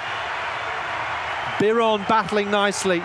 It's going to be Bonavacia for sure, and then Dylan Bourlet from Biron, who finished really nicely. 45.42, the winning time there for Bonavacia. So some bit slower than Hudson Smith, but crucially we'll have a look at the time for third place, because I think it will be so far back that Zalewski and Spitz will go through. Yes, they do. So able to share that moment together. We did it, bro. And Biron, unfortunately for him, even though it was very close to Dylan Bourlet, he won't advance through to that final. Neither will Schneider. And nor Davide Ray, who a few years ago was Europe's #1 over 1 lap of the track, a man who's run under 45 seconds, but not quite in that form either. So as we just look at a replay of the race, Bonavacchia, well, is he the man who can potentially challenge Matthew Hudson-Smith? I don't see many challenges to Matthew Hudson-Smith after that rather imperious first semi-final win. They didn't need telling. They were experienced enough to know that they've squeezed themselves through as fastest non-automatic qualifiers into the final. So Karol Zalowski and the young Lionel Spitz get to run again. In the case of Spitz, it'll be his third outing in the 400 meters. He's gone through from having been an unseeded runner.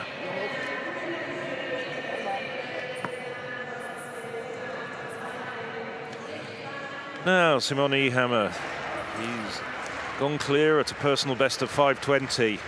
As I said, I wonder if that will be reflected upon as the gold medal, the moment the gold medal was won, but that brings the bar down at 5:30.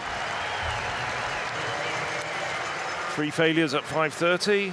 Simon Ehammer departs the pole vault, but leads the decathlon competition with 2 events still to come. A little bit later on today, the javelin, and then the climax, the 1,500 meters.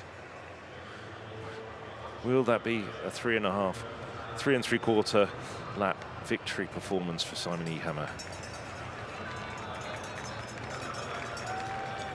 Yeah, I mean, we talked about the strong second days of some other athletes, but doing very well so far. So here are the results of the men's 400 meters. 44.98 for Hudson-Smith. Look at that. Back to Jordier. New lifetime best for him. Bonavacchia. I'm sure he'll be a strong medal contender. 2 Brits in the final there. I got the impression there was still something left in the tank from Bonavacchia. Nevertheless, Matthew Hudson-Smith did look really like the outstanding gold medal favourite.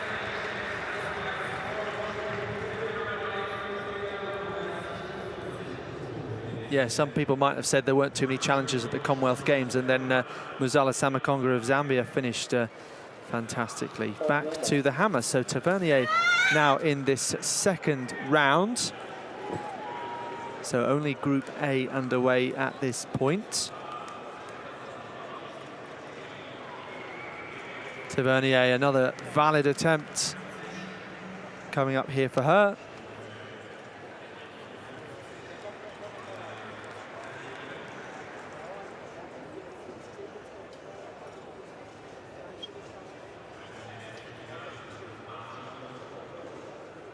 So just still short of that 72.50 automatic line, but an improvement to 68.99 by 14 centimeters.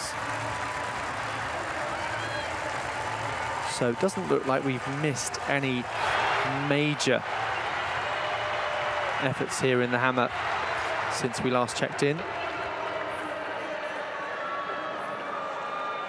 Let's go down and back to her again, the athlete from Azerbaijan, 70.18, which will probably be good enough.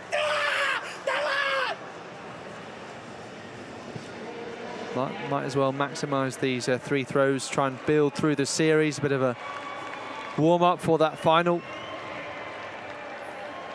Get used to the circle as well.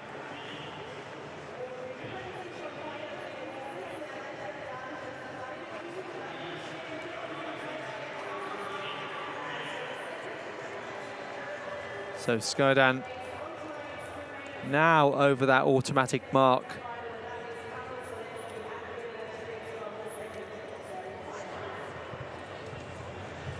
And that's the best that she's thrown this year, 74.57.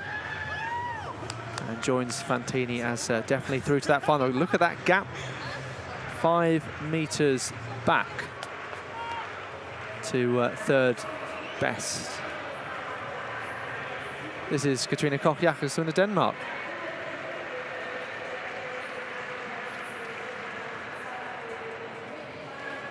So no measurement in the first round. Very close to the edge of the circle there. And so 65 meters can see the sector there. The point is actually to the right. Looks slightly confusing, the graph from that angle, but 65 is the white line to the right of where the numbers are in the sector, and then 70.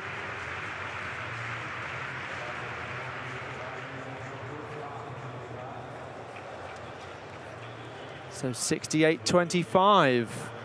So nice bounce back after that first foul, and that puts her in 6th place. Ideally, you want to be a bit higher than that.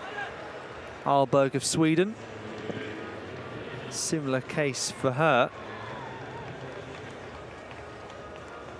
And also around the 68 meters mark in the field.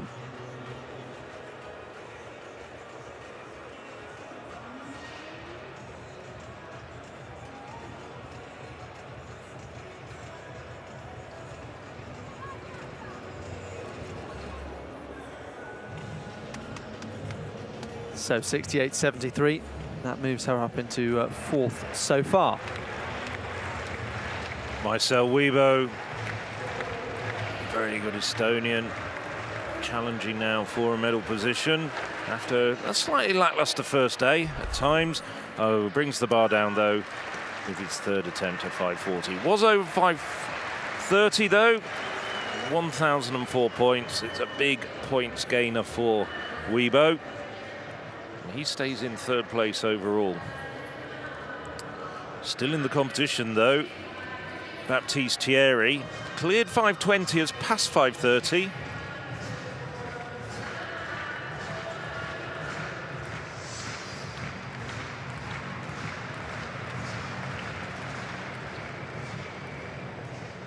So Weibo has a best of 5:50, 5:30, a very solid performance for him. We look at the women's 400-meter runners getting ready for their semi-finals. 3 semi-finals and the same qualification procedures as the men. 2 in each heat and the 2 fastest non-automatic qualifiers.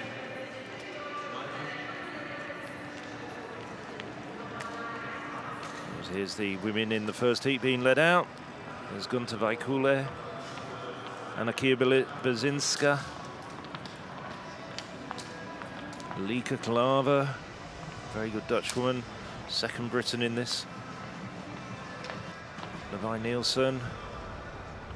So this is going to be quite a tough heat.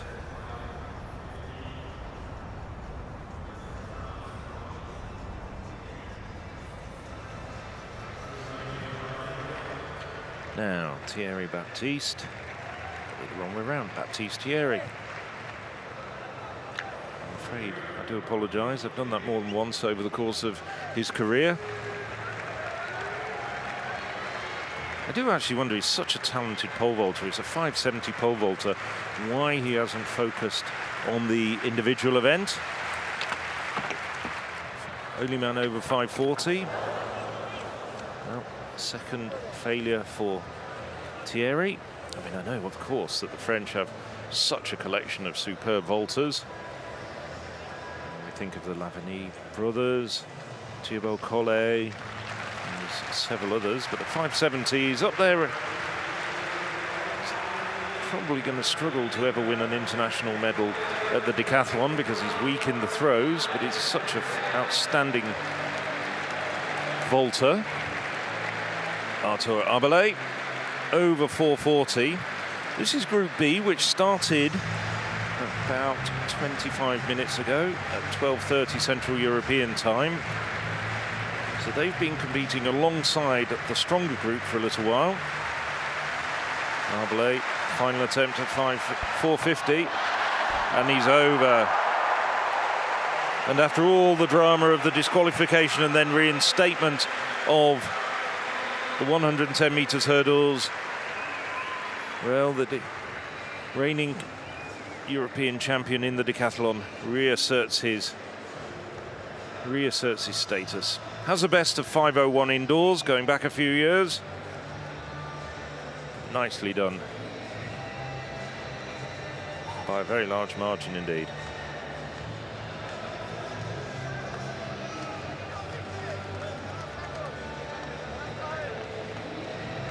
He's a long way off the medals this time around. 540 volt. Might just move him up a place or two in the overall standings when we eventually get to unraveling the classification after 8 events.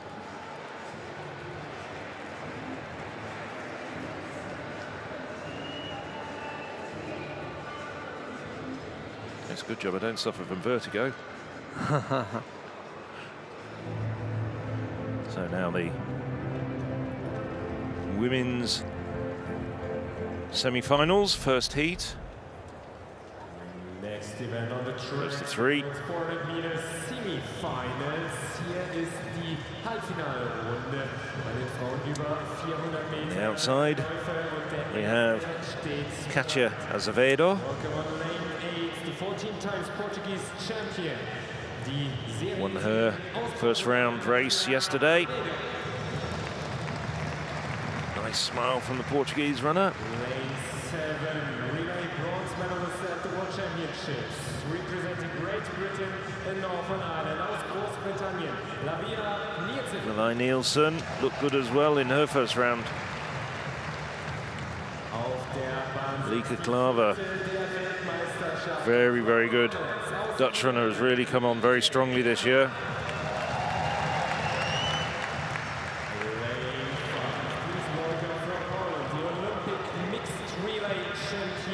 Iga Baumgart-Witten, probably the strongest athlete who wasn't seeded. Stalwart of Polish 4x4 teams, both mixed and women only.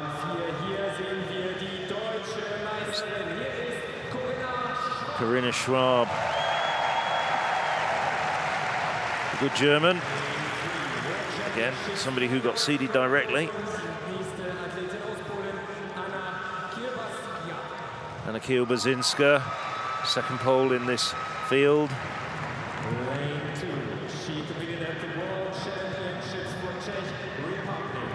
From her inside, Teresa Petrolkova, Czech Republic.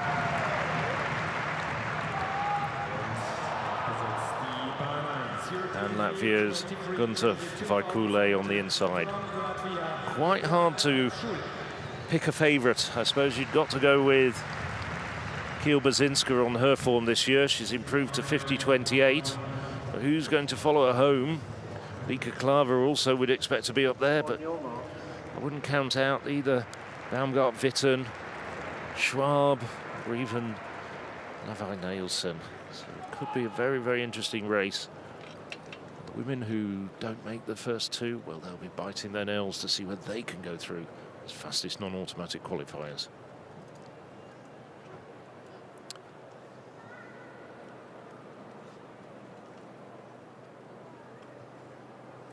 Set.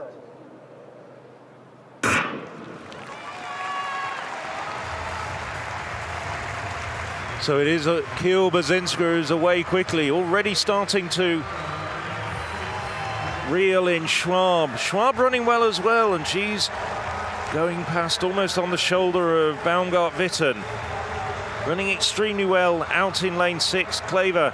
Klaver's overtaken now coming into the back, the second bend. The 2 runners on her outside. So it's the 2 poles and Lieke Klaver at the moment battling for the lead. Klaver comes into the home straight, fraction in front of Kiel-Basinska. Kiel-Basinska now has really started to motor, looking very strong at this stage with 50 meters to go. So it's Kiel-Basinska with Klaver on the inside, running well, having the race of her life. Valkule, but coming through for third, I think, very quickly as well. Baumgart-Witten. Gosh, at one point it did look as though the Latvian on the inside was going to get third place. So Kiel-Basinska followed by Klaver. 50.45, 59.59. Very close to both women's personal bests. Baumgart-Witten came through so strongly over the final 40 meters. Just edging out Vaikute, who I think that might also be a national record as well as a personal best for the Latvian.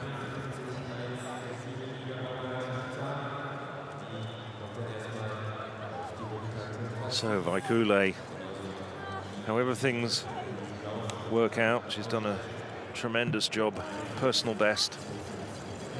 Here we're looking at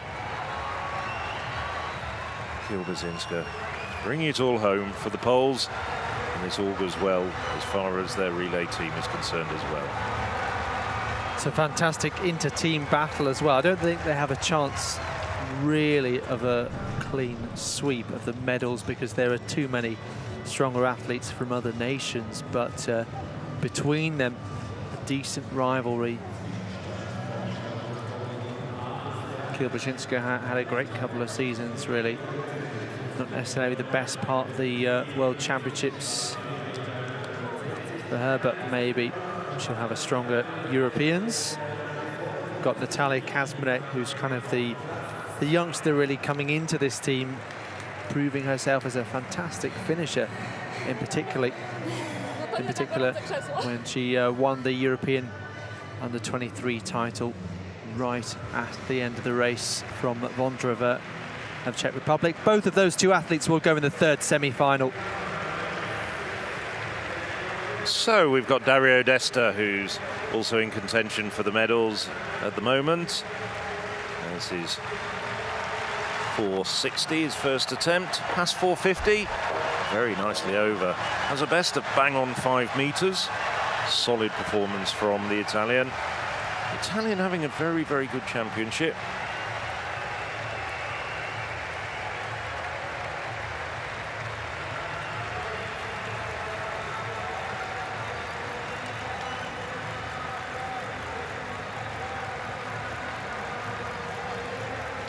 Still looking pleased with himself, and so he should. Bar will go up to 470 very shortly. We've still got a couple more men to attempt this in Group B of the pole vault. He's getting some input. Now this is Sander Skottheim. He was at second place at one point yesterday, but drifted back after a very poor 110 meters hurdles. Nicely over 460 though.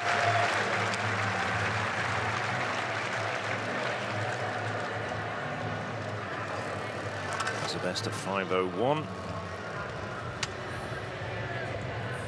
To be a top-class decathlete, you really do need to be vaulting over 5 meters these days. It wasn't always the case. Turn the clock back even 15 years and you could probably get away with 470, 480. But the bar literally and metaphorically has moved up. But this pole vault generally has proved to be, I think, rather crucial with Ehammer really performing at his best.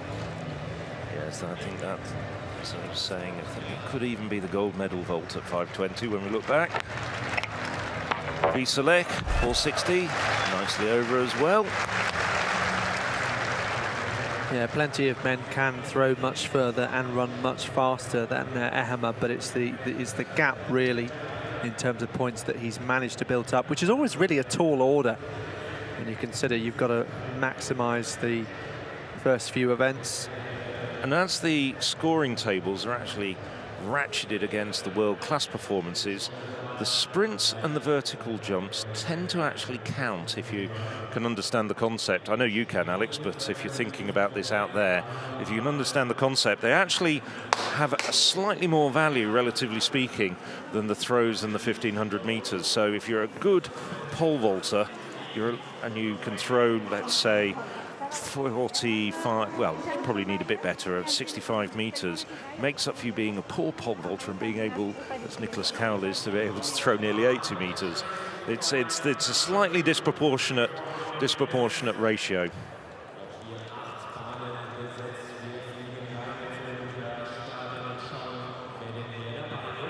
So hammer qualification ongoing. We're going to go next to the track because the athletes are just about to get going in the second semi-final of the women's 400 meters. This is Saalberg, who by virtue of her good season has come into this very, very world-class Dutch relay team with Bol and Klabber. She individually has run 51.22 this year. Alice Mangione of Italy, as you can see, a couple of tenths off that from Saalberg, but still competitive around mid 41s. But Kazmarek seems to have gone up another level this year. 49.86. Victoria Uhuru. Well, a fantastic season for her. Maybe the only disappointment was the disqualification following the relay win at the Commonwealth Games, or crossing the line first, I should say. Modesta Justin-Moreskite also one of the best in Europe this year, and as a result gets a bye through to this semi-final. Vondrova said a moment ago she was just beaten by Kazmarek in the European under-23s in 2019. Great hurdler also. Silke Lemmens from lane 2. European under-23 bronze medalist last year. Whatever life gives you. Camille Laus on the inside of Belgium. And another who's done well as part of relay quartets, particularly with the Bourlays in the mixed competition. Doing well to raise a smile there, Vaikula. Just waiting patiently, Baumgart-Vitan, who was the better of the two just before. Full lineup: Laus, Lemmens, Vondrova, Moreskite, Uhuru, Kazmarek, Mangione and Salberg. Second semi-final of the women's 400 metres. 2+2 as far as qualification goes. So Kazmarek going nicely in the opening stages from lane 6 in the red and white of Poland. Overtaking Mangione of Italy there in the blue. Moreskite, she's there in lane 4 in the yellow, red and green of Lithuania. And performing well too, Victoria Uhuru, perhaps similar to her sister, tends to finish really well over the last 100 metres. These two, though, starting to break away. Kazmarek and Uhuru of Poland, and Great Britain and Northern Ireland with the pole just in front in 50.41. So it could be yet another lifetime best, actually, for Uhuru, who hasn't necessarily come from nowhere this season, but it has been some incredible late blossoming, shall we say. Won Commonwealth silver in Birmingham very recently, of course. And here she is a 10th behind Kazmarek. And you can see Moreskite 51.70. That means Baumgart-Vitan and Vaikula, similar to the men's, they remain in that seat. I was very impressed there with both Kazmarek and Uhuru. I mean, it was a personal best for Victoria Uhuru, but I have a feeling that there's still even a little bit more. She looked so impressive at the Commonwealth, so I was lucky enough to be in Birmingham for the athletics there. I was very impressed with what I saw from Victoria Uhuru. And as I say, she's really blossoming into a runner, very similar attributes to her sister, who won world and Olympic gold. But it's Kazmarek opting for perhaps a vintage style kit, you know, like that favoured by the great Irina Shevchenko, who won many, many European titles as well, obviously with a modern touch on it, but the crop top with the sleeves. What a formidable team the Poles have brought in the women's 400 metres. Kazmarek and Kielbazinska really, really looking as though they're going to challenge for medals. But Uhuru doesn't look too phased by it all.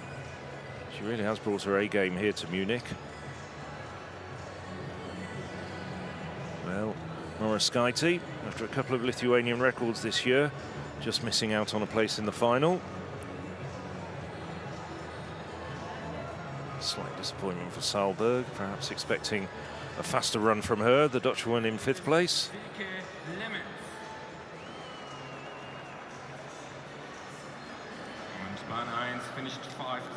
So Group B of the women's hammer will be the last action to get underway as part of this session. So you get Krista Tervo, the Finn, who's traded the national record with her teammate Silja Kosonen over the last couple of years.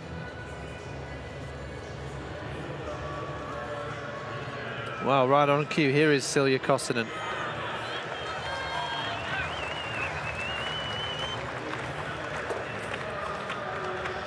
So just having a look at some of the throws that we missed a few moments ago.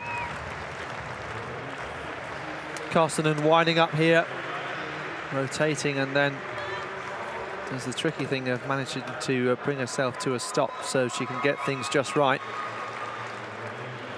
Just taking a deep breath to reset.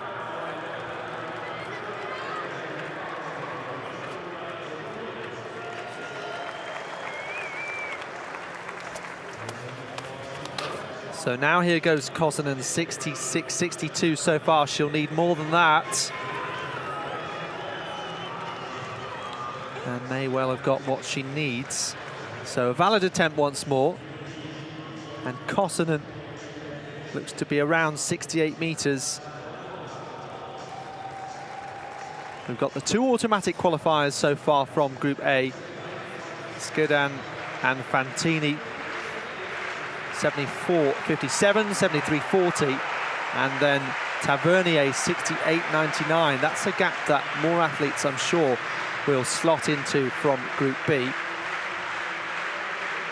But there we go, look, Kosonen into 7th place, which makes it possible to make it through, but very congested around that 68 meters, led by Tavernier, as I said.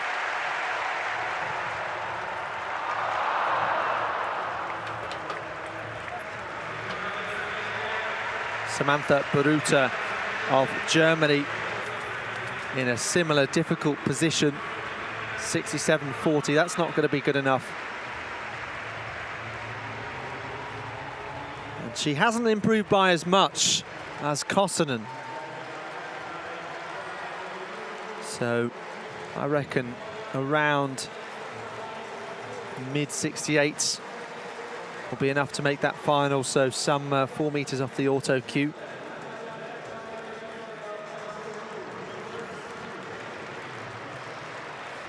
Let's have a look here for Baruta. So no improvement, 66.47. Unfortunately for her, looks like she will go out of the competition in qualification.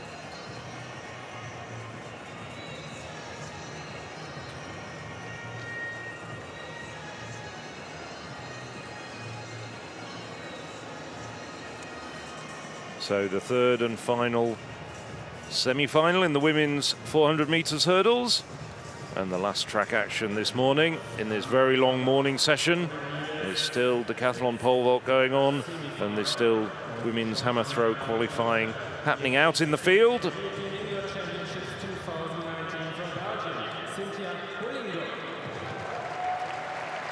So this is Cynthia Bolongo of Belgium out on the outside. Amandine Grossier, who had a good first round yesterday, looked impressive. And then possibly one of the stars of these championships. Olympic bronze over 400 meters hurdles, world silver over 400 meters hurdles, number 3 of all time. And here, going for the double without the barriers, Femke Bol.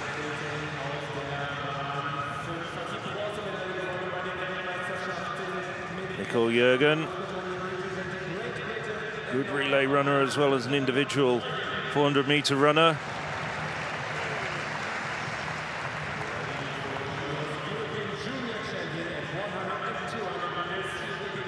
Rashida Adeleke, the Irish record holder, just missed out on a place in the final of the World Championships by 1 position. The defending European champion from Poland, Justyna Svajtiersitic.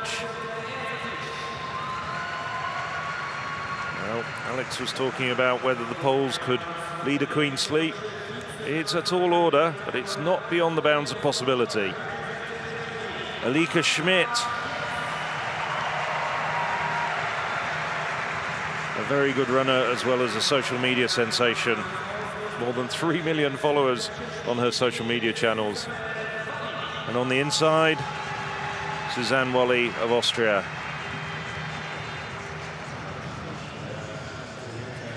Now this will be a fascinating battle between Femke Bol and Justyna Svajtier-Cetic. If anyone is to break up the Polish domination, could it be Bol as she seeks a very tough double, both on the flat and over the barriers at 400 meters. So as they settle into their blocks, from the inside, it's Wally of Austria, Schmidt of Germany, Svajtier-Cetic of Poland, the defending champion, Adelike of Ireland, Jürgen, Great Britain, Bol, the Netherlands, Brossier, France, and Belingo of Belgium on the outside. Oh, it's a recall.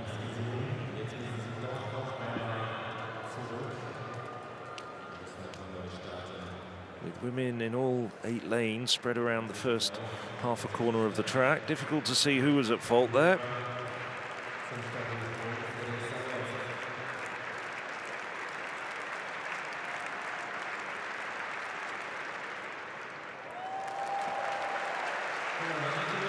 I'm just pausing. I didn't see anybody in the lanes nearest to me. Let's see what colour card they're going to wave. Now the reaction times, everybody's got a legal reaction time. That's no quicker than 1/10 of a second. Oh no, I'm wrong. It's Belingo out in the far 8th lane. Although having said that, I didn't see her get what we used to call a flyer.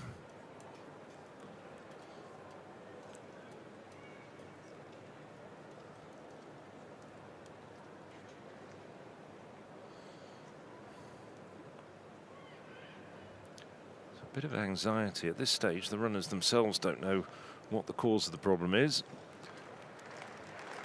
And Belingo certainly not admitting to any infraction. Auch der nächste Athlet ist drüber. Der Stabhochsprung läuft weiter, während wir auf das nächste 400 Meter Rennen warten.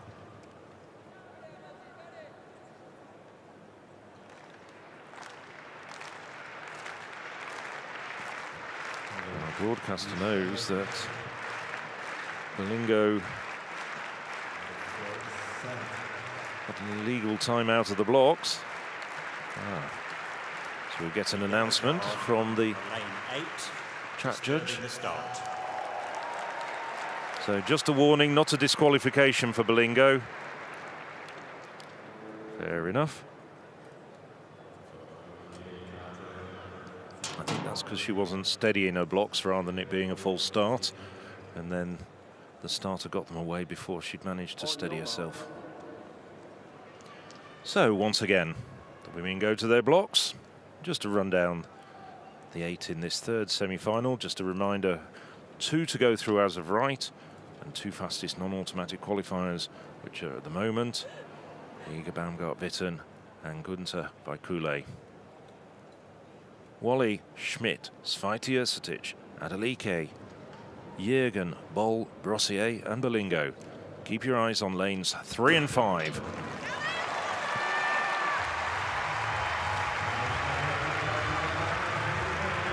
Well, Svajtier-Cetic got left a little bit in lane 4. Adelike has got started very, very quickly. So too has Bol at the moment.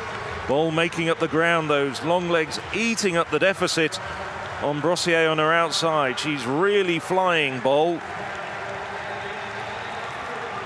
And Adelike having a tremendous run at this stage. Svajtier-Cetic absolutely left. And it's Bol clearly in the lead. Adelike challenging for that all-important 2nd place. Brossier now coming back. Balingo, who's given the yellow card, coming through very strongly as well as Adelike starts to tie up. No problems about the winner. It's going to be Femke Bol. Balingo comes through for second. Adelike struggling over the final 50 metres, has to settle for third.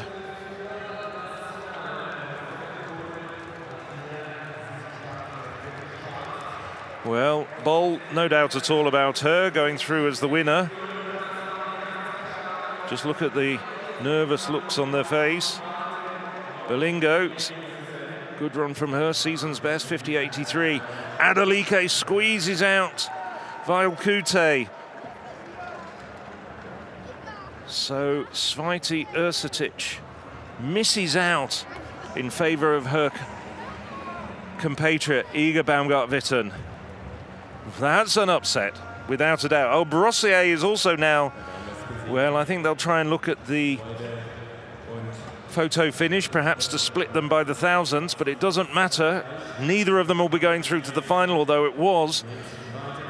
Oh, Sveti Ercetic, revised timings there. Brossier given a personal best of 51.21. So Brossier will take some compensation away from this semi-final. Well, that last race was full of drama, and we see the departure of the defending champion. Yes, but someone who wants not just to be the champion in one event, but two, Femke Bol here.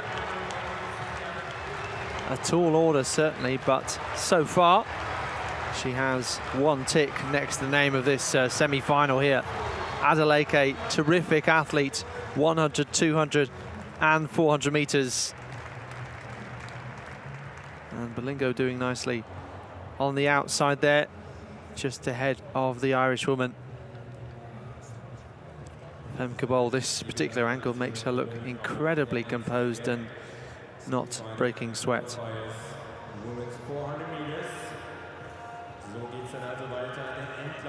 Of course, she did win the 400-meter flat European indoor title last year in Torun.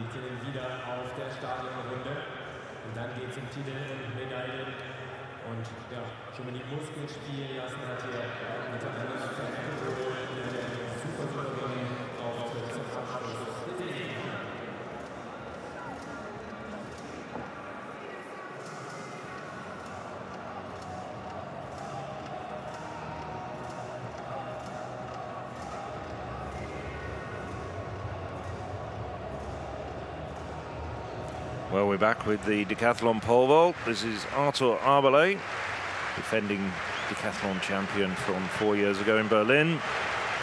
This is supposed to be his last decathlon. This is his third attempt at 4.60 meters.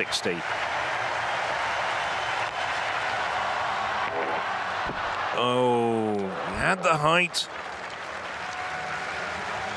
He could have brought the stanchions forward perhaps 10 centimeters. He might have got over it, but that's where they are.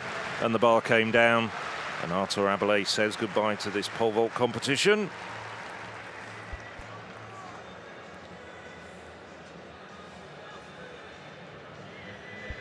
Decent pole vaulter, 5:01 pole vaulter at best.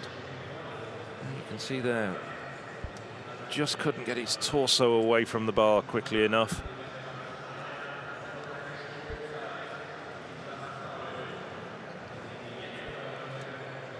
So with Arbelay out of the competition, the bar will move up to 4.70 meters.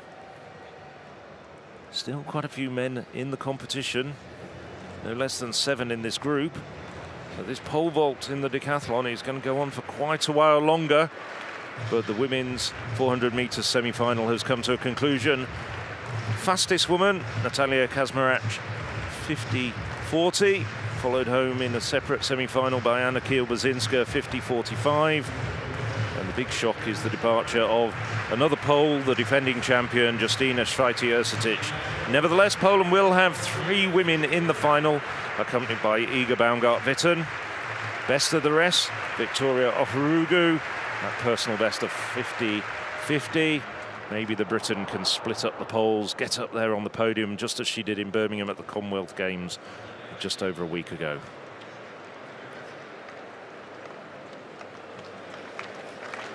So, 4 meters 70. First attempt for Sander Schottheim. 460 was worth 790 points. And 470 worth a few more. 819 points, 29 points more to be exact, for a 10 centimeter improvement and a good vault.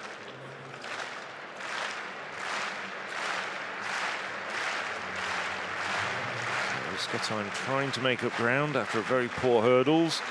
He didn't even break 16 seconds there. Best in the high jump. This is Pavel Wieselek. First time clearance at 470 for the pole as well. Good magic moments for the Poles after their 400 meters women did so well. Also a Polish man, Karol Zalowski, made it through to the final of the 400 meters just a little while ago. Poland, of course, one of the powerhouses, though, of European athletics.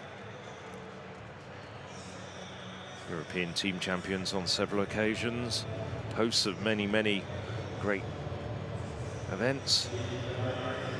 The European Athletics Championship, Indoor Championships in Torun back in 2021. Next year, European Championships, all 3 divisions going to be contested at the European Games in Silesia. This is Sven Rusen. Rusen, thought he was going to get over. No, failure for Rusen.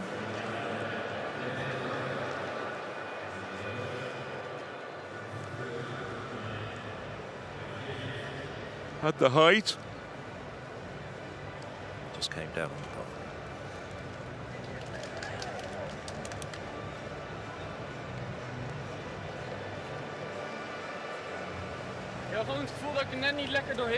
Well, the Estonians doing very well earlier, and I think they might lift themselves up past most of these athletes. In fact, we saw Weibo clear 5:30, which is worth over 1,000 points, 1,004. And Oglane went over 5:10, which is worth 941. Obviously, we're waiting to see where these athletes will finter back into those standings, if you like.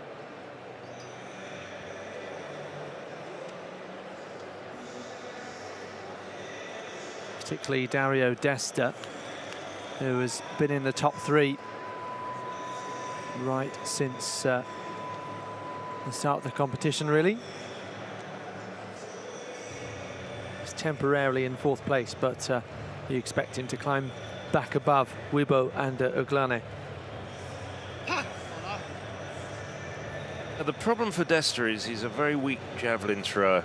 He's a good 1,500 meter man at the end of the day, but he's 56 meter javelin thrower, and it could well be that the other contenders for the medals will be throwing 10 meters or more further.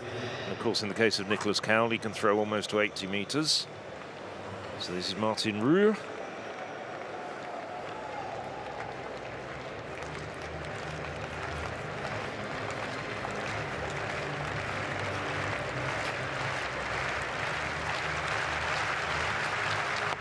Personal best of 485. Didn't quite get it. So second failure at 470 for Martin Ruhr. No improvement for the Norwegian, one of 2 Norwegians in this particular group.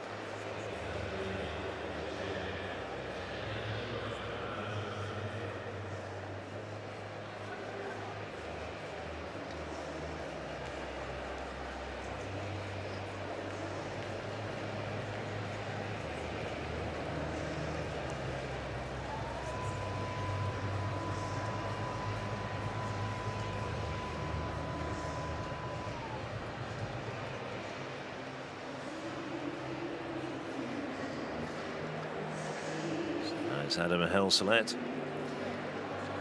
Next to attempt his height.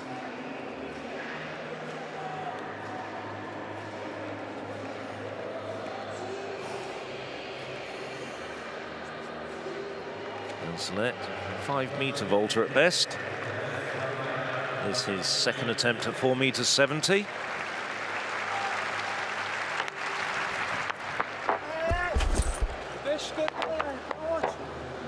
Helselet currently lying at 8th overall on the rolling standings, thanks to that 790 points from his 460 vault.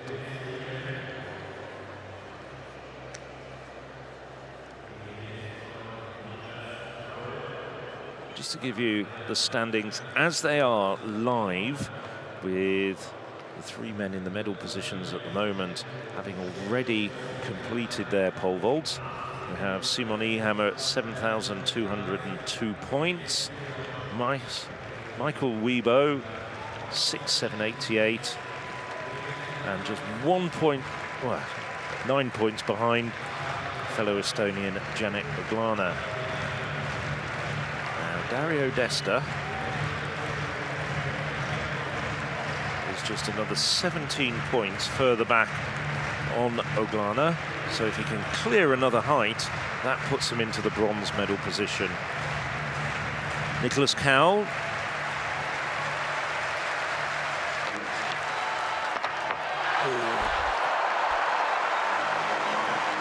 Well, he didn't really get much lift off the ground there, but somehow, with his massive and phenomenal athleticism, he levered himself right the way over the bar.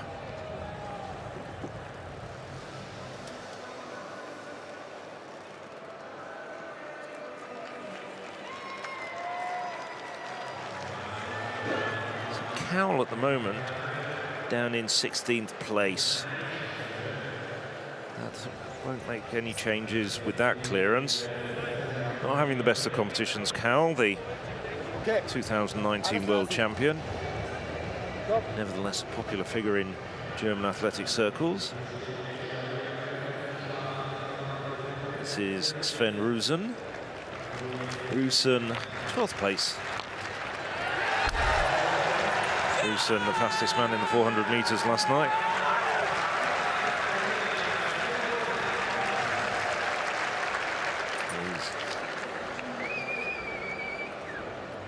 Happy man having his 3rd attempt at 470 deemed a success. Tickles the bar, judders around but stays up.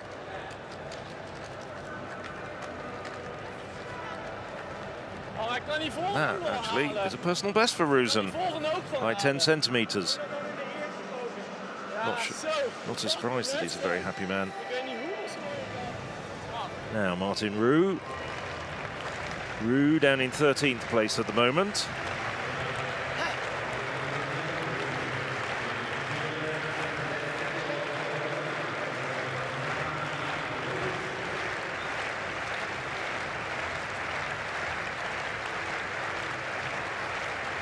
Roux, 491 vaulter at best. Been over this height before. 3rd attempt at 470 for the Norwegian.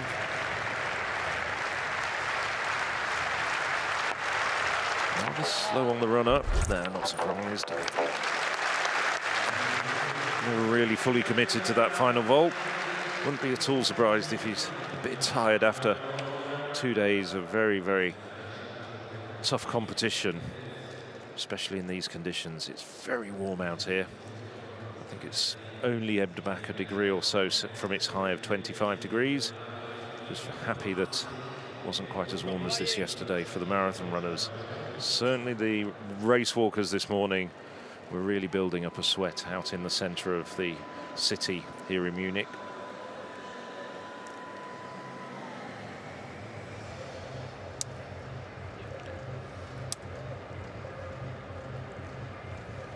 So Roux, he'll stay in 13th place overall.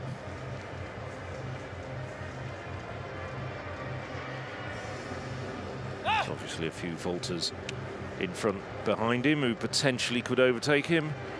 I think vaulting about 540 by Nicholas Cowell may be beyond even his abilities. Adam Helselet. Helselet, 8th place on the rolling score.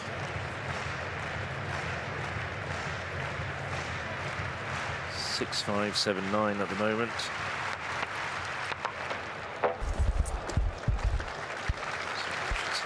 5.76. He bows out. 4.70 a bit too much for him today.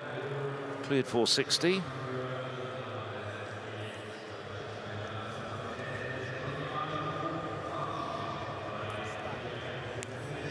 So this vault in this competition, well, there are 5 men over 4.70. Desta passed this height after a very good clearance at 4.60. So there'll be 6 men that are still attempting, with the bar moving up to 4.80 meters.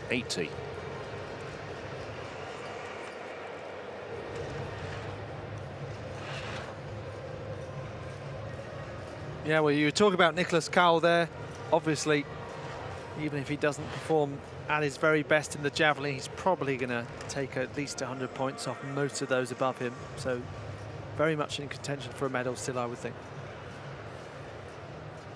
So 4.80 meters for Dario Desta.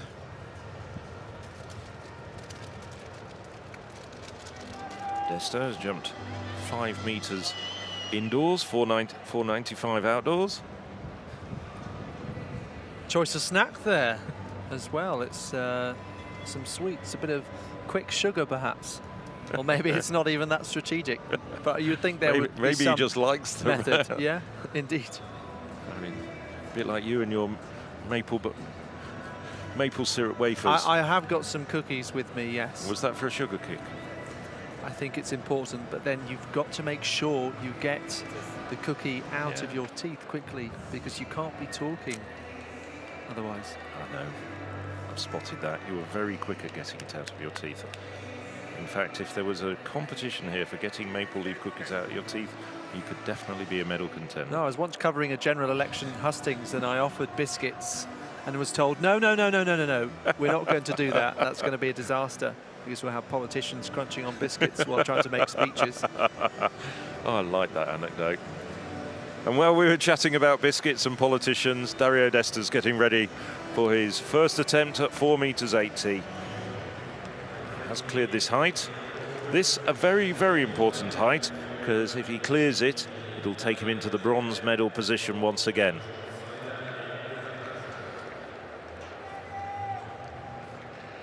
Desta just 17 points behind Janek Oglana, who's in the bronze medal position at the moment. So first attempt at 4.80 for Dario Desta. Didn't really seem to plant the pole as firmly and as strongly as you should do to get over those sort of heights. It's rather, I wouldn't say feeble attempt, but perhaps a half-hearted attempt. Nevertheless, 2 more attempts to go. And there's a real battle for the bronze building up between Desta, Oglane, and also Kai Kazmarek, who's only on the current standings, although he's finished vaulting, 5 points further back, as you can see there.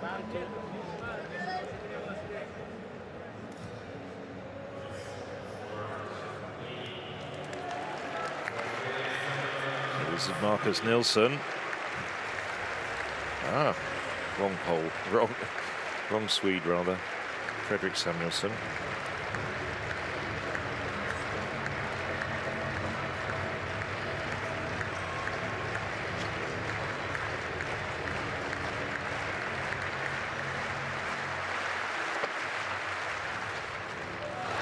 Oh, nicely done from Samuelsson.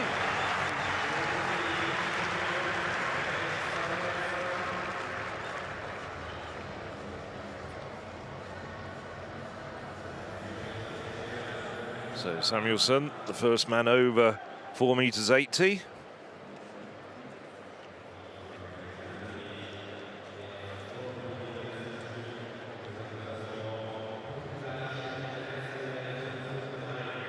Samuelsson, a 5-meter vaulter at his best.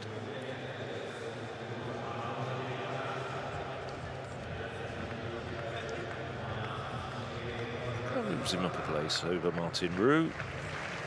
This is Sander Skurtein. Oof. Excellent vault there from the Norwegian.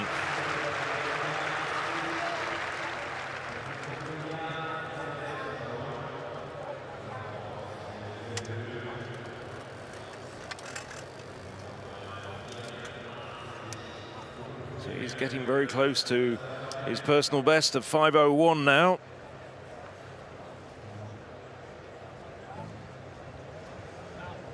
Just slightly chested it on the way up. Wasn't such a hard nudge that the bar came down.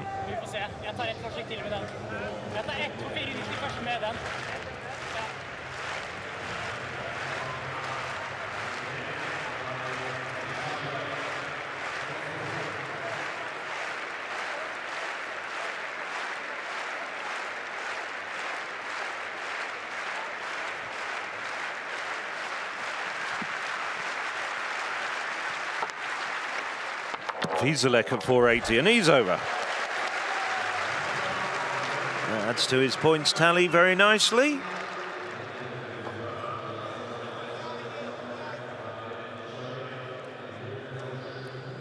A good vault from Wieselek. Fast on the run-up, good technique. Levers himself over 480.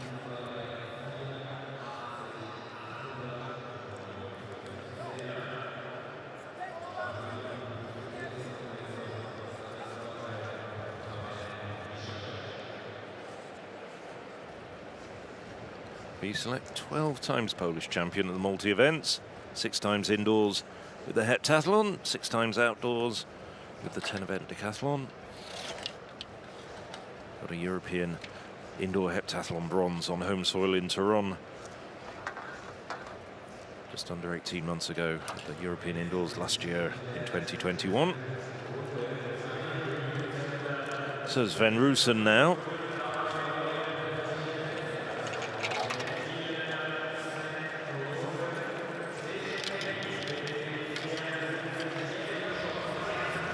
Already had one personal best, 4.70 meters, now 4.80. Oh, what an excellent jump. Absolutely terrific. He's delighted, and so he should be. Terrific vault.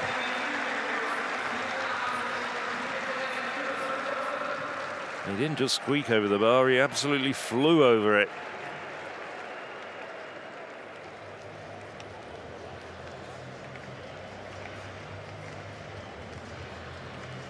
Had to work hard above the bar to get his torso away.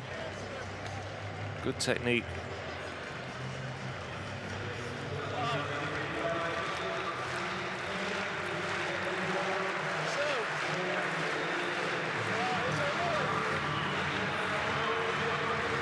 So now it's Nicholas Cowell.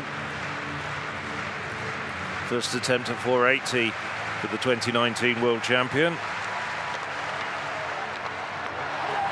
And they're all doing it. Cowell's over as well. Great vault from Cowell.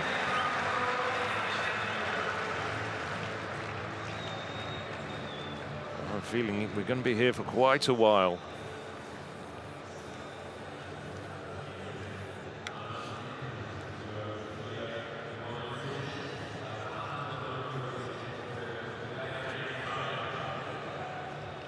Well, if you're wondering where the women's hammer throws are, there's just a slight delay. The second group, the Group B, if you like, of the women's hammer qualifying has just been pushed back to 13:45 local time. But we're staying with the pole vault for the moment as we see Dario Desta. It's brought the bar down again. So he gambled on passing at 470 after a really good clearance at 460. I'm wondering if it's a gamble that might come back to haunt him.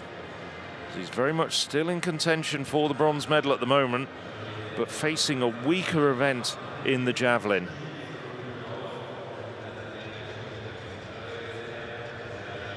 One more attempt for Desta.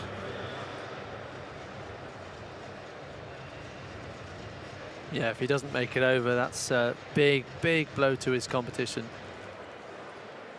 Yes, absolutely right, because I think he would have been looking at 480 and perhaps even going higher.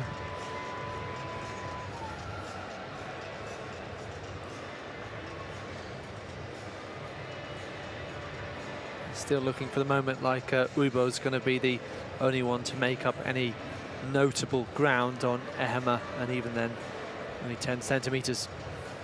Yes.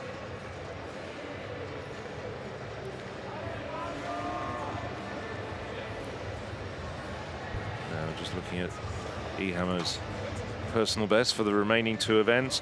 Not a strong javelin thrower, but we always knew that. In the great range of decathletes, 442, 1500 meters is fairly moderate, neither good nor terribly disastrous. Yeah, it was outside 5 meters, 5 minutes actually, sorry. 5 minutes 8 in Gotsis, where he has started off with that incredible 10:46 and 8:45 100 and long jump. So now Dario Desta, third and final attempt at this height.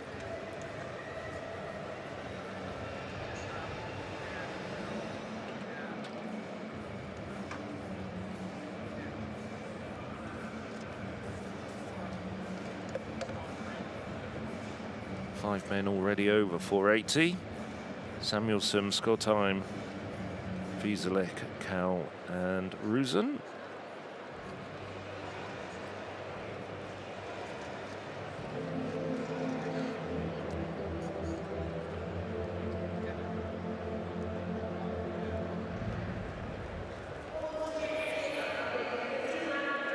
So it looks like we might now be ready to get the second group of women's hammer qualifiers going in their bid to make it through to the final. Group A concluded a little earlier.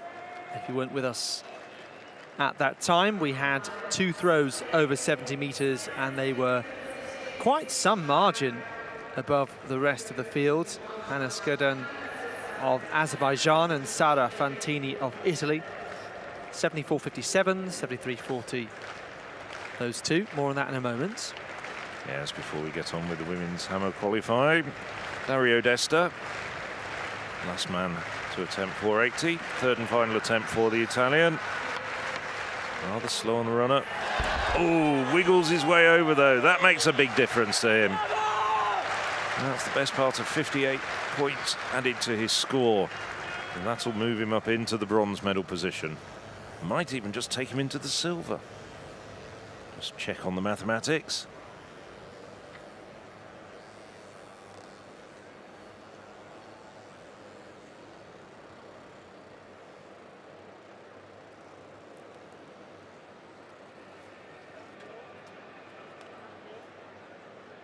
Yes, indeed, it will take him up to the silver over Oglana and Weibo.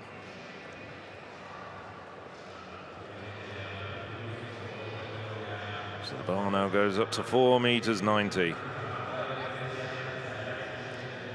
There you can see it.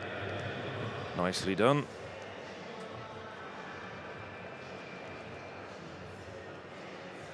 Just under 400 points though behind Simon Ehammer.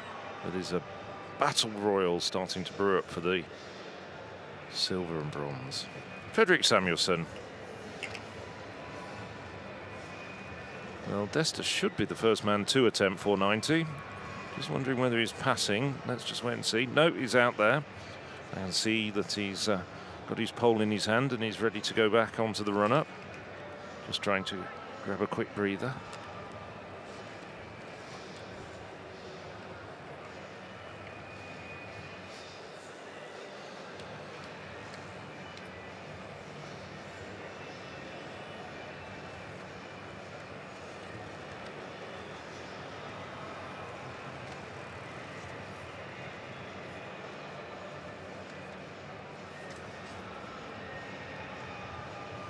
Samuelsson,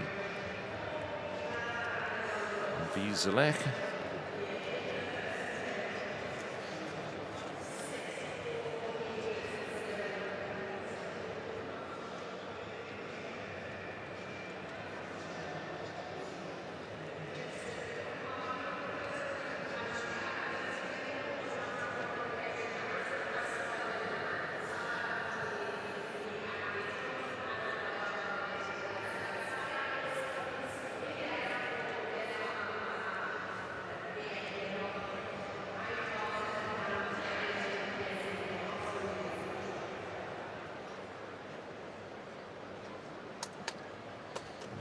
Dario Desta just been afforded a little bit of a breather. Now ready to go with his first attempt at 4 meters 90.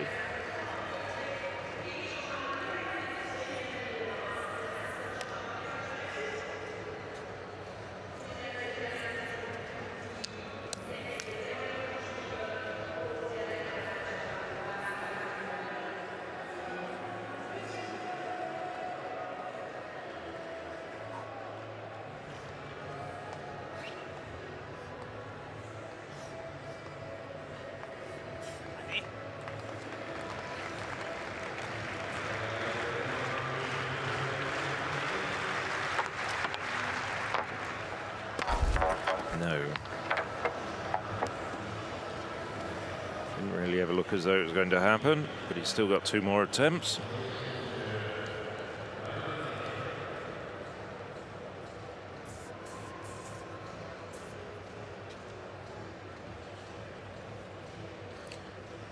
And if at home you're wondering about how big 4 meters 90 is, well, an old imperial measurement, it's about 15 feet, and it's taller than a double-decker bus. So that's what you're looking at when you're thinking about these guys vaulting. It doesn't always look that high on television.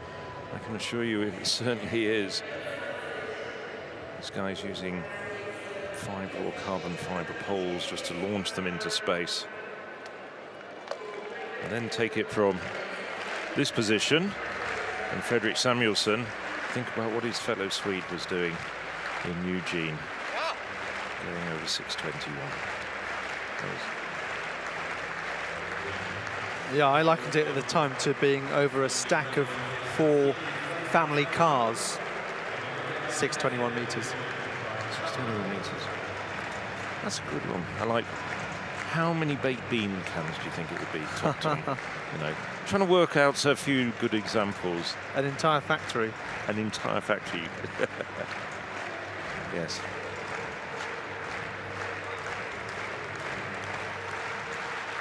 So, Fredrik Samuelsson, first attempt at 4 meters 90. No, just brings it down. Didn't quite have the height. Fairly reasonable attempt though.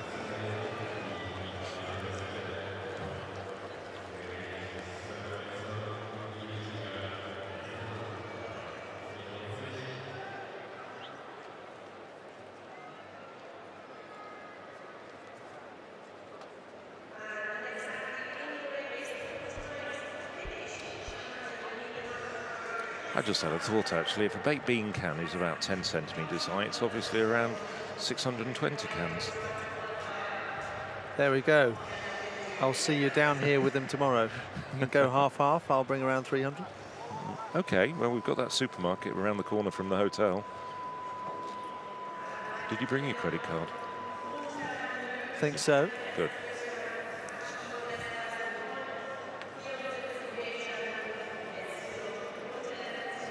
So, Sondersko time. 5 meter vaulter at best.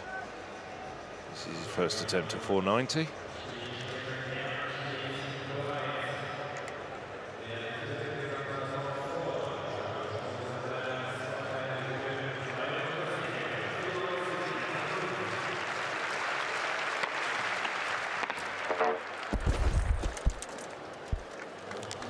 So no one over 490 so far.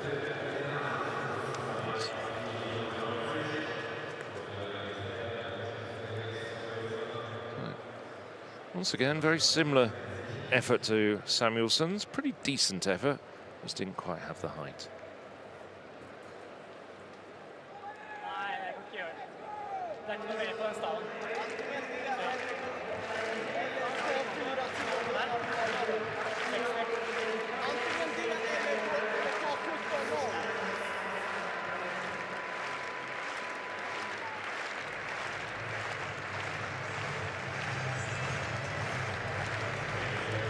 Wieselek, his turn to try and be the first man over 4 meters 90.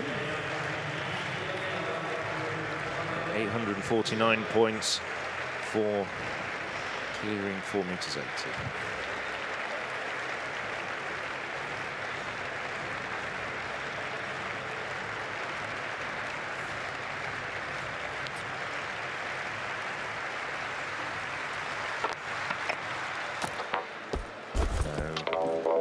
quite as good attempt as the ones we saw from Samuelsson and Skottheim.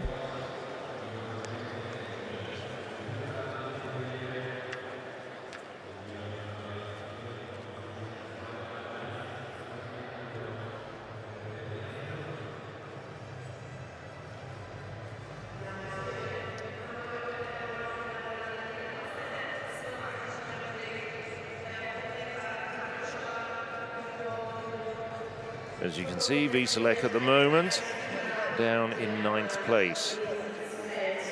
Yeah, he looked as though he was in medal contention after day 1, but has kind of slipped down today. At one point as high as 3rd after a 15:11 shot put.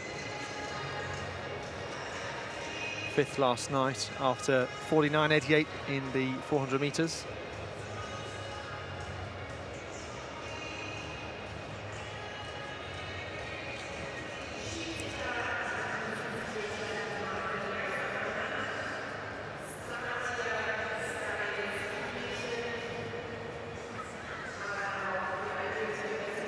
So this is Samuelsson.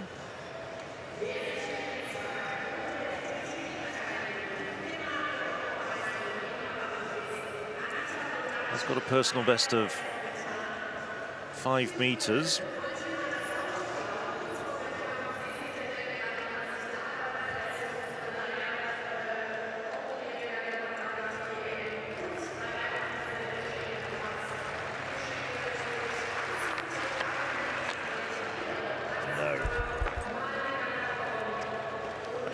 Sven Rusin. Sorry, the sun in my eyes.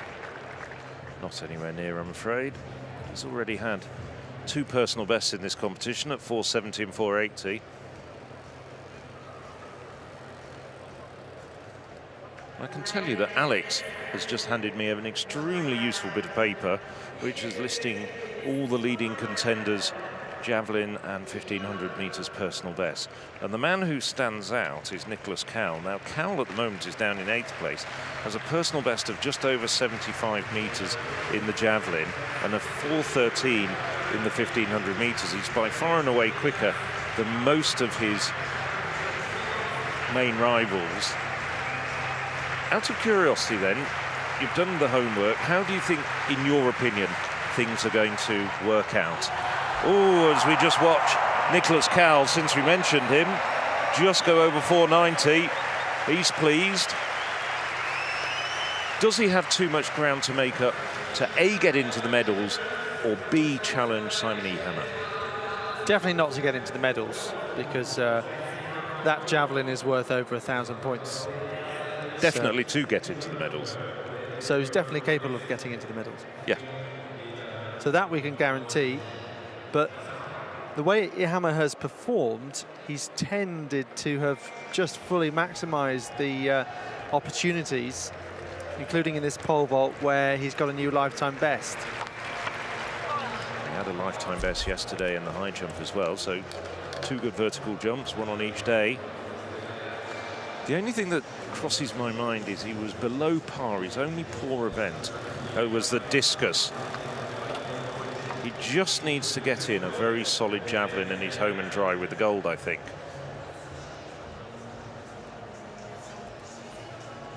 But looking at the way that Cowell is vaulting, I think it can potentially leave the door open for him to challenge for the medals, even though he's a long way back at the moment. Yeah, certainly could, because 55.98 in the javelin is Ehammer's best only, and then 4:42. So that works around just over 1,300 points compared to around 1,800 points for Cowell. So Nicholas Cowell, the only man over 490 at the moment in this group. Fredrik Samuelsson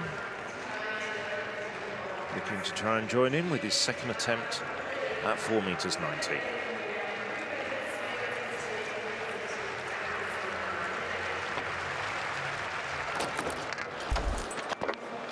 No. Nothing like as good as his first attempt, and I think he knows it by that look on his face and the way he's just laid back on the pole vault pit bed.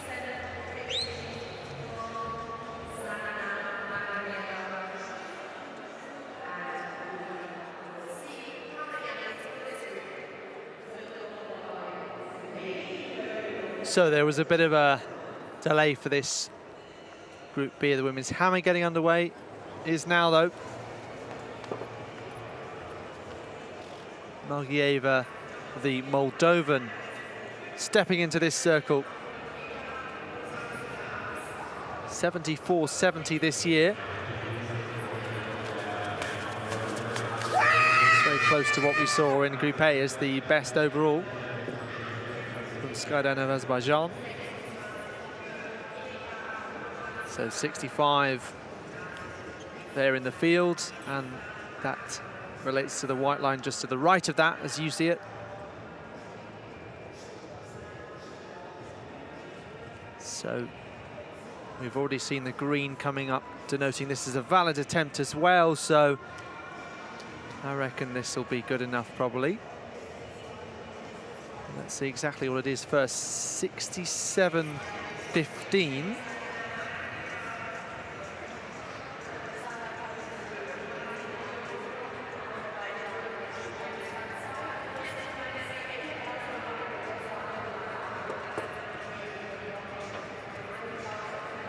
Gelber of Romania.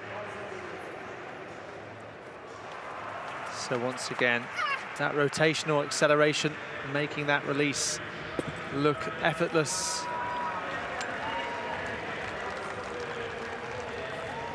And another great throw. So long way to go still in qualifying here, but Gelber looks to be our next athlete over 70 meters, just the third in qualifying with Group A completed some time ago.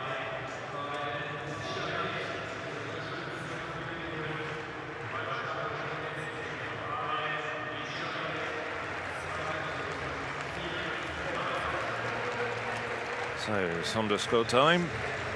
Second attempt at 490. Just a short while ago, you saw Nicholas Cowell with an excellent effort at this height. Now the only man clear so far. Make that number 2. And it's go time. He rather likes that.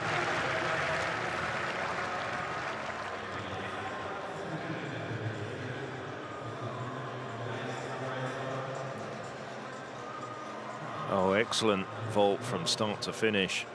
Looked determined, quick on the run-up, solid plant, good elevation. Didn't even touch the bar.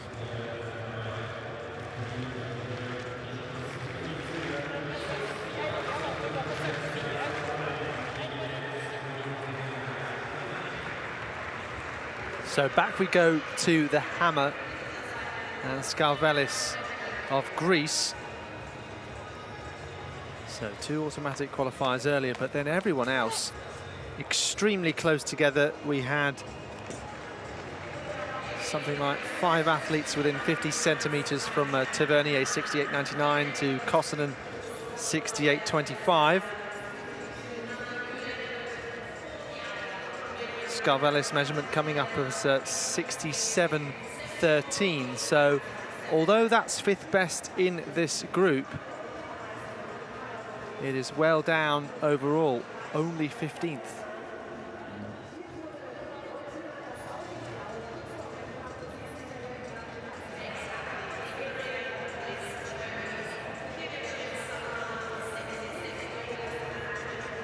So at this moment in time, although it's a moving goalpost, 67.55, Laura Redondo of Spain is the mark needed, but Redondo has a chance to improve on that.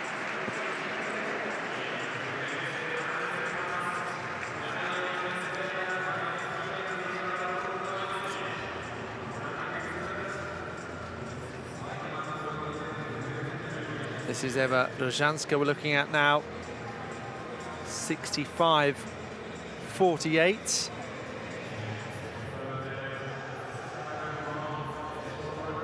That was in the first round, improving to 68.26.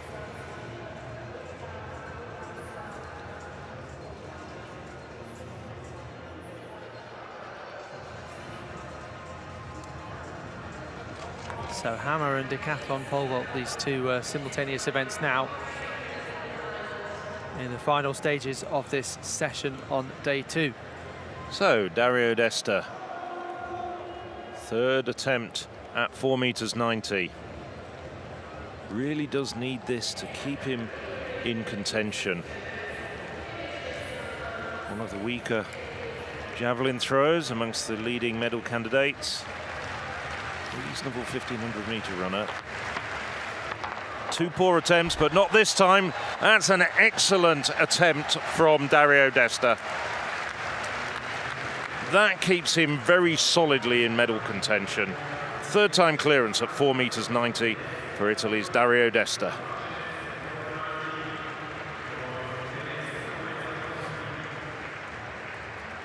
So keeping himself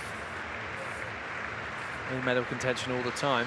But yeah, Cowell, the more I think about it, the more I think he's capable of challenging Ehrhammer with his personal bests around the margin, around that 500-point margin. Better that he currently is in deficit to our long-time Swiss leader. That's very interesting, because Ehrhammer will end this competition, this particular discipline, as the leader, and he's led from start to finish. Redondo of Spain. So currently occupying that 12th spot across those 2 groups. 9th in this group.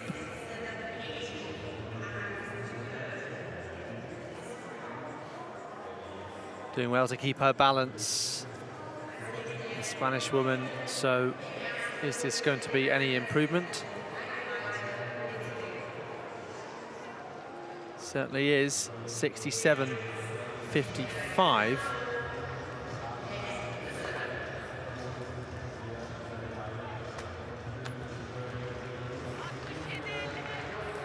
Hilber of Romania next.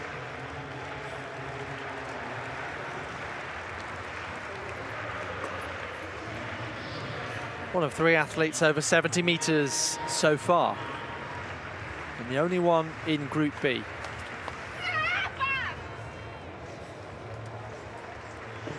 Real commanding presence inside the circle, and she has improved a little as well.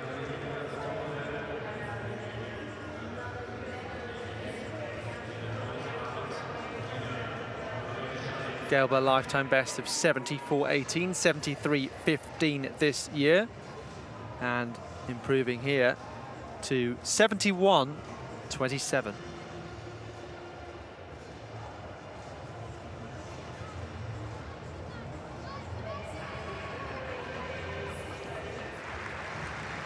So incredibly, her and Rozhanska midway through this second round are the only athletes going through from Group B. What about Krista Tervo of Finland? Strapping around that knee of hers.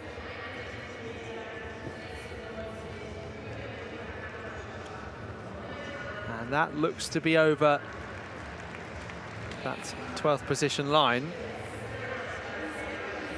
So currently that's Katarzyna Fermanek of Poland, 67.62, with Redondo now having been pushed down.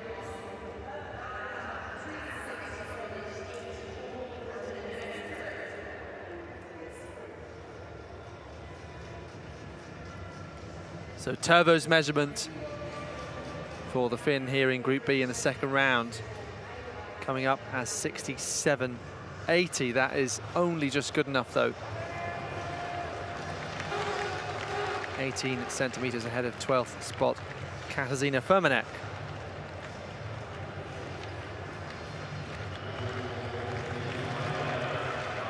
So now Dario Desta, first attempt. He's just got a quick breather, having got over the 4.90 at his first attempt. First attempt at 5 meters.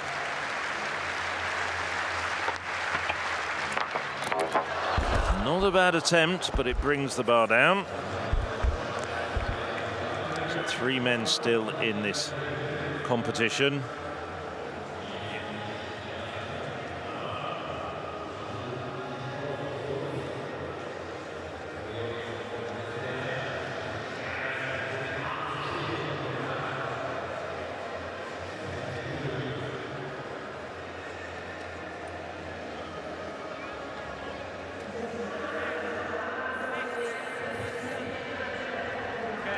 It's still Cowell and Sko time. To vault at 5 meters.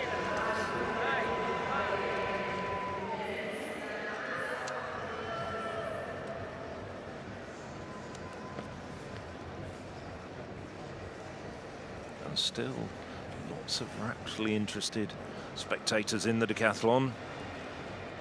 Good smattering of people in the main stand, and then all the way round to the pole vault, which is over on the far side of the stadium by the steeplechase pit.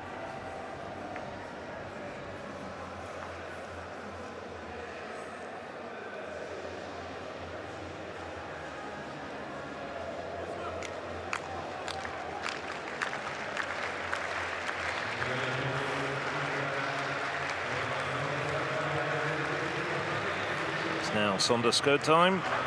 This wouldn't be a personal best, it's actually vaulted 5:01.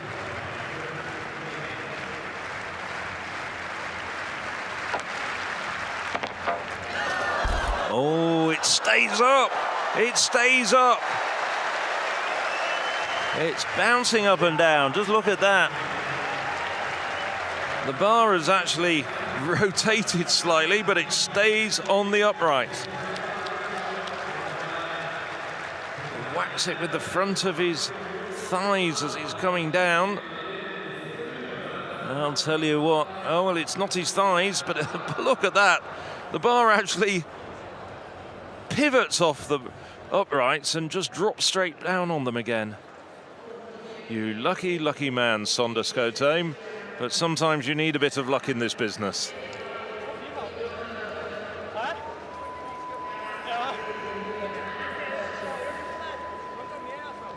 Well, they're going to have to bring the bar down and reset it because it's out of alignment.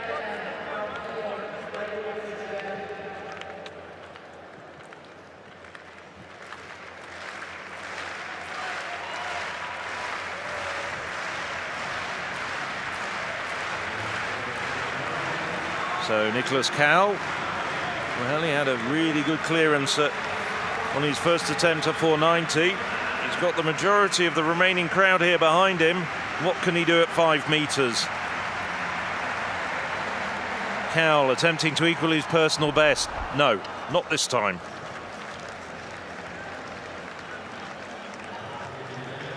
Two more attempts though for the German, the former world champion. Just remember, he was only 19 years of age when he won that world title.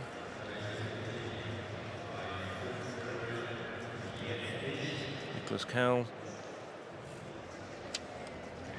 still only 24 years of age. Sorry, he was 21 when he won the world title. Still in the second round, women's hammer qualification Group B.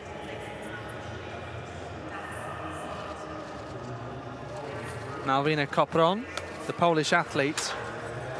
So one foul already, and now two. Oh, extremely frustrating. But she's not the only athlete in that position. Sara Kilinen of Finland and Charlotte Payne, no mark from the first round.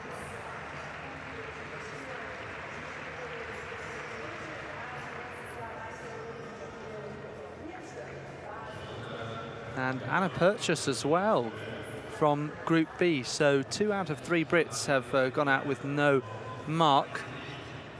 And Kopron trying to rescue herself from that position. She'll have one more chance. These athletes in Group B finding it that bit tougher, it seems. Still Bianca Gelber, 71-27. Way in front of Eva Rożanska on 68-26. So potentially a flavour of who our 3 medalists could be, given that 2.5 metre gap behind Skajdan, Fantini and Gelber.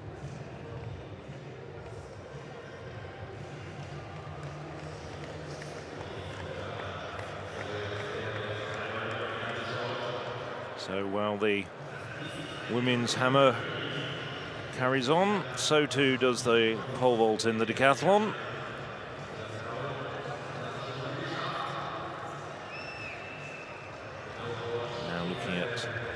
Nicholas Cowell. Dario Desta has just failed for a second time just a moment ago while we're watching some of the women hammer throwers. There's Nicholas Cowell trying to equal his personal best.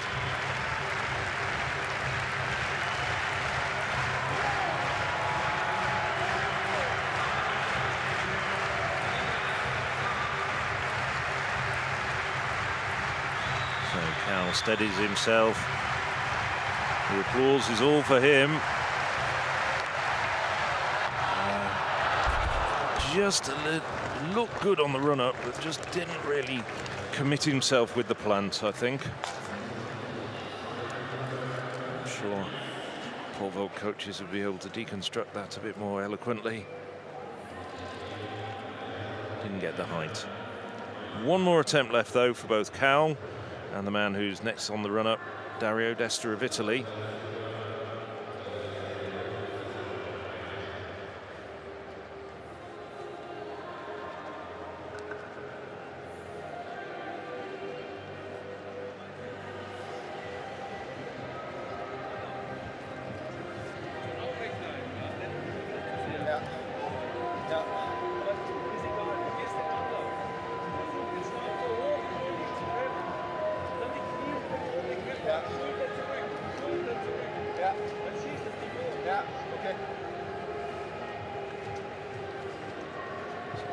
Getting some input from his coaching staff.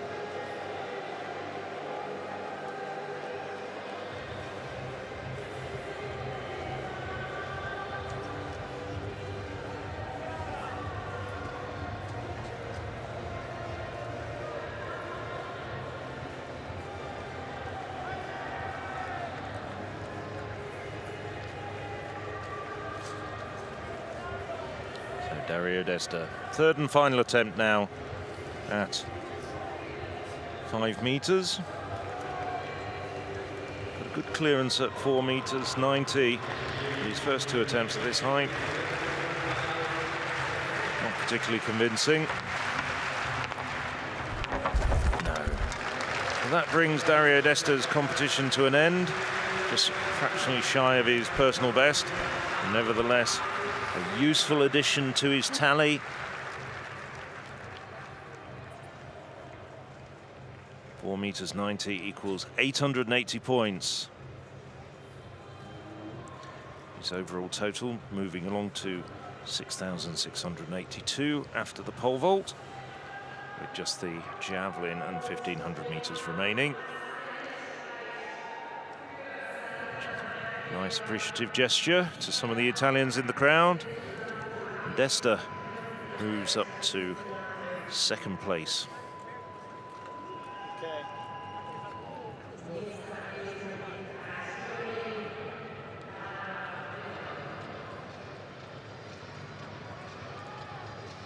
Well, I make it that Cowell currently 520 points back,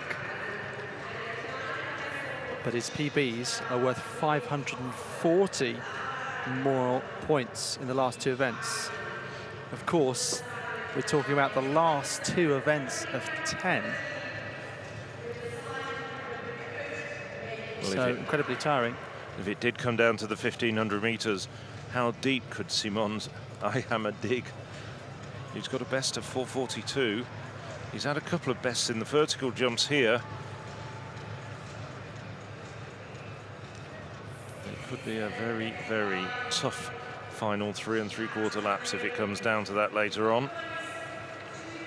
Yeah. So Nicholas Cowell, the last man to attempt this height. 3rd attempt at 5 meters for Nicholas Cowell, and this would equal his personal best. Sonderskoteim has gone clear.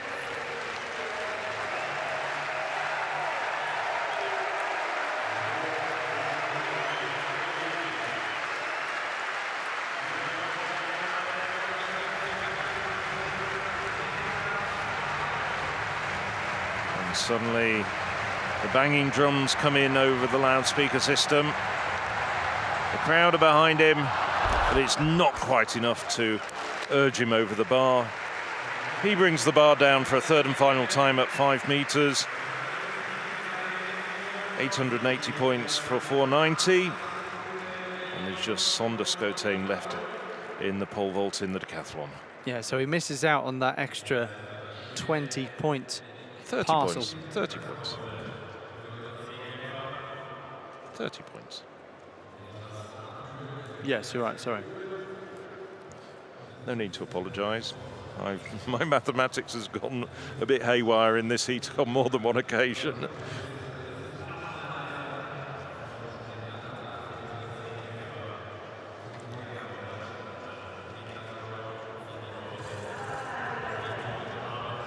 Why don't we check in with the hammer? This is Laura Redondo.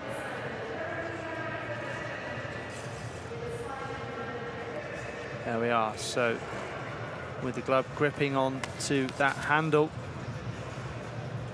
and then launching and going around the 68-meter mark once again, where so many athletes are at this point now, as things stand. 67-62 still of Firmanek. So Redondo may have helped herself get into that final, just squeeze in. It's going to be pretty close. Well, it's also 67-62, so it goes back to second best efforts. And Redondo is in for now, anyway, because there are other athletes yet to go in this final round who can still improve. So the stage is only for Sondersko team in the decathlon pole vault. We had the big hitters earlier. We saw Michael Weibo go over 5:30. This is Group B.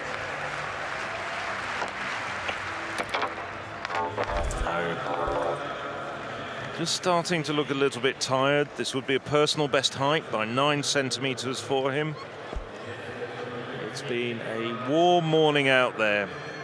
Had the 110 meters hurdles where, frankly, it all went horribly wrong. He did come through in just outside 16 seconds. Came back with a good discus. Spent a long time out in the sun. I'm sure he's just looking to get back in the shade, get into the air conditioning combined events restroom, get some refreshment, probably a banana or two.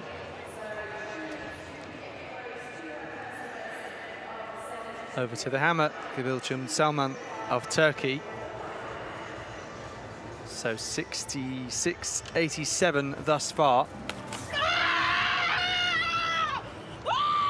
Willing that one all the way, and it could just be good enough. So we already know that 67-62 is what two athletes are on, Redondo and Firmanek. I said Redondo was in for now, but maybe that comment only lasted for a minute.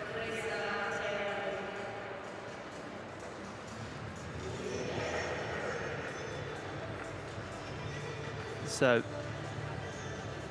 congested field full of lines and sectors superimposed, and take 67-68. She's in by just 6 centimeters, so usurps Redondo, whose improvement turns out to be in vain, if you like.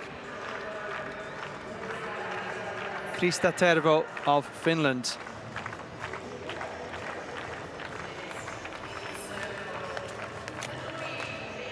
Teammate Silja Kostonen looks to be just about in. And no improvement there for Tervo. So hovering dangerously in 11th place overall. 67-68 for Salman, 67-80 for Tervo. Irina Klimets of Ukraine, 67-87, and can't improve as she was in Group A.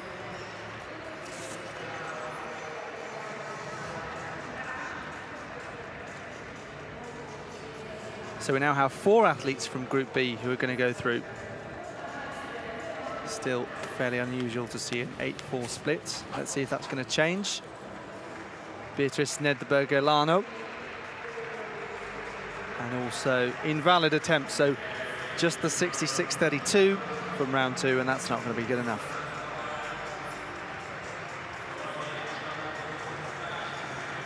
Very keen to see whether Malvina Copron is going to get her valid effort in.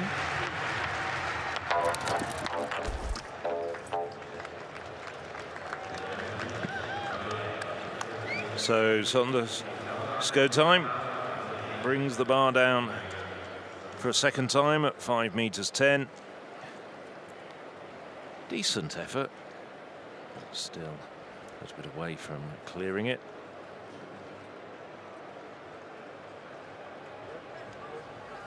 I think he is looking very tired now.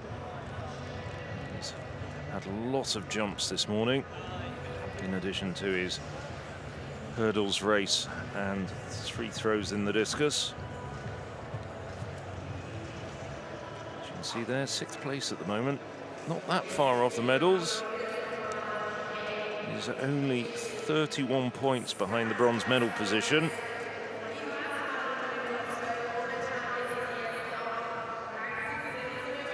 So one final attempt for Sker team. Skarvelis of Greece. 67.13 in the opening round. No measurement in the second. 12th place remains the same at 67.68. So one of the last few throws in qualification.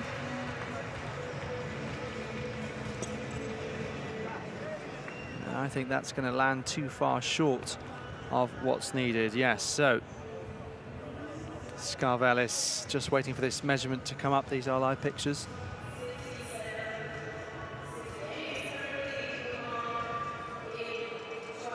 It's 65.42.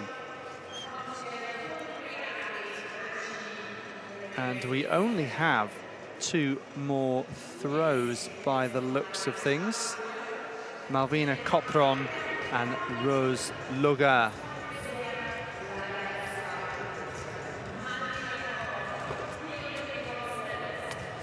Well, Copron finds herself in a very tough position after no measurement in either of the opening 2 rounds. 75-meter thrower this year, so this would be a big surprise. 76.85 her PB. Can she get herself out of this tough position? Only needs 67.68. Oh dear. And laments why the competition has gone this way.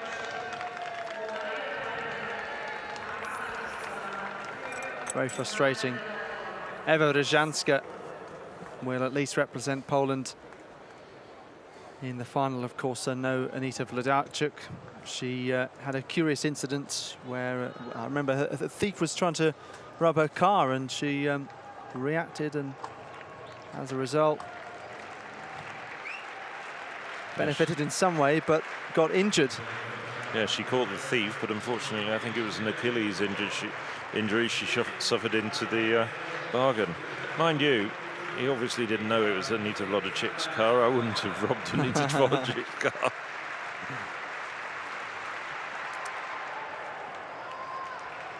She's a very nice person. So Copron out. No mark for her, but she's not the only one, as I said. 4 athletes not managing to get a valid throw in. Lugar with the final throw of the competition. And that one goes straight into the cage. She waves goodbye as she walks across the field.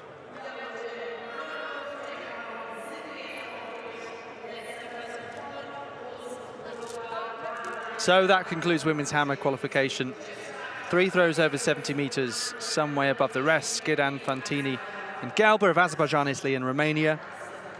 And as many as 8 athletes through from Group A. With Klimets all the way down in 8th position there, 67.87. As you can see, 10th overall. And then Salman, 67.68.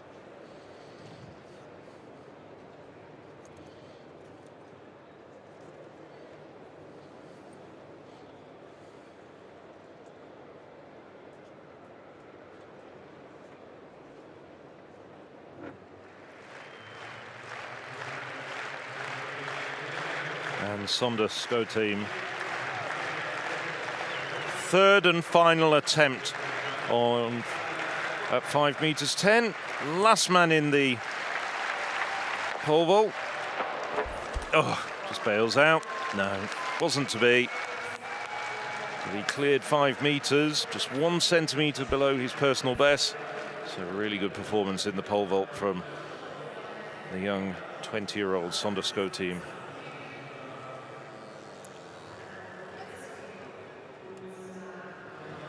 Five meters equating to 910 points. And that moves him up to 6th place. Still within reach of the medals.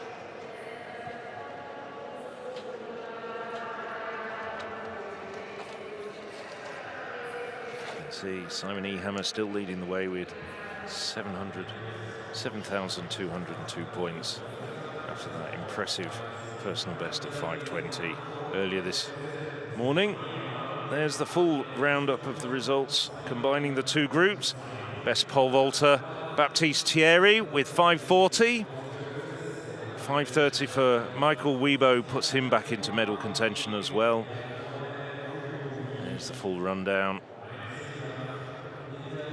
Karel Tilger, no mark for the Estonian. That takes him out of any consideration of a high position.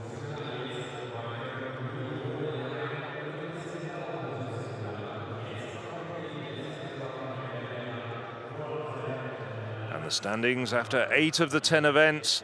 Simon Ehammer, 7,202 points. A big distance back to Dario Desta, but then a 5-way battle for the silver and bronze between Desta, Weibo, Aglane, Kazmarek and SCO team. That's going to be a fascinating final 2 events later on today. Just to mark your card, the men's javelin Group A will be the very first event to get underway in the evening session on this day 2 of the 2022 European Athletics Championships. So we're going off for a bit of lunch, myself and Alex Seftel.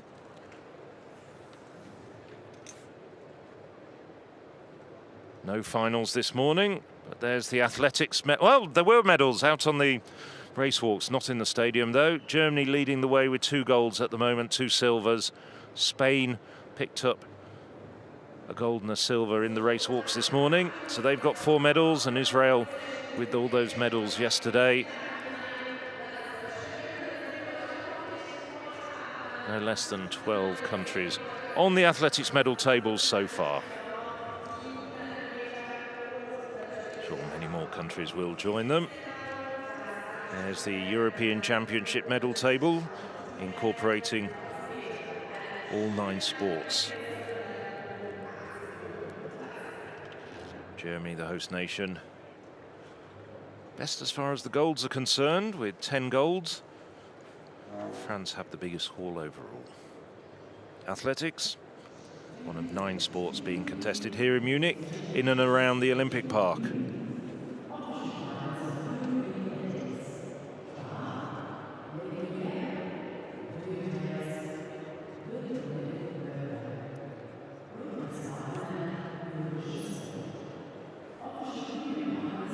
So as the stadium empties, we get ready for tonight's session.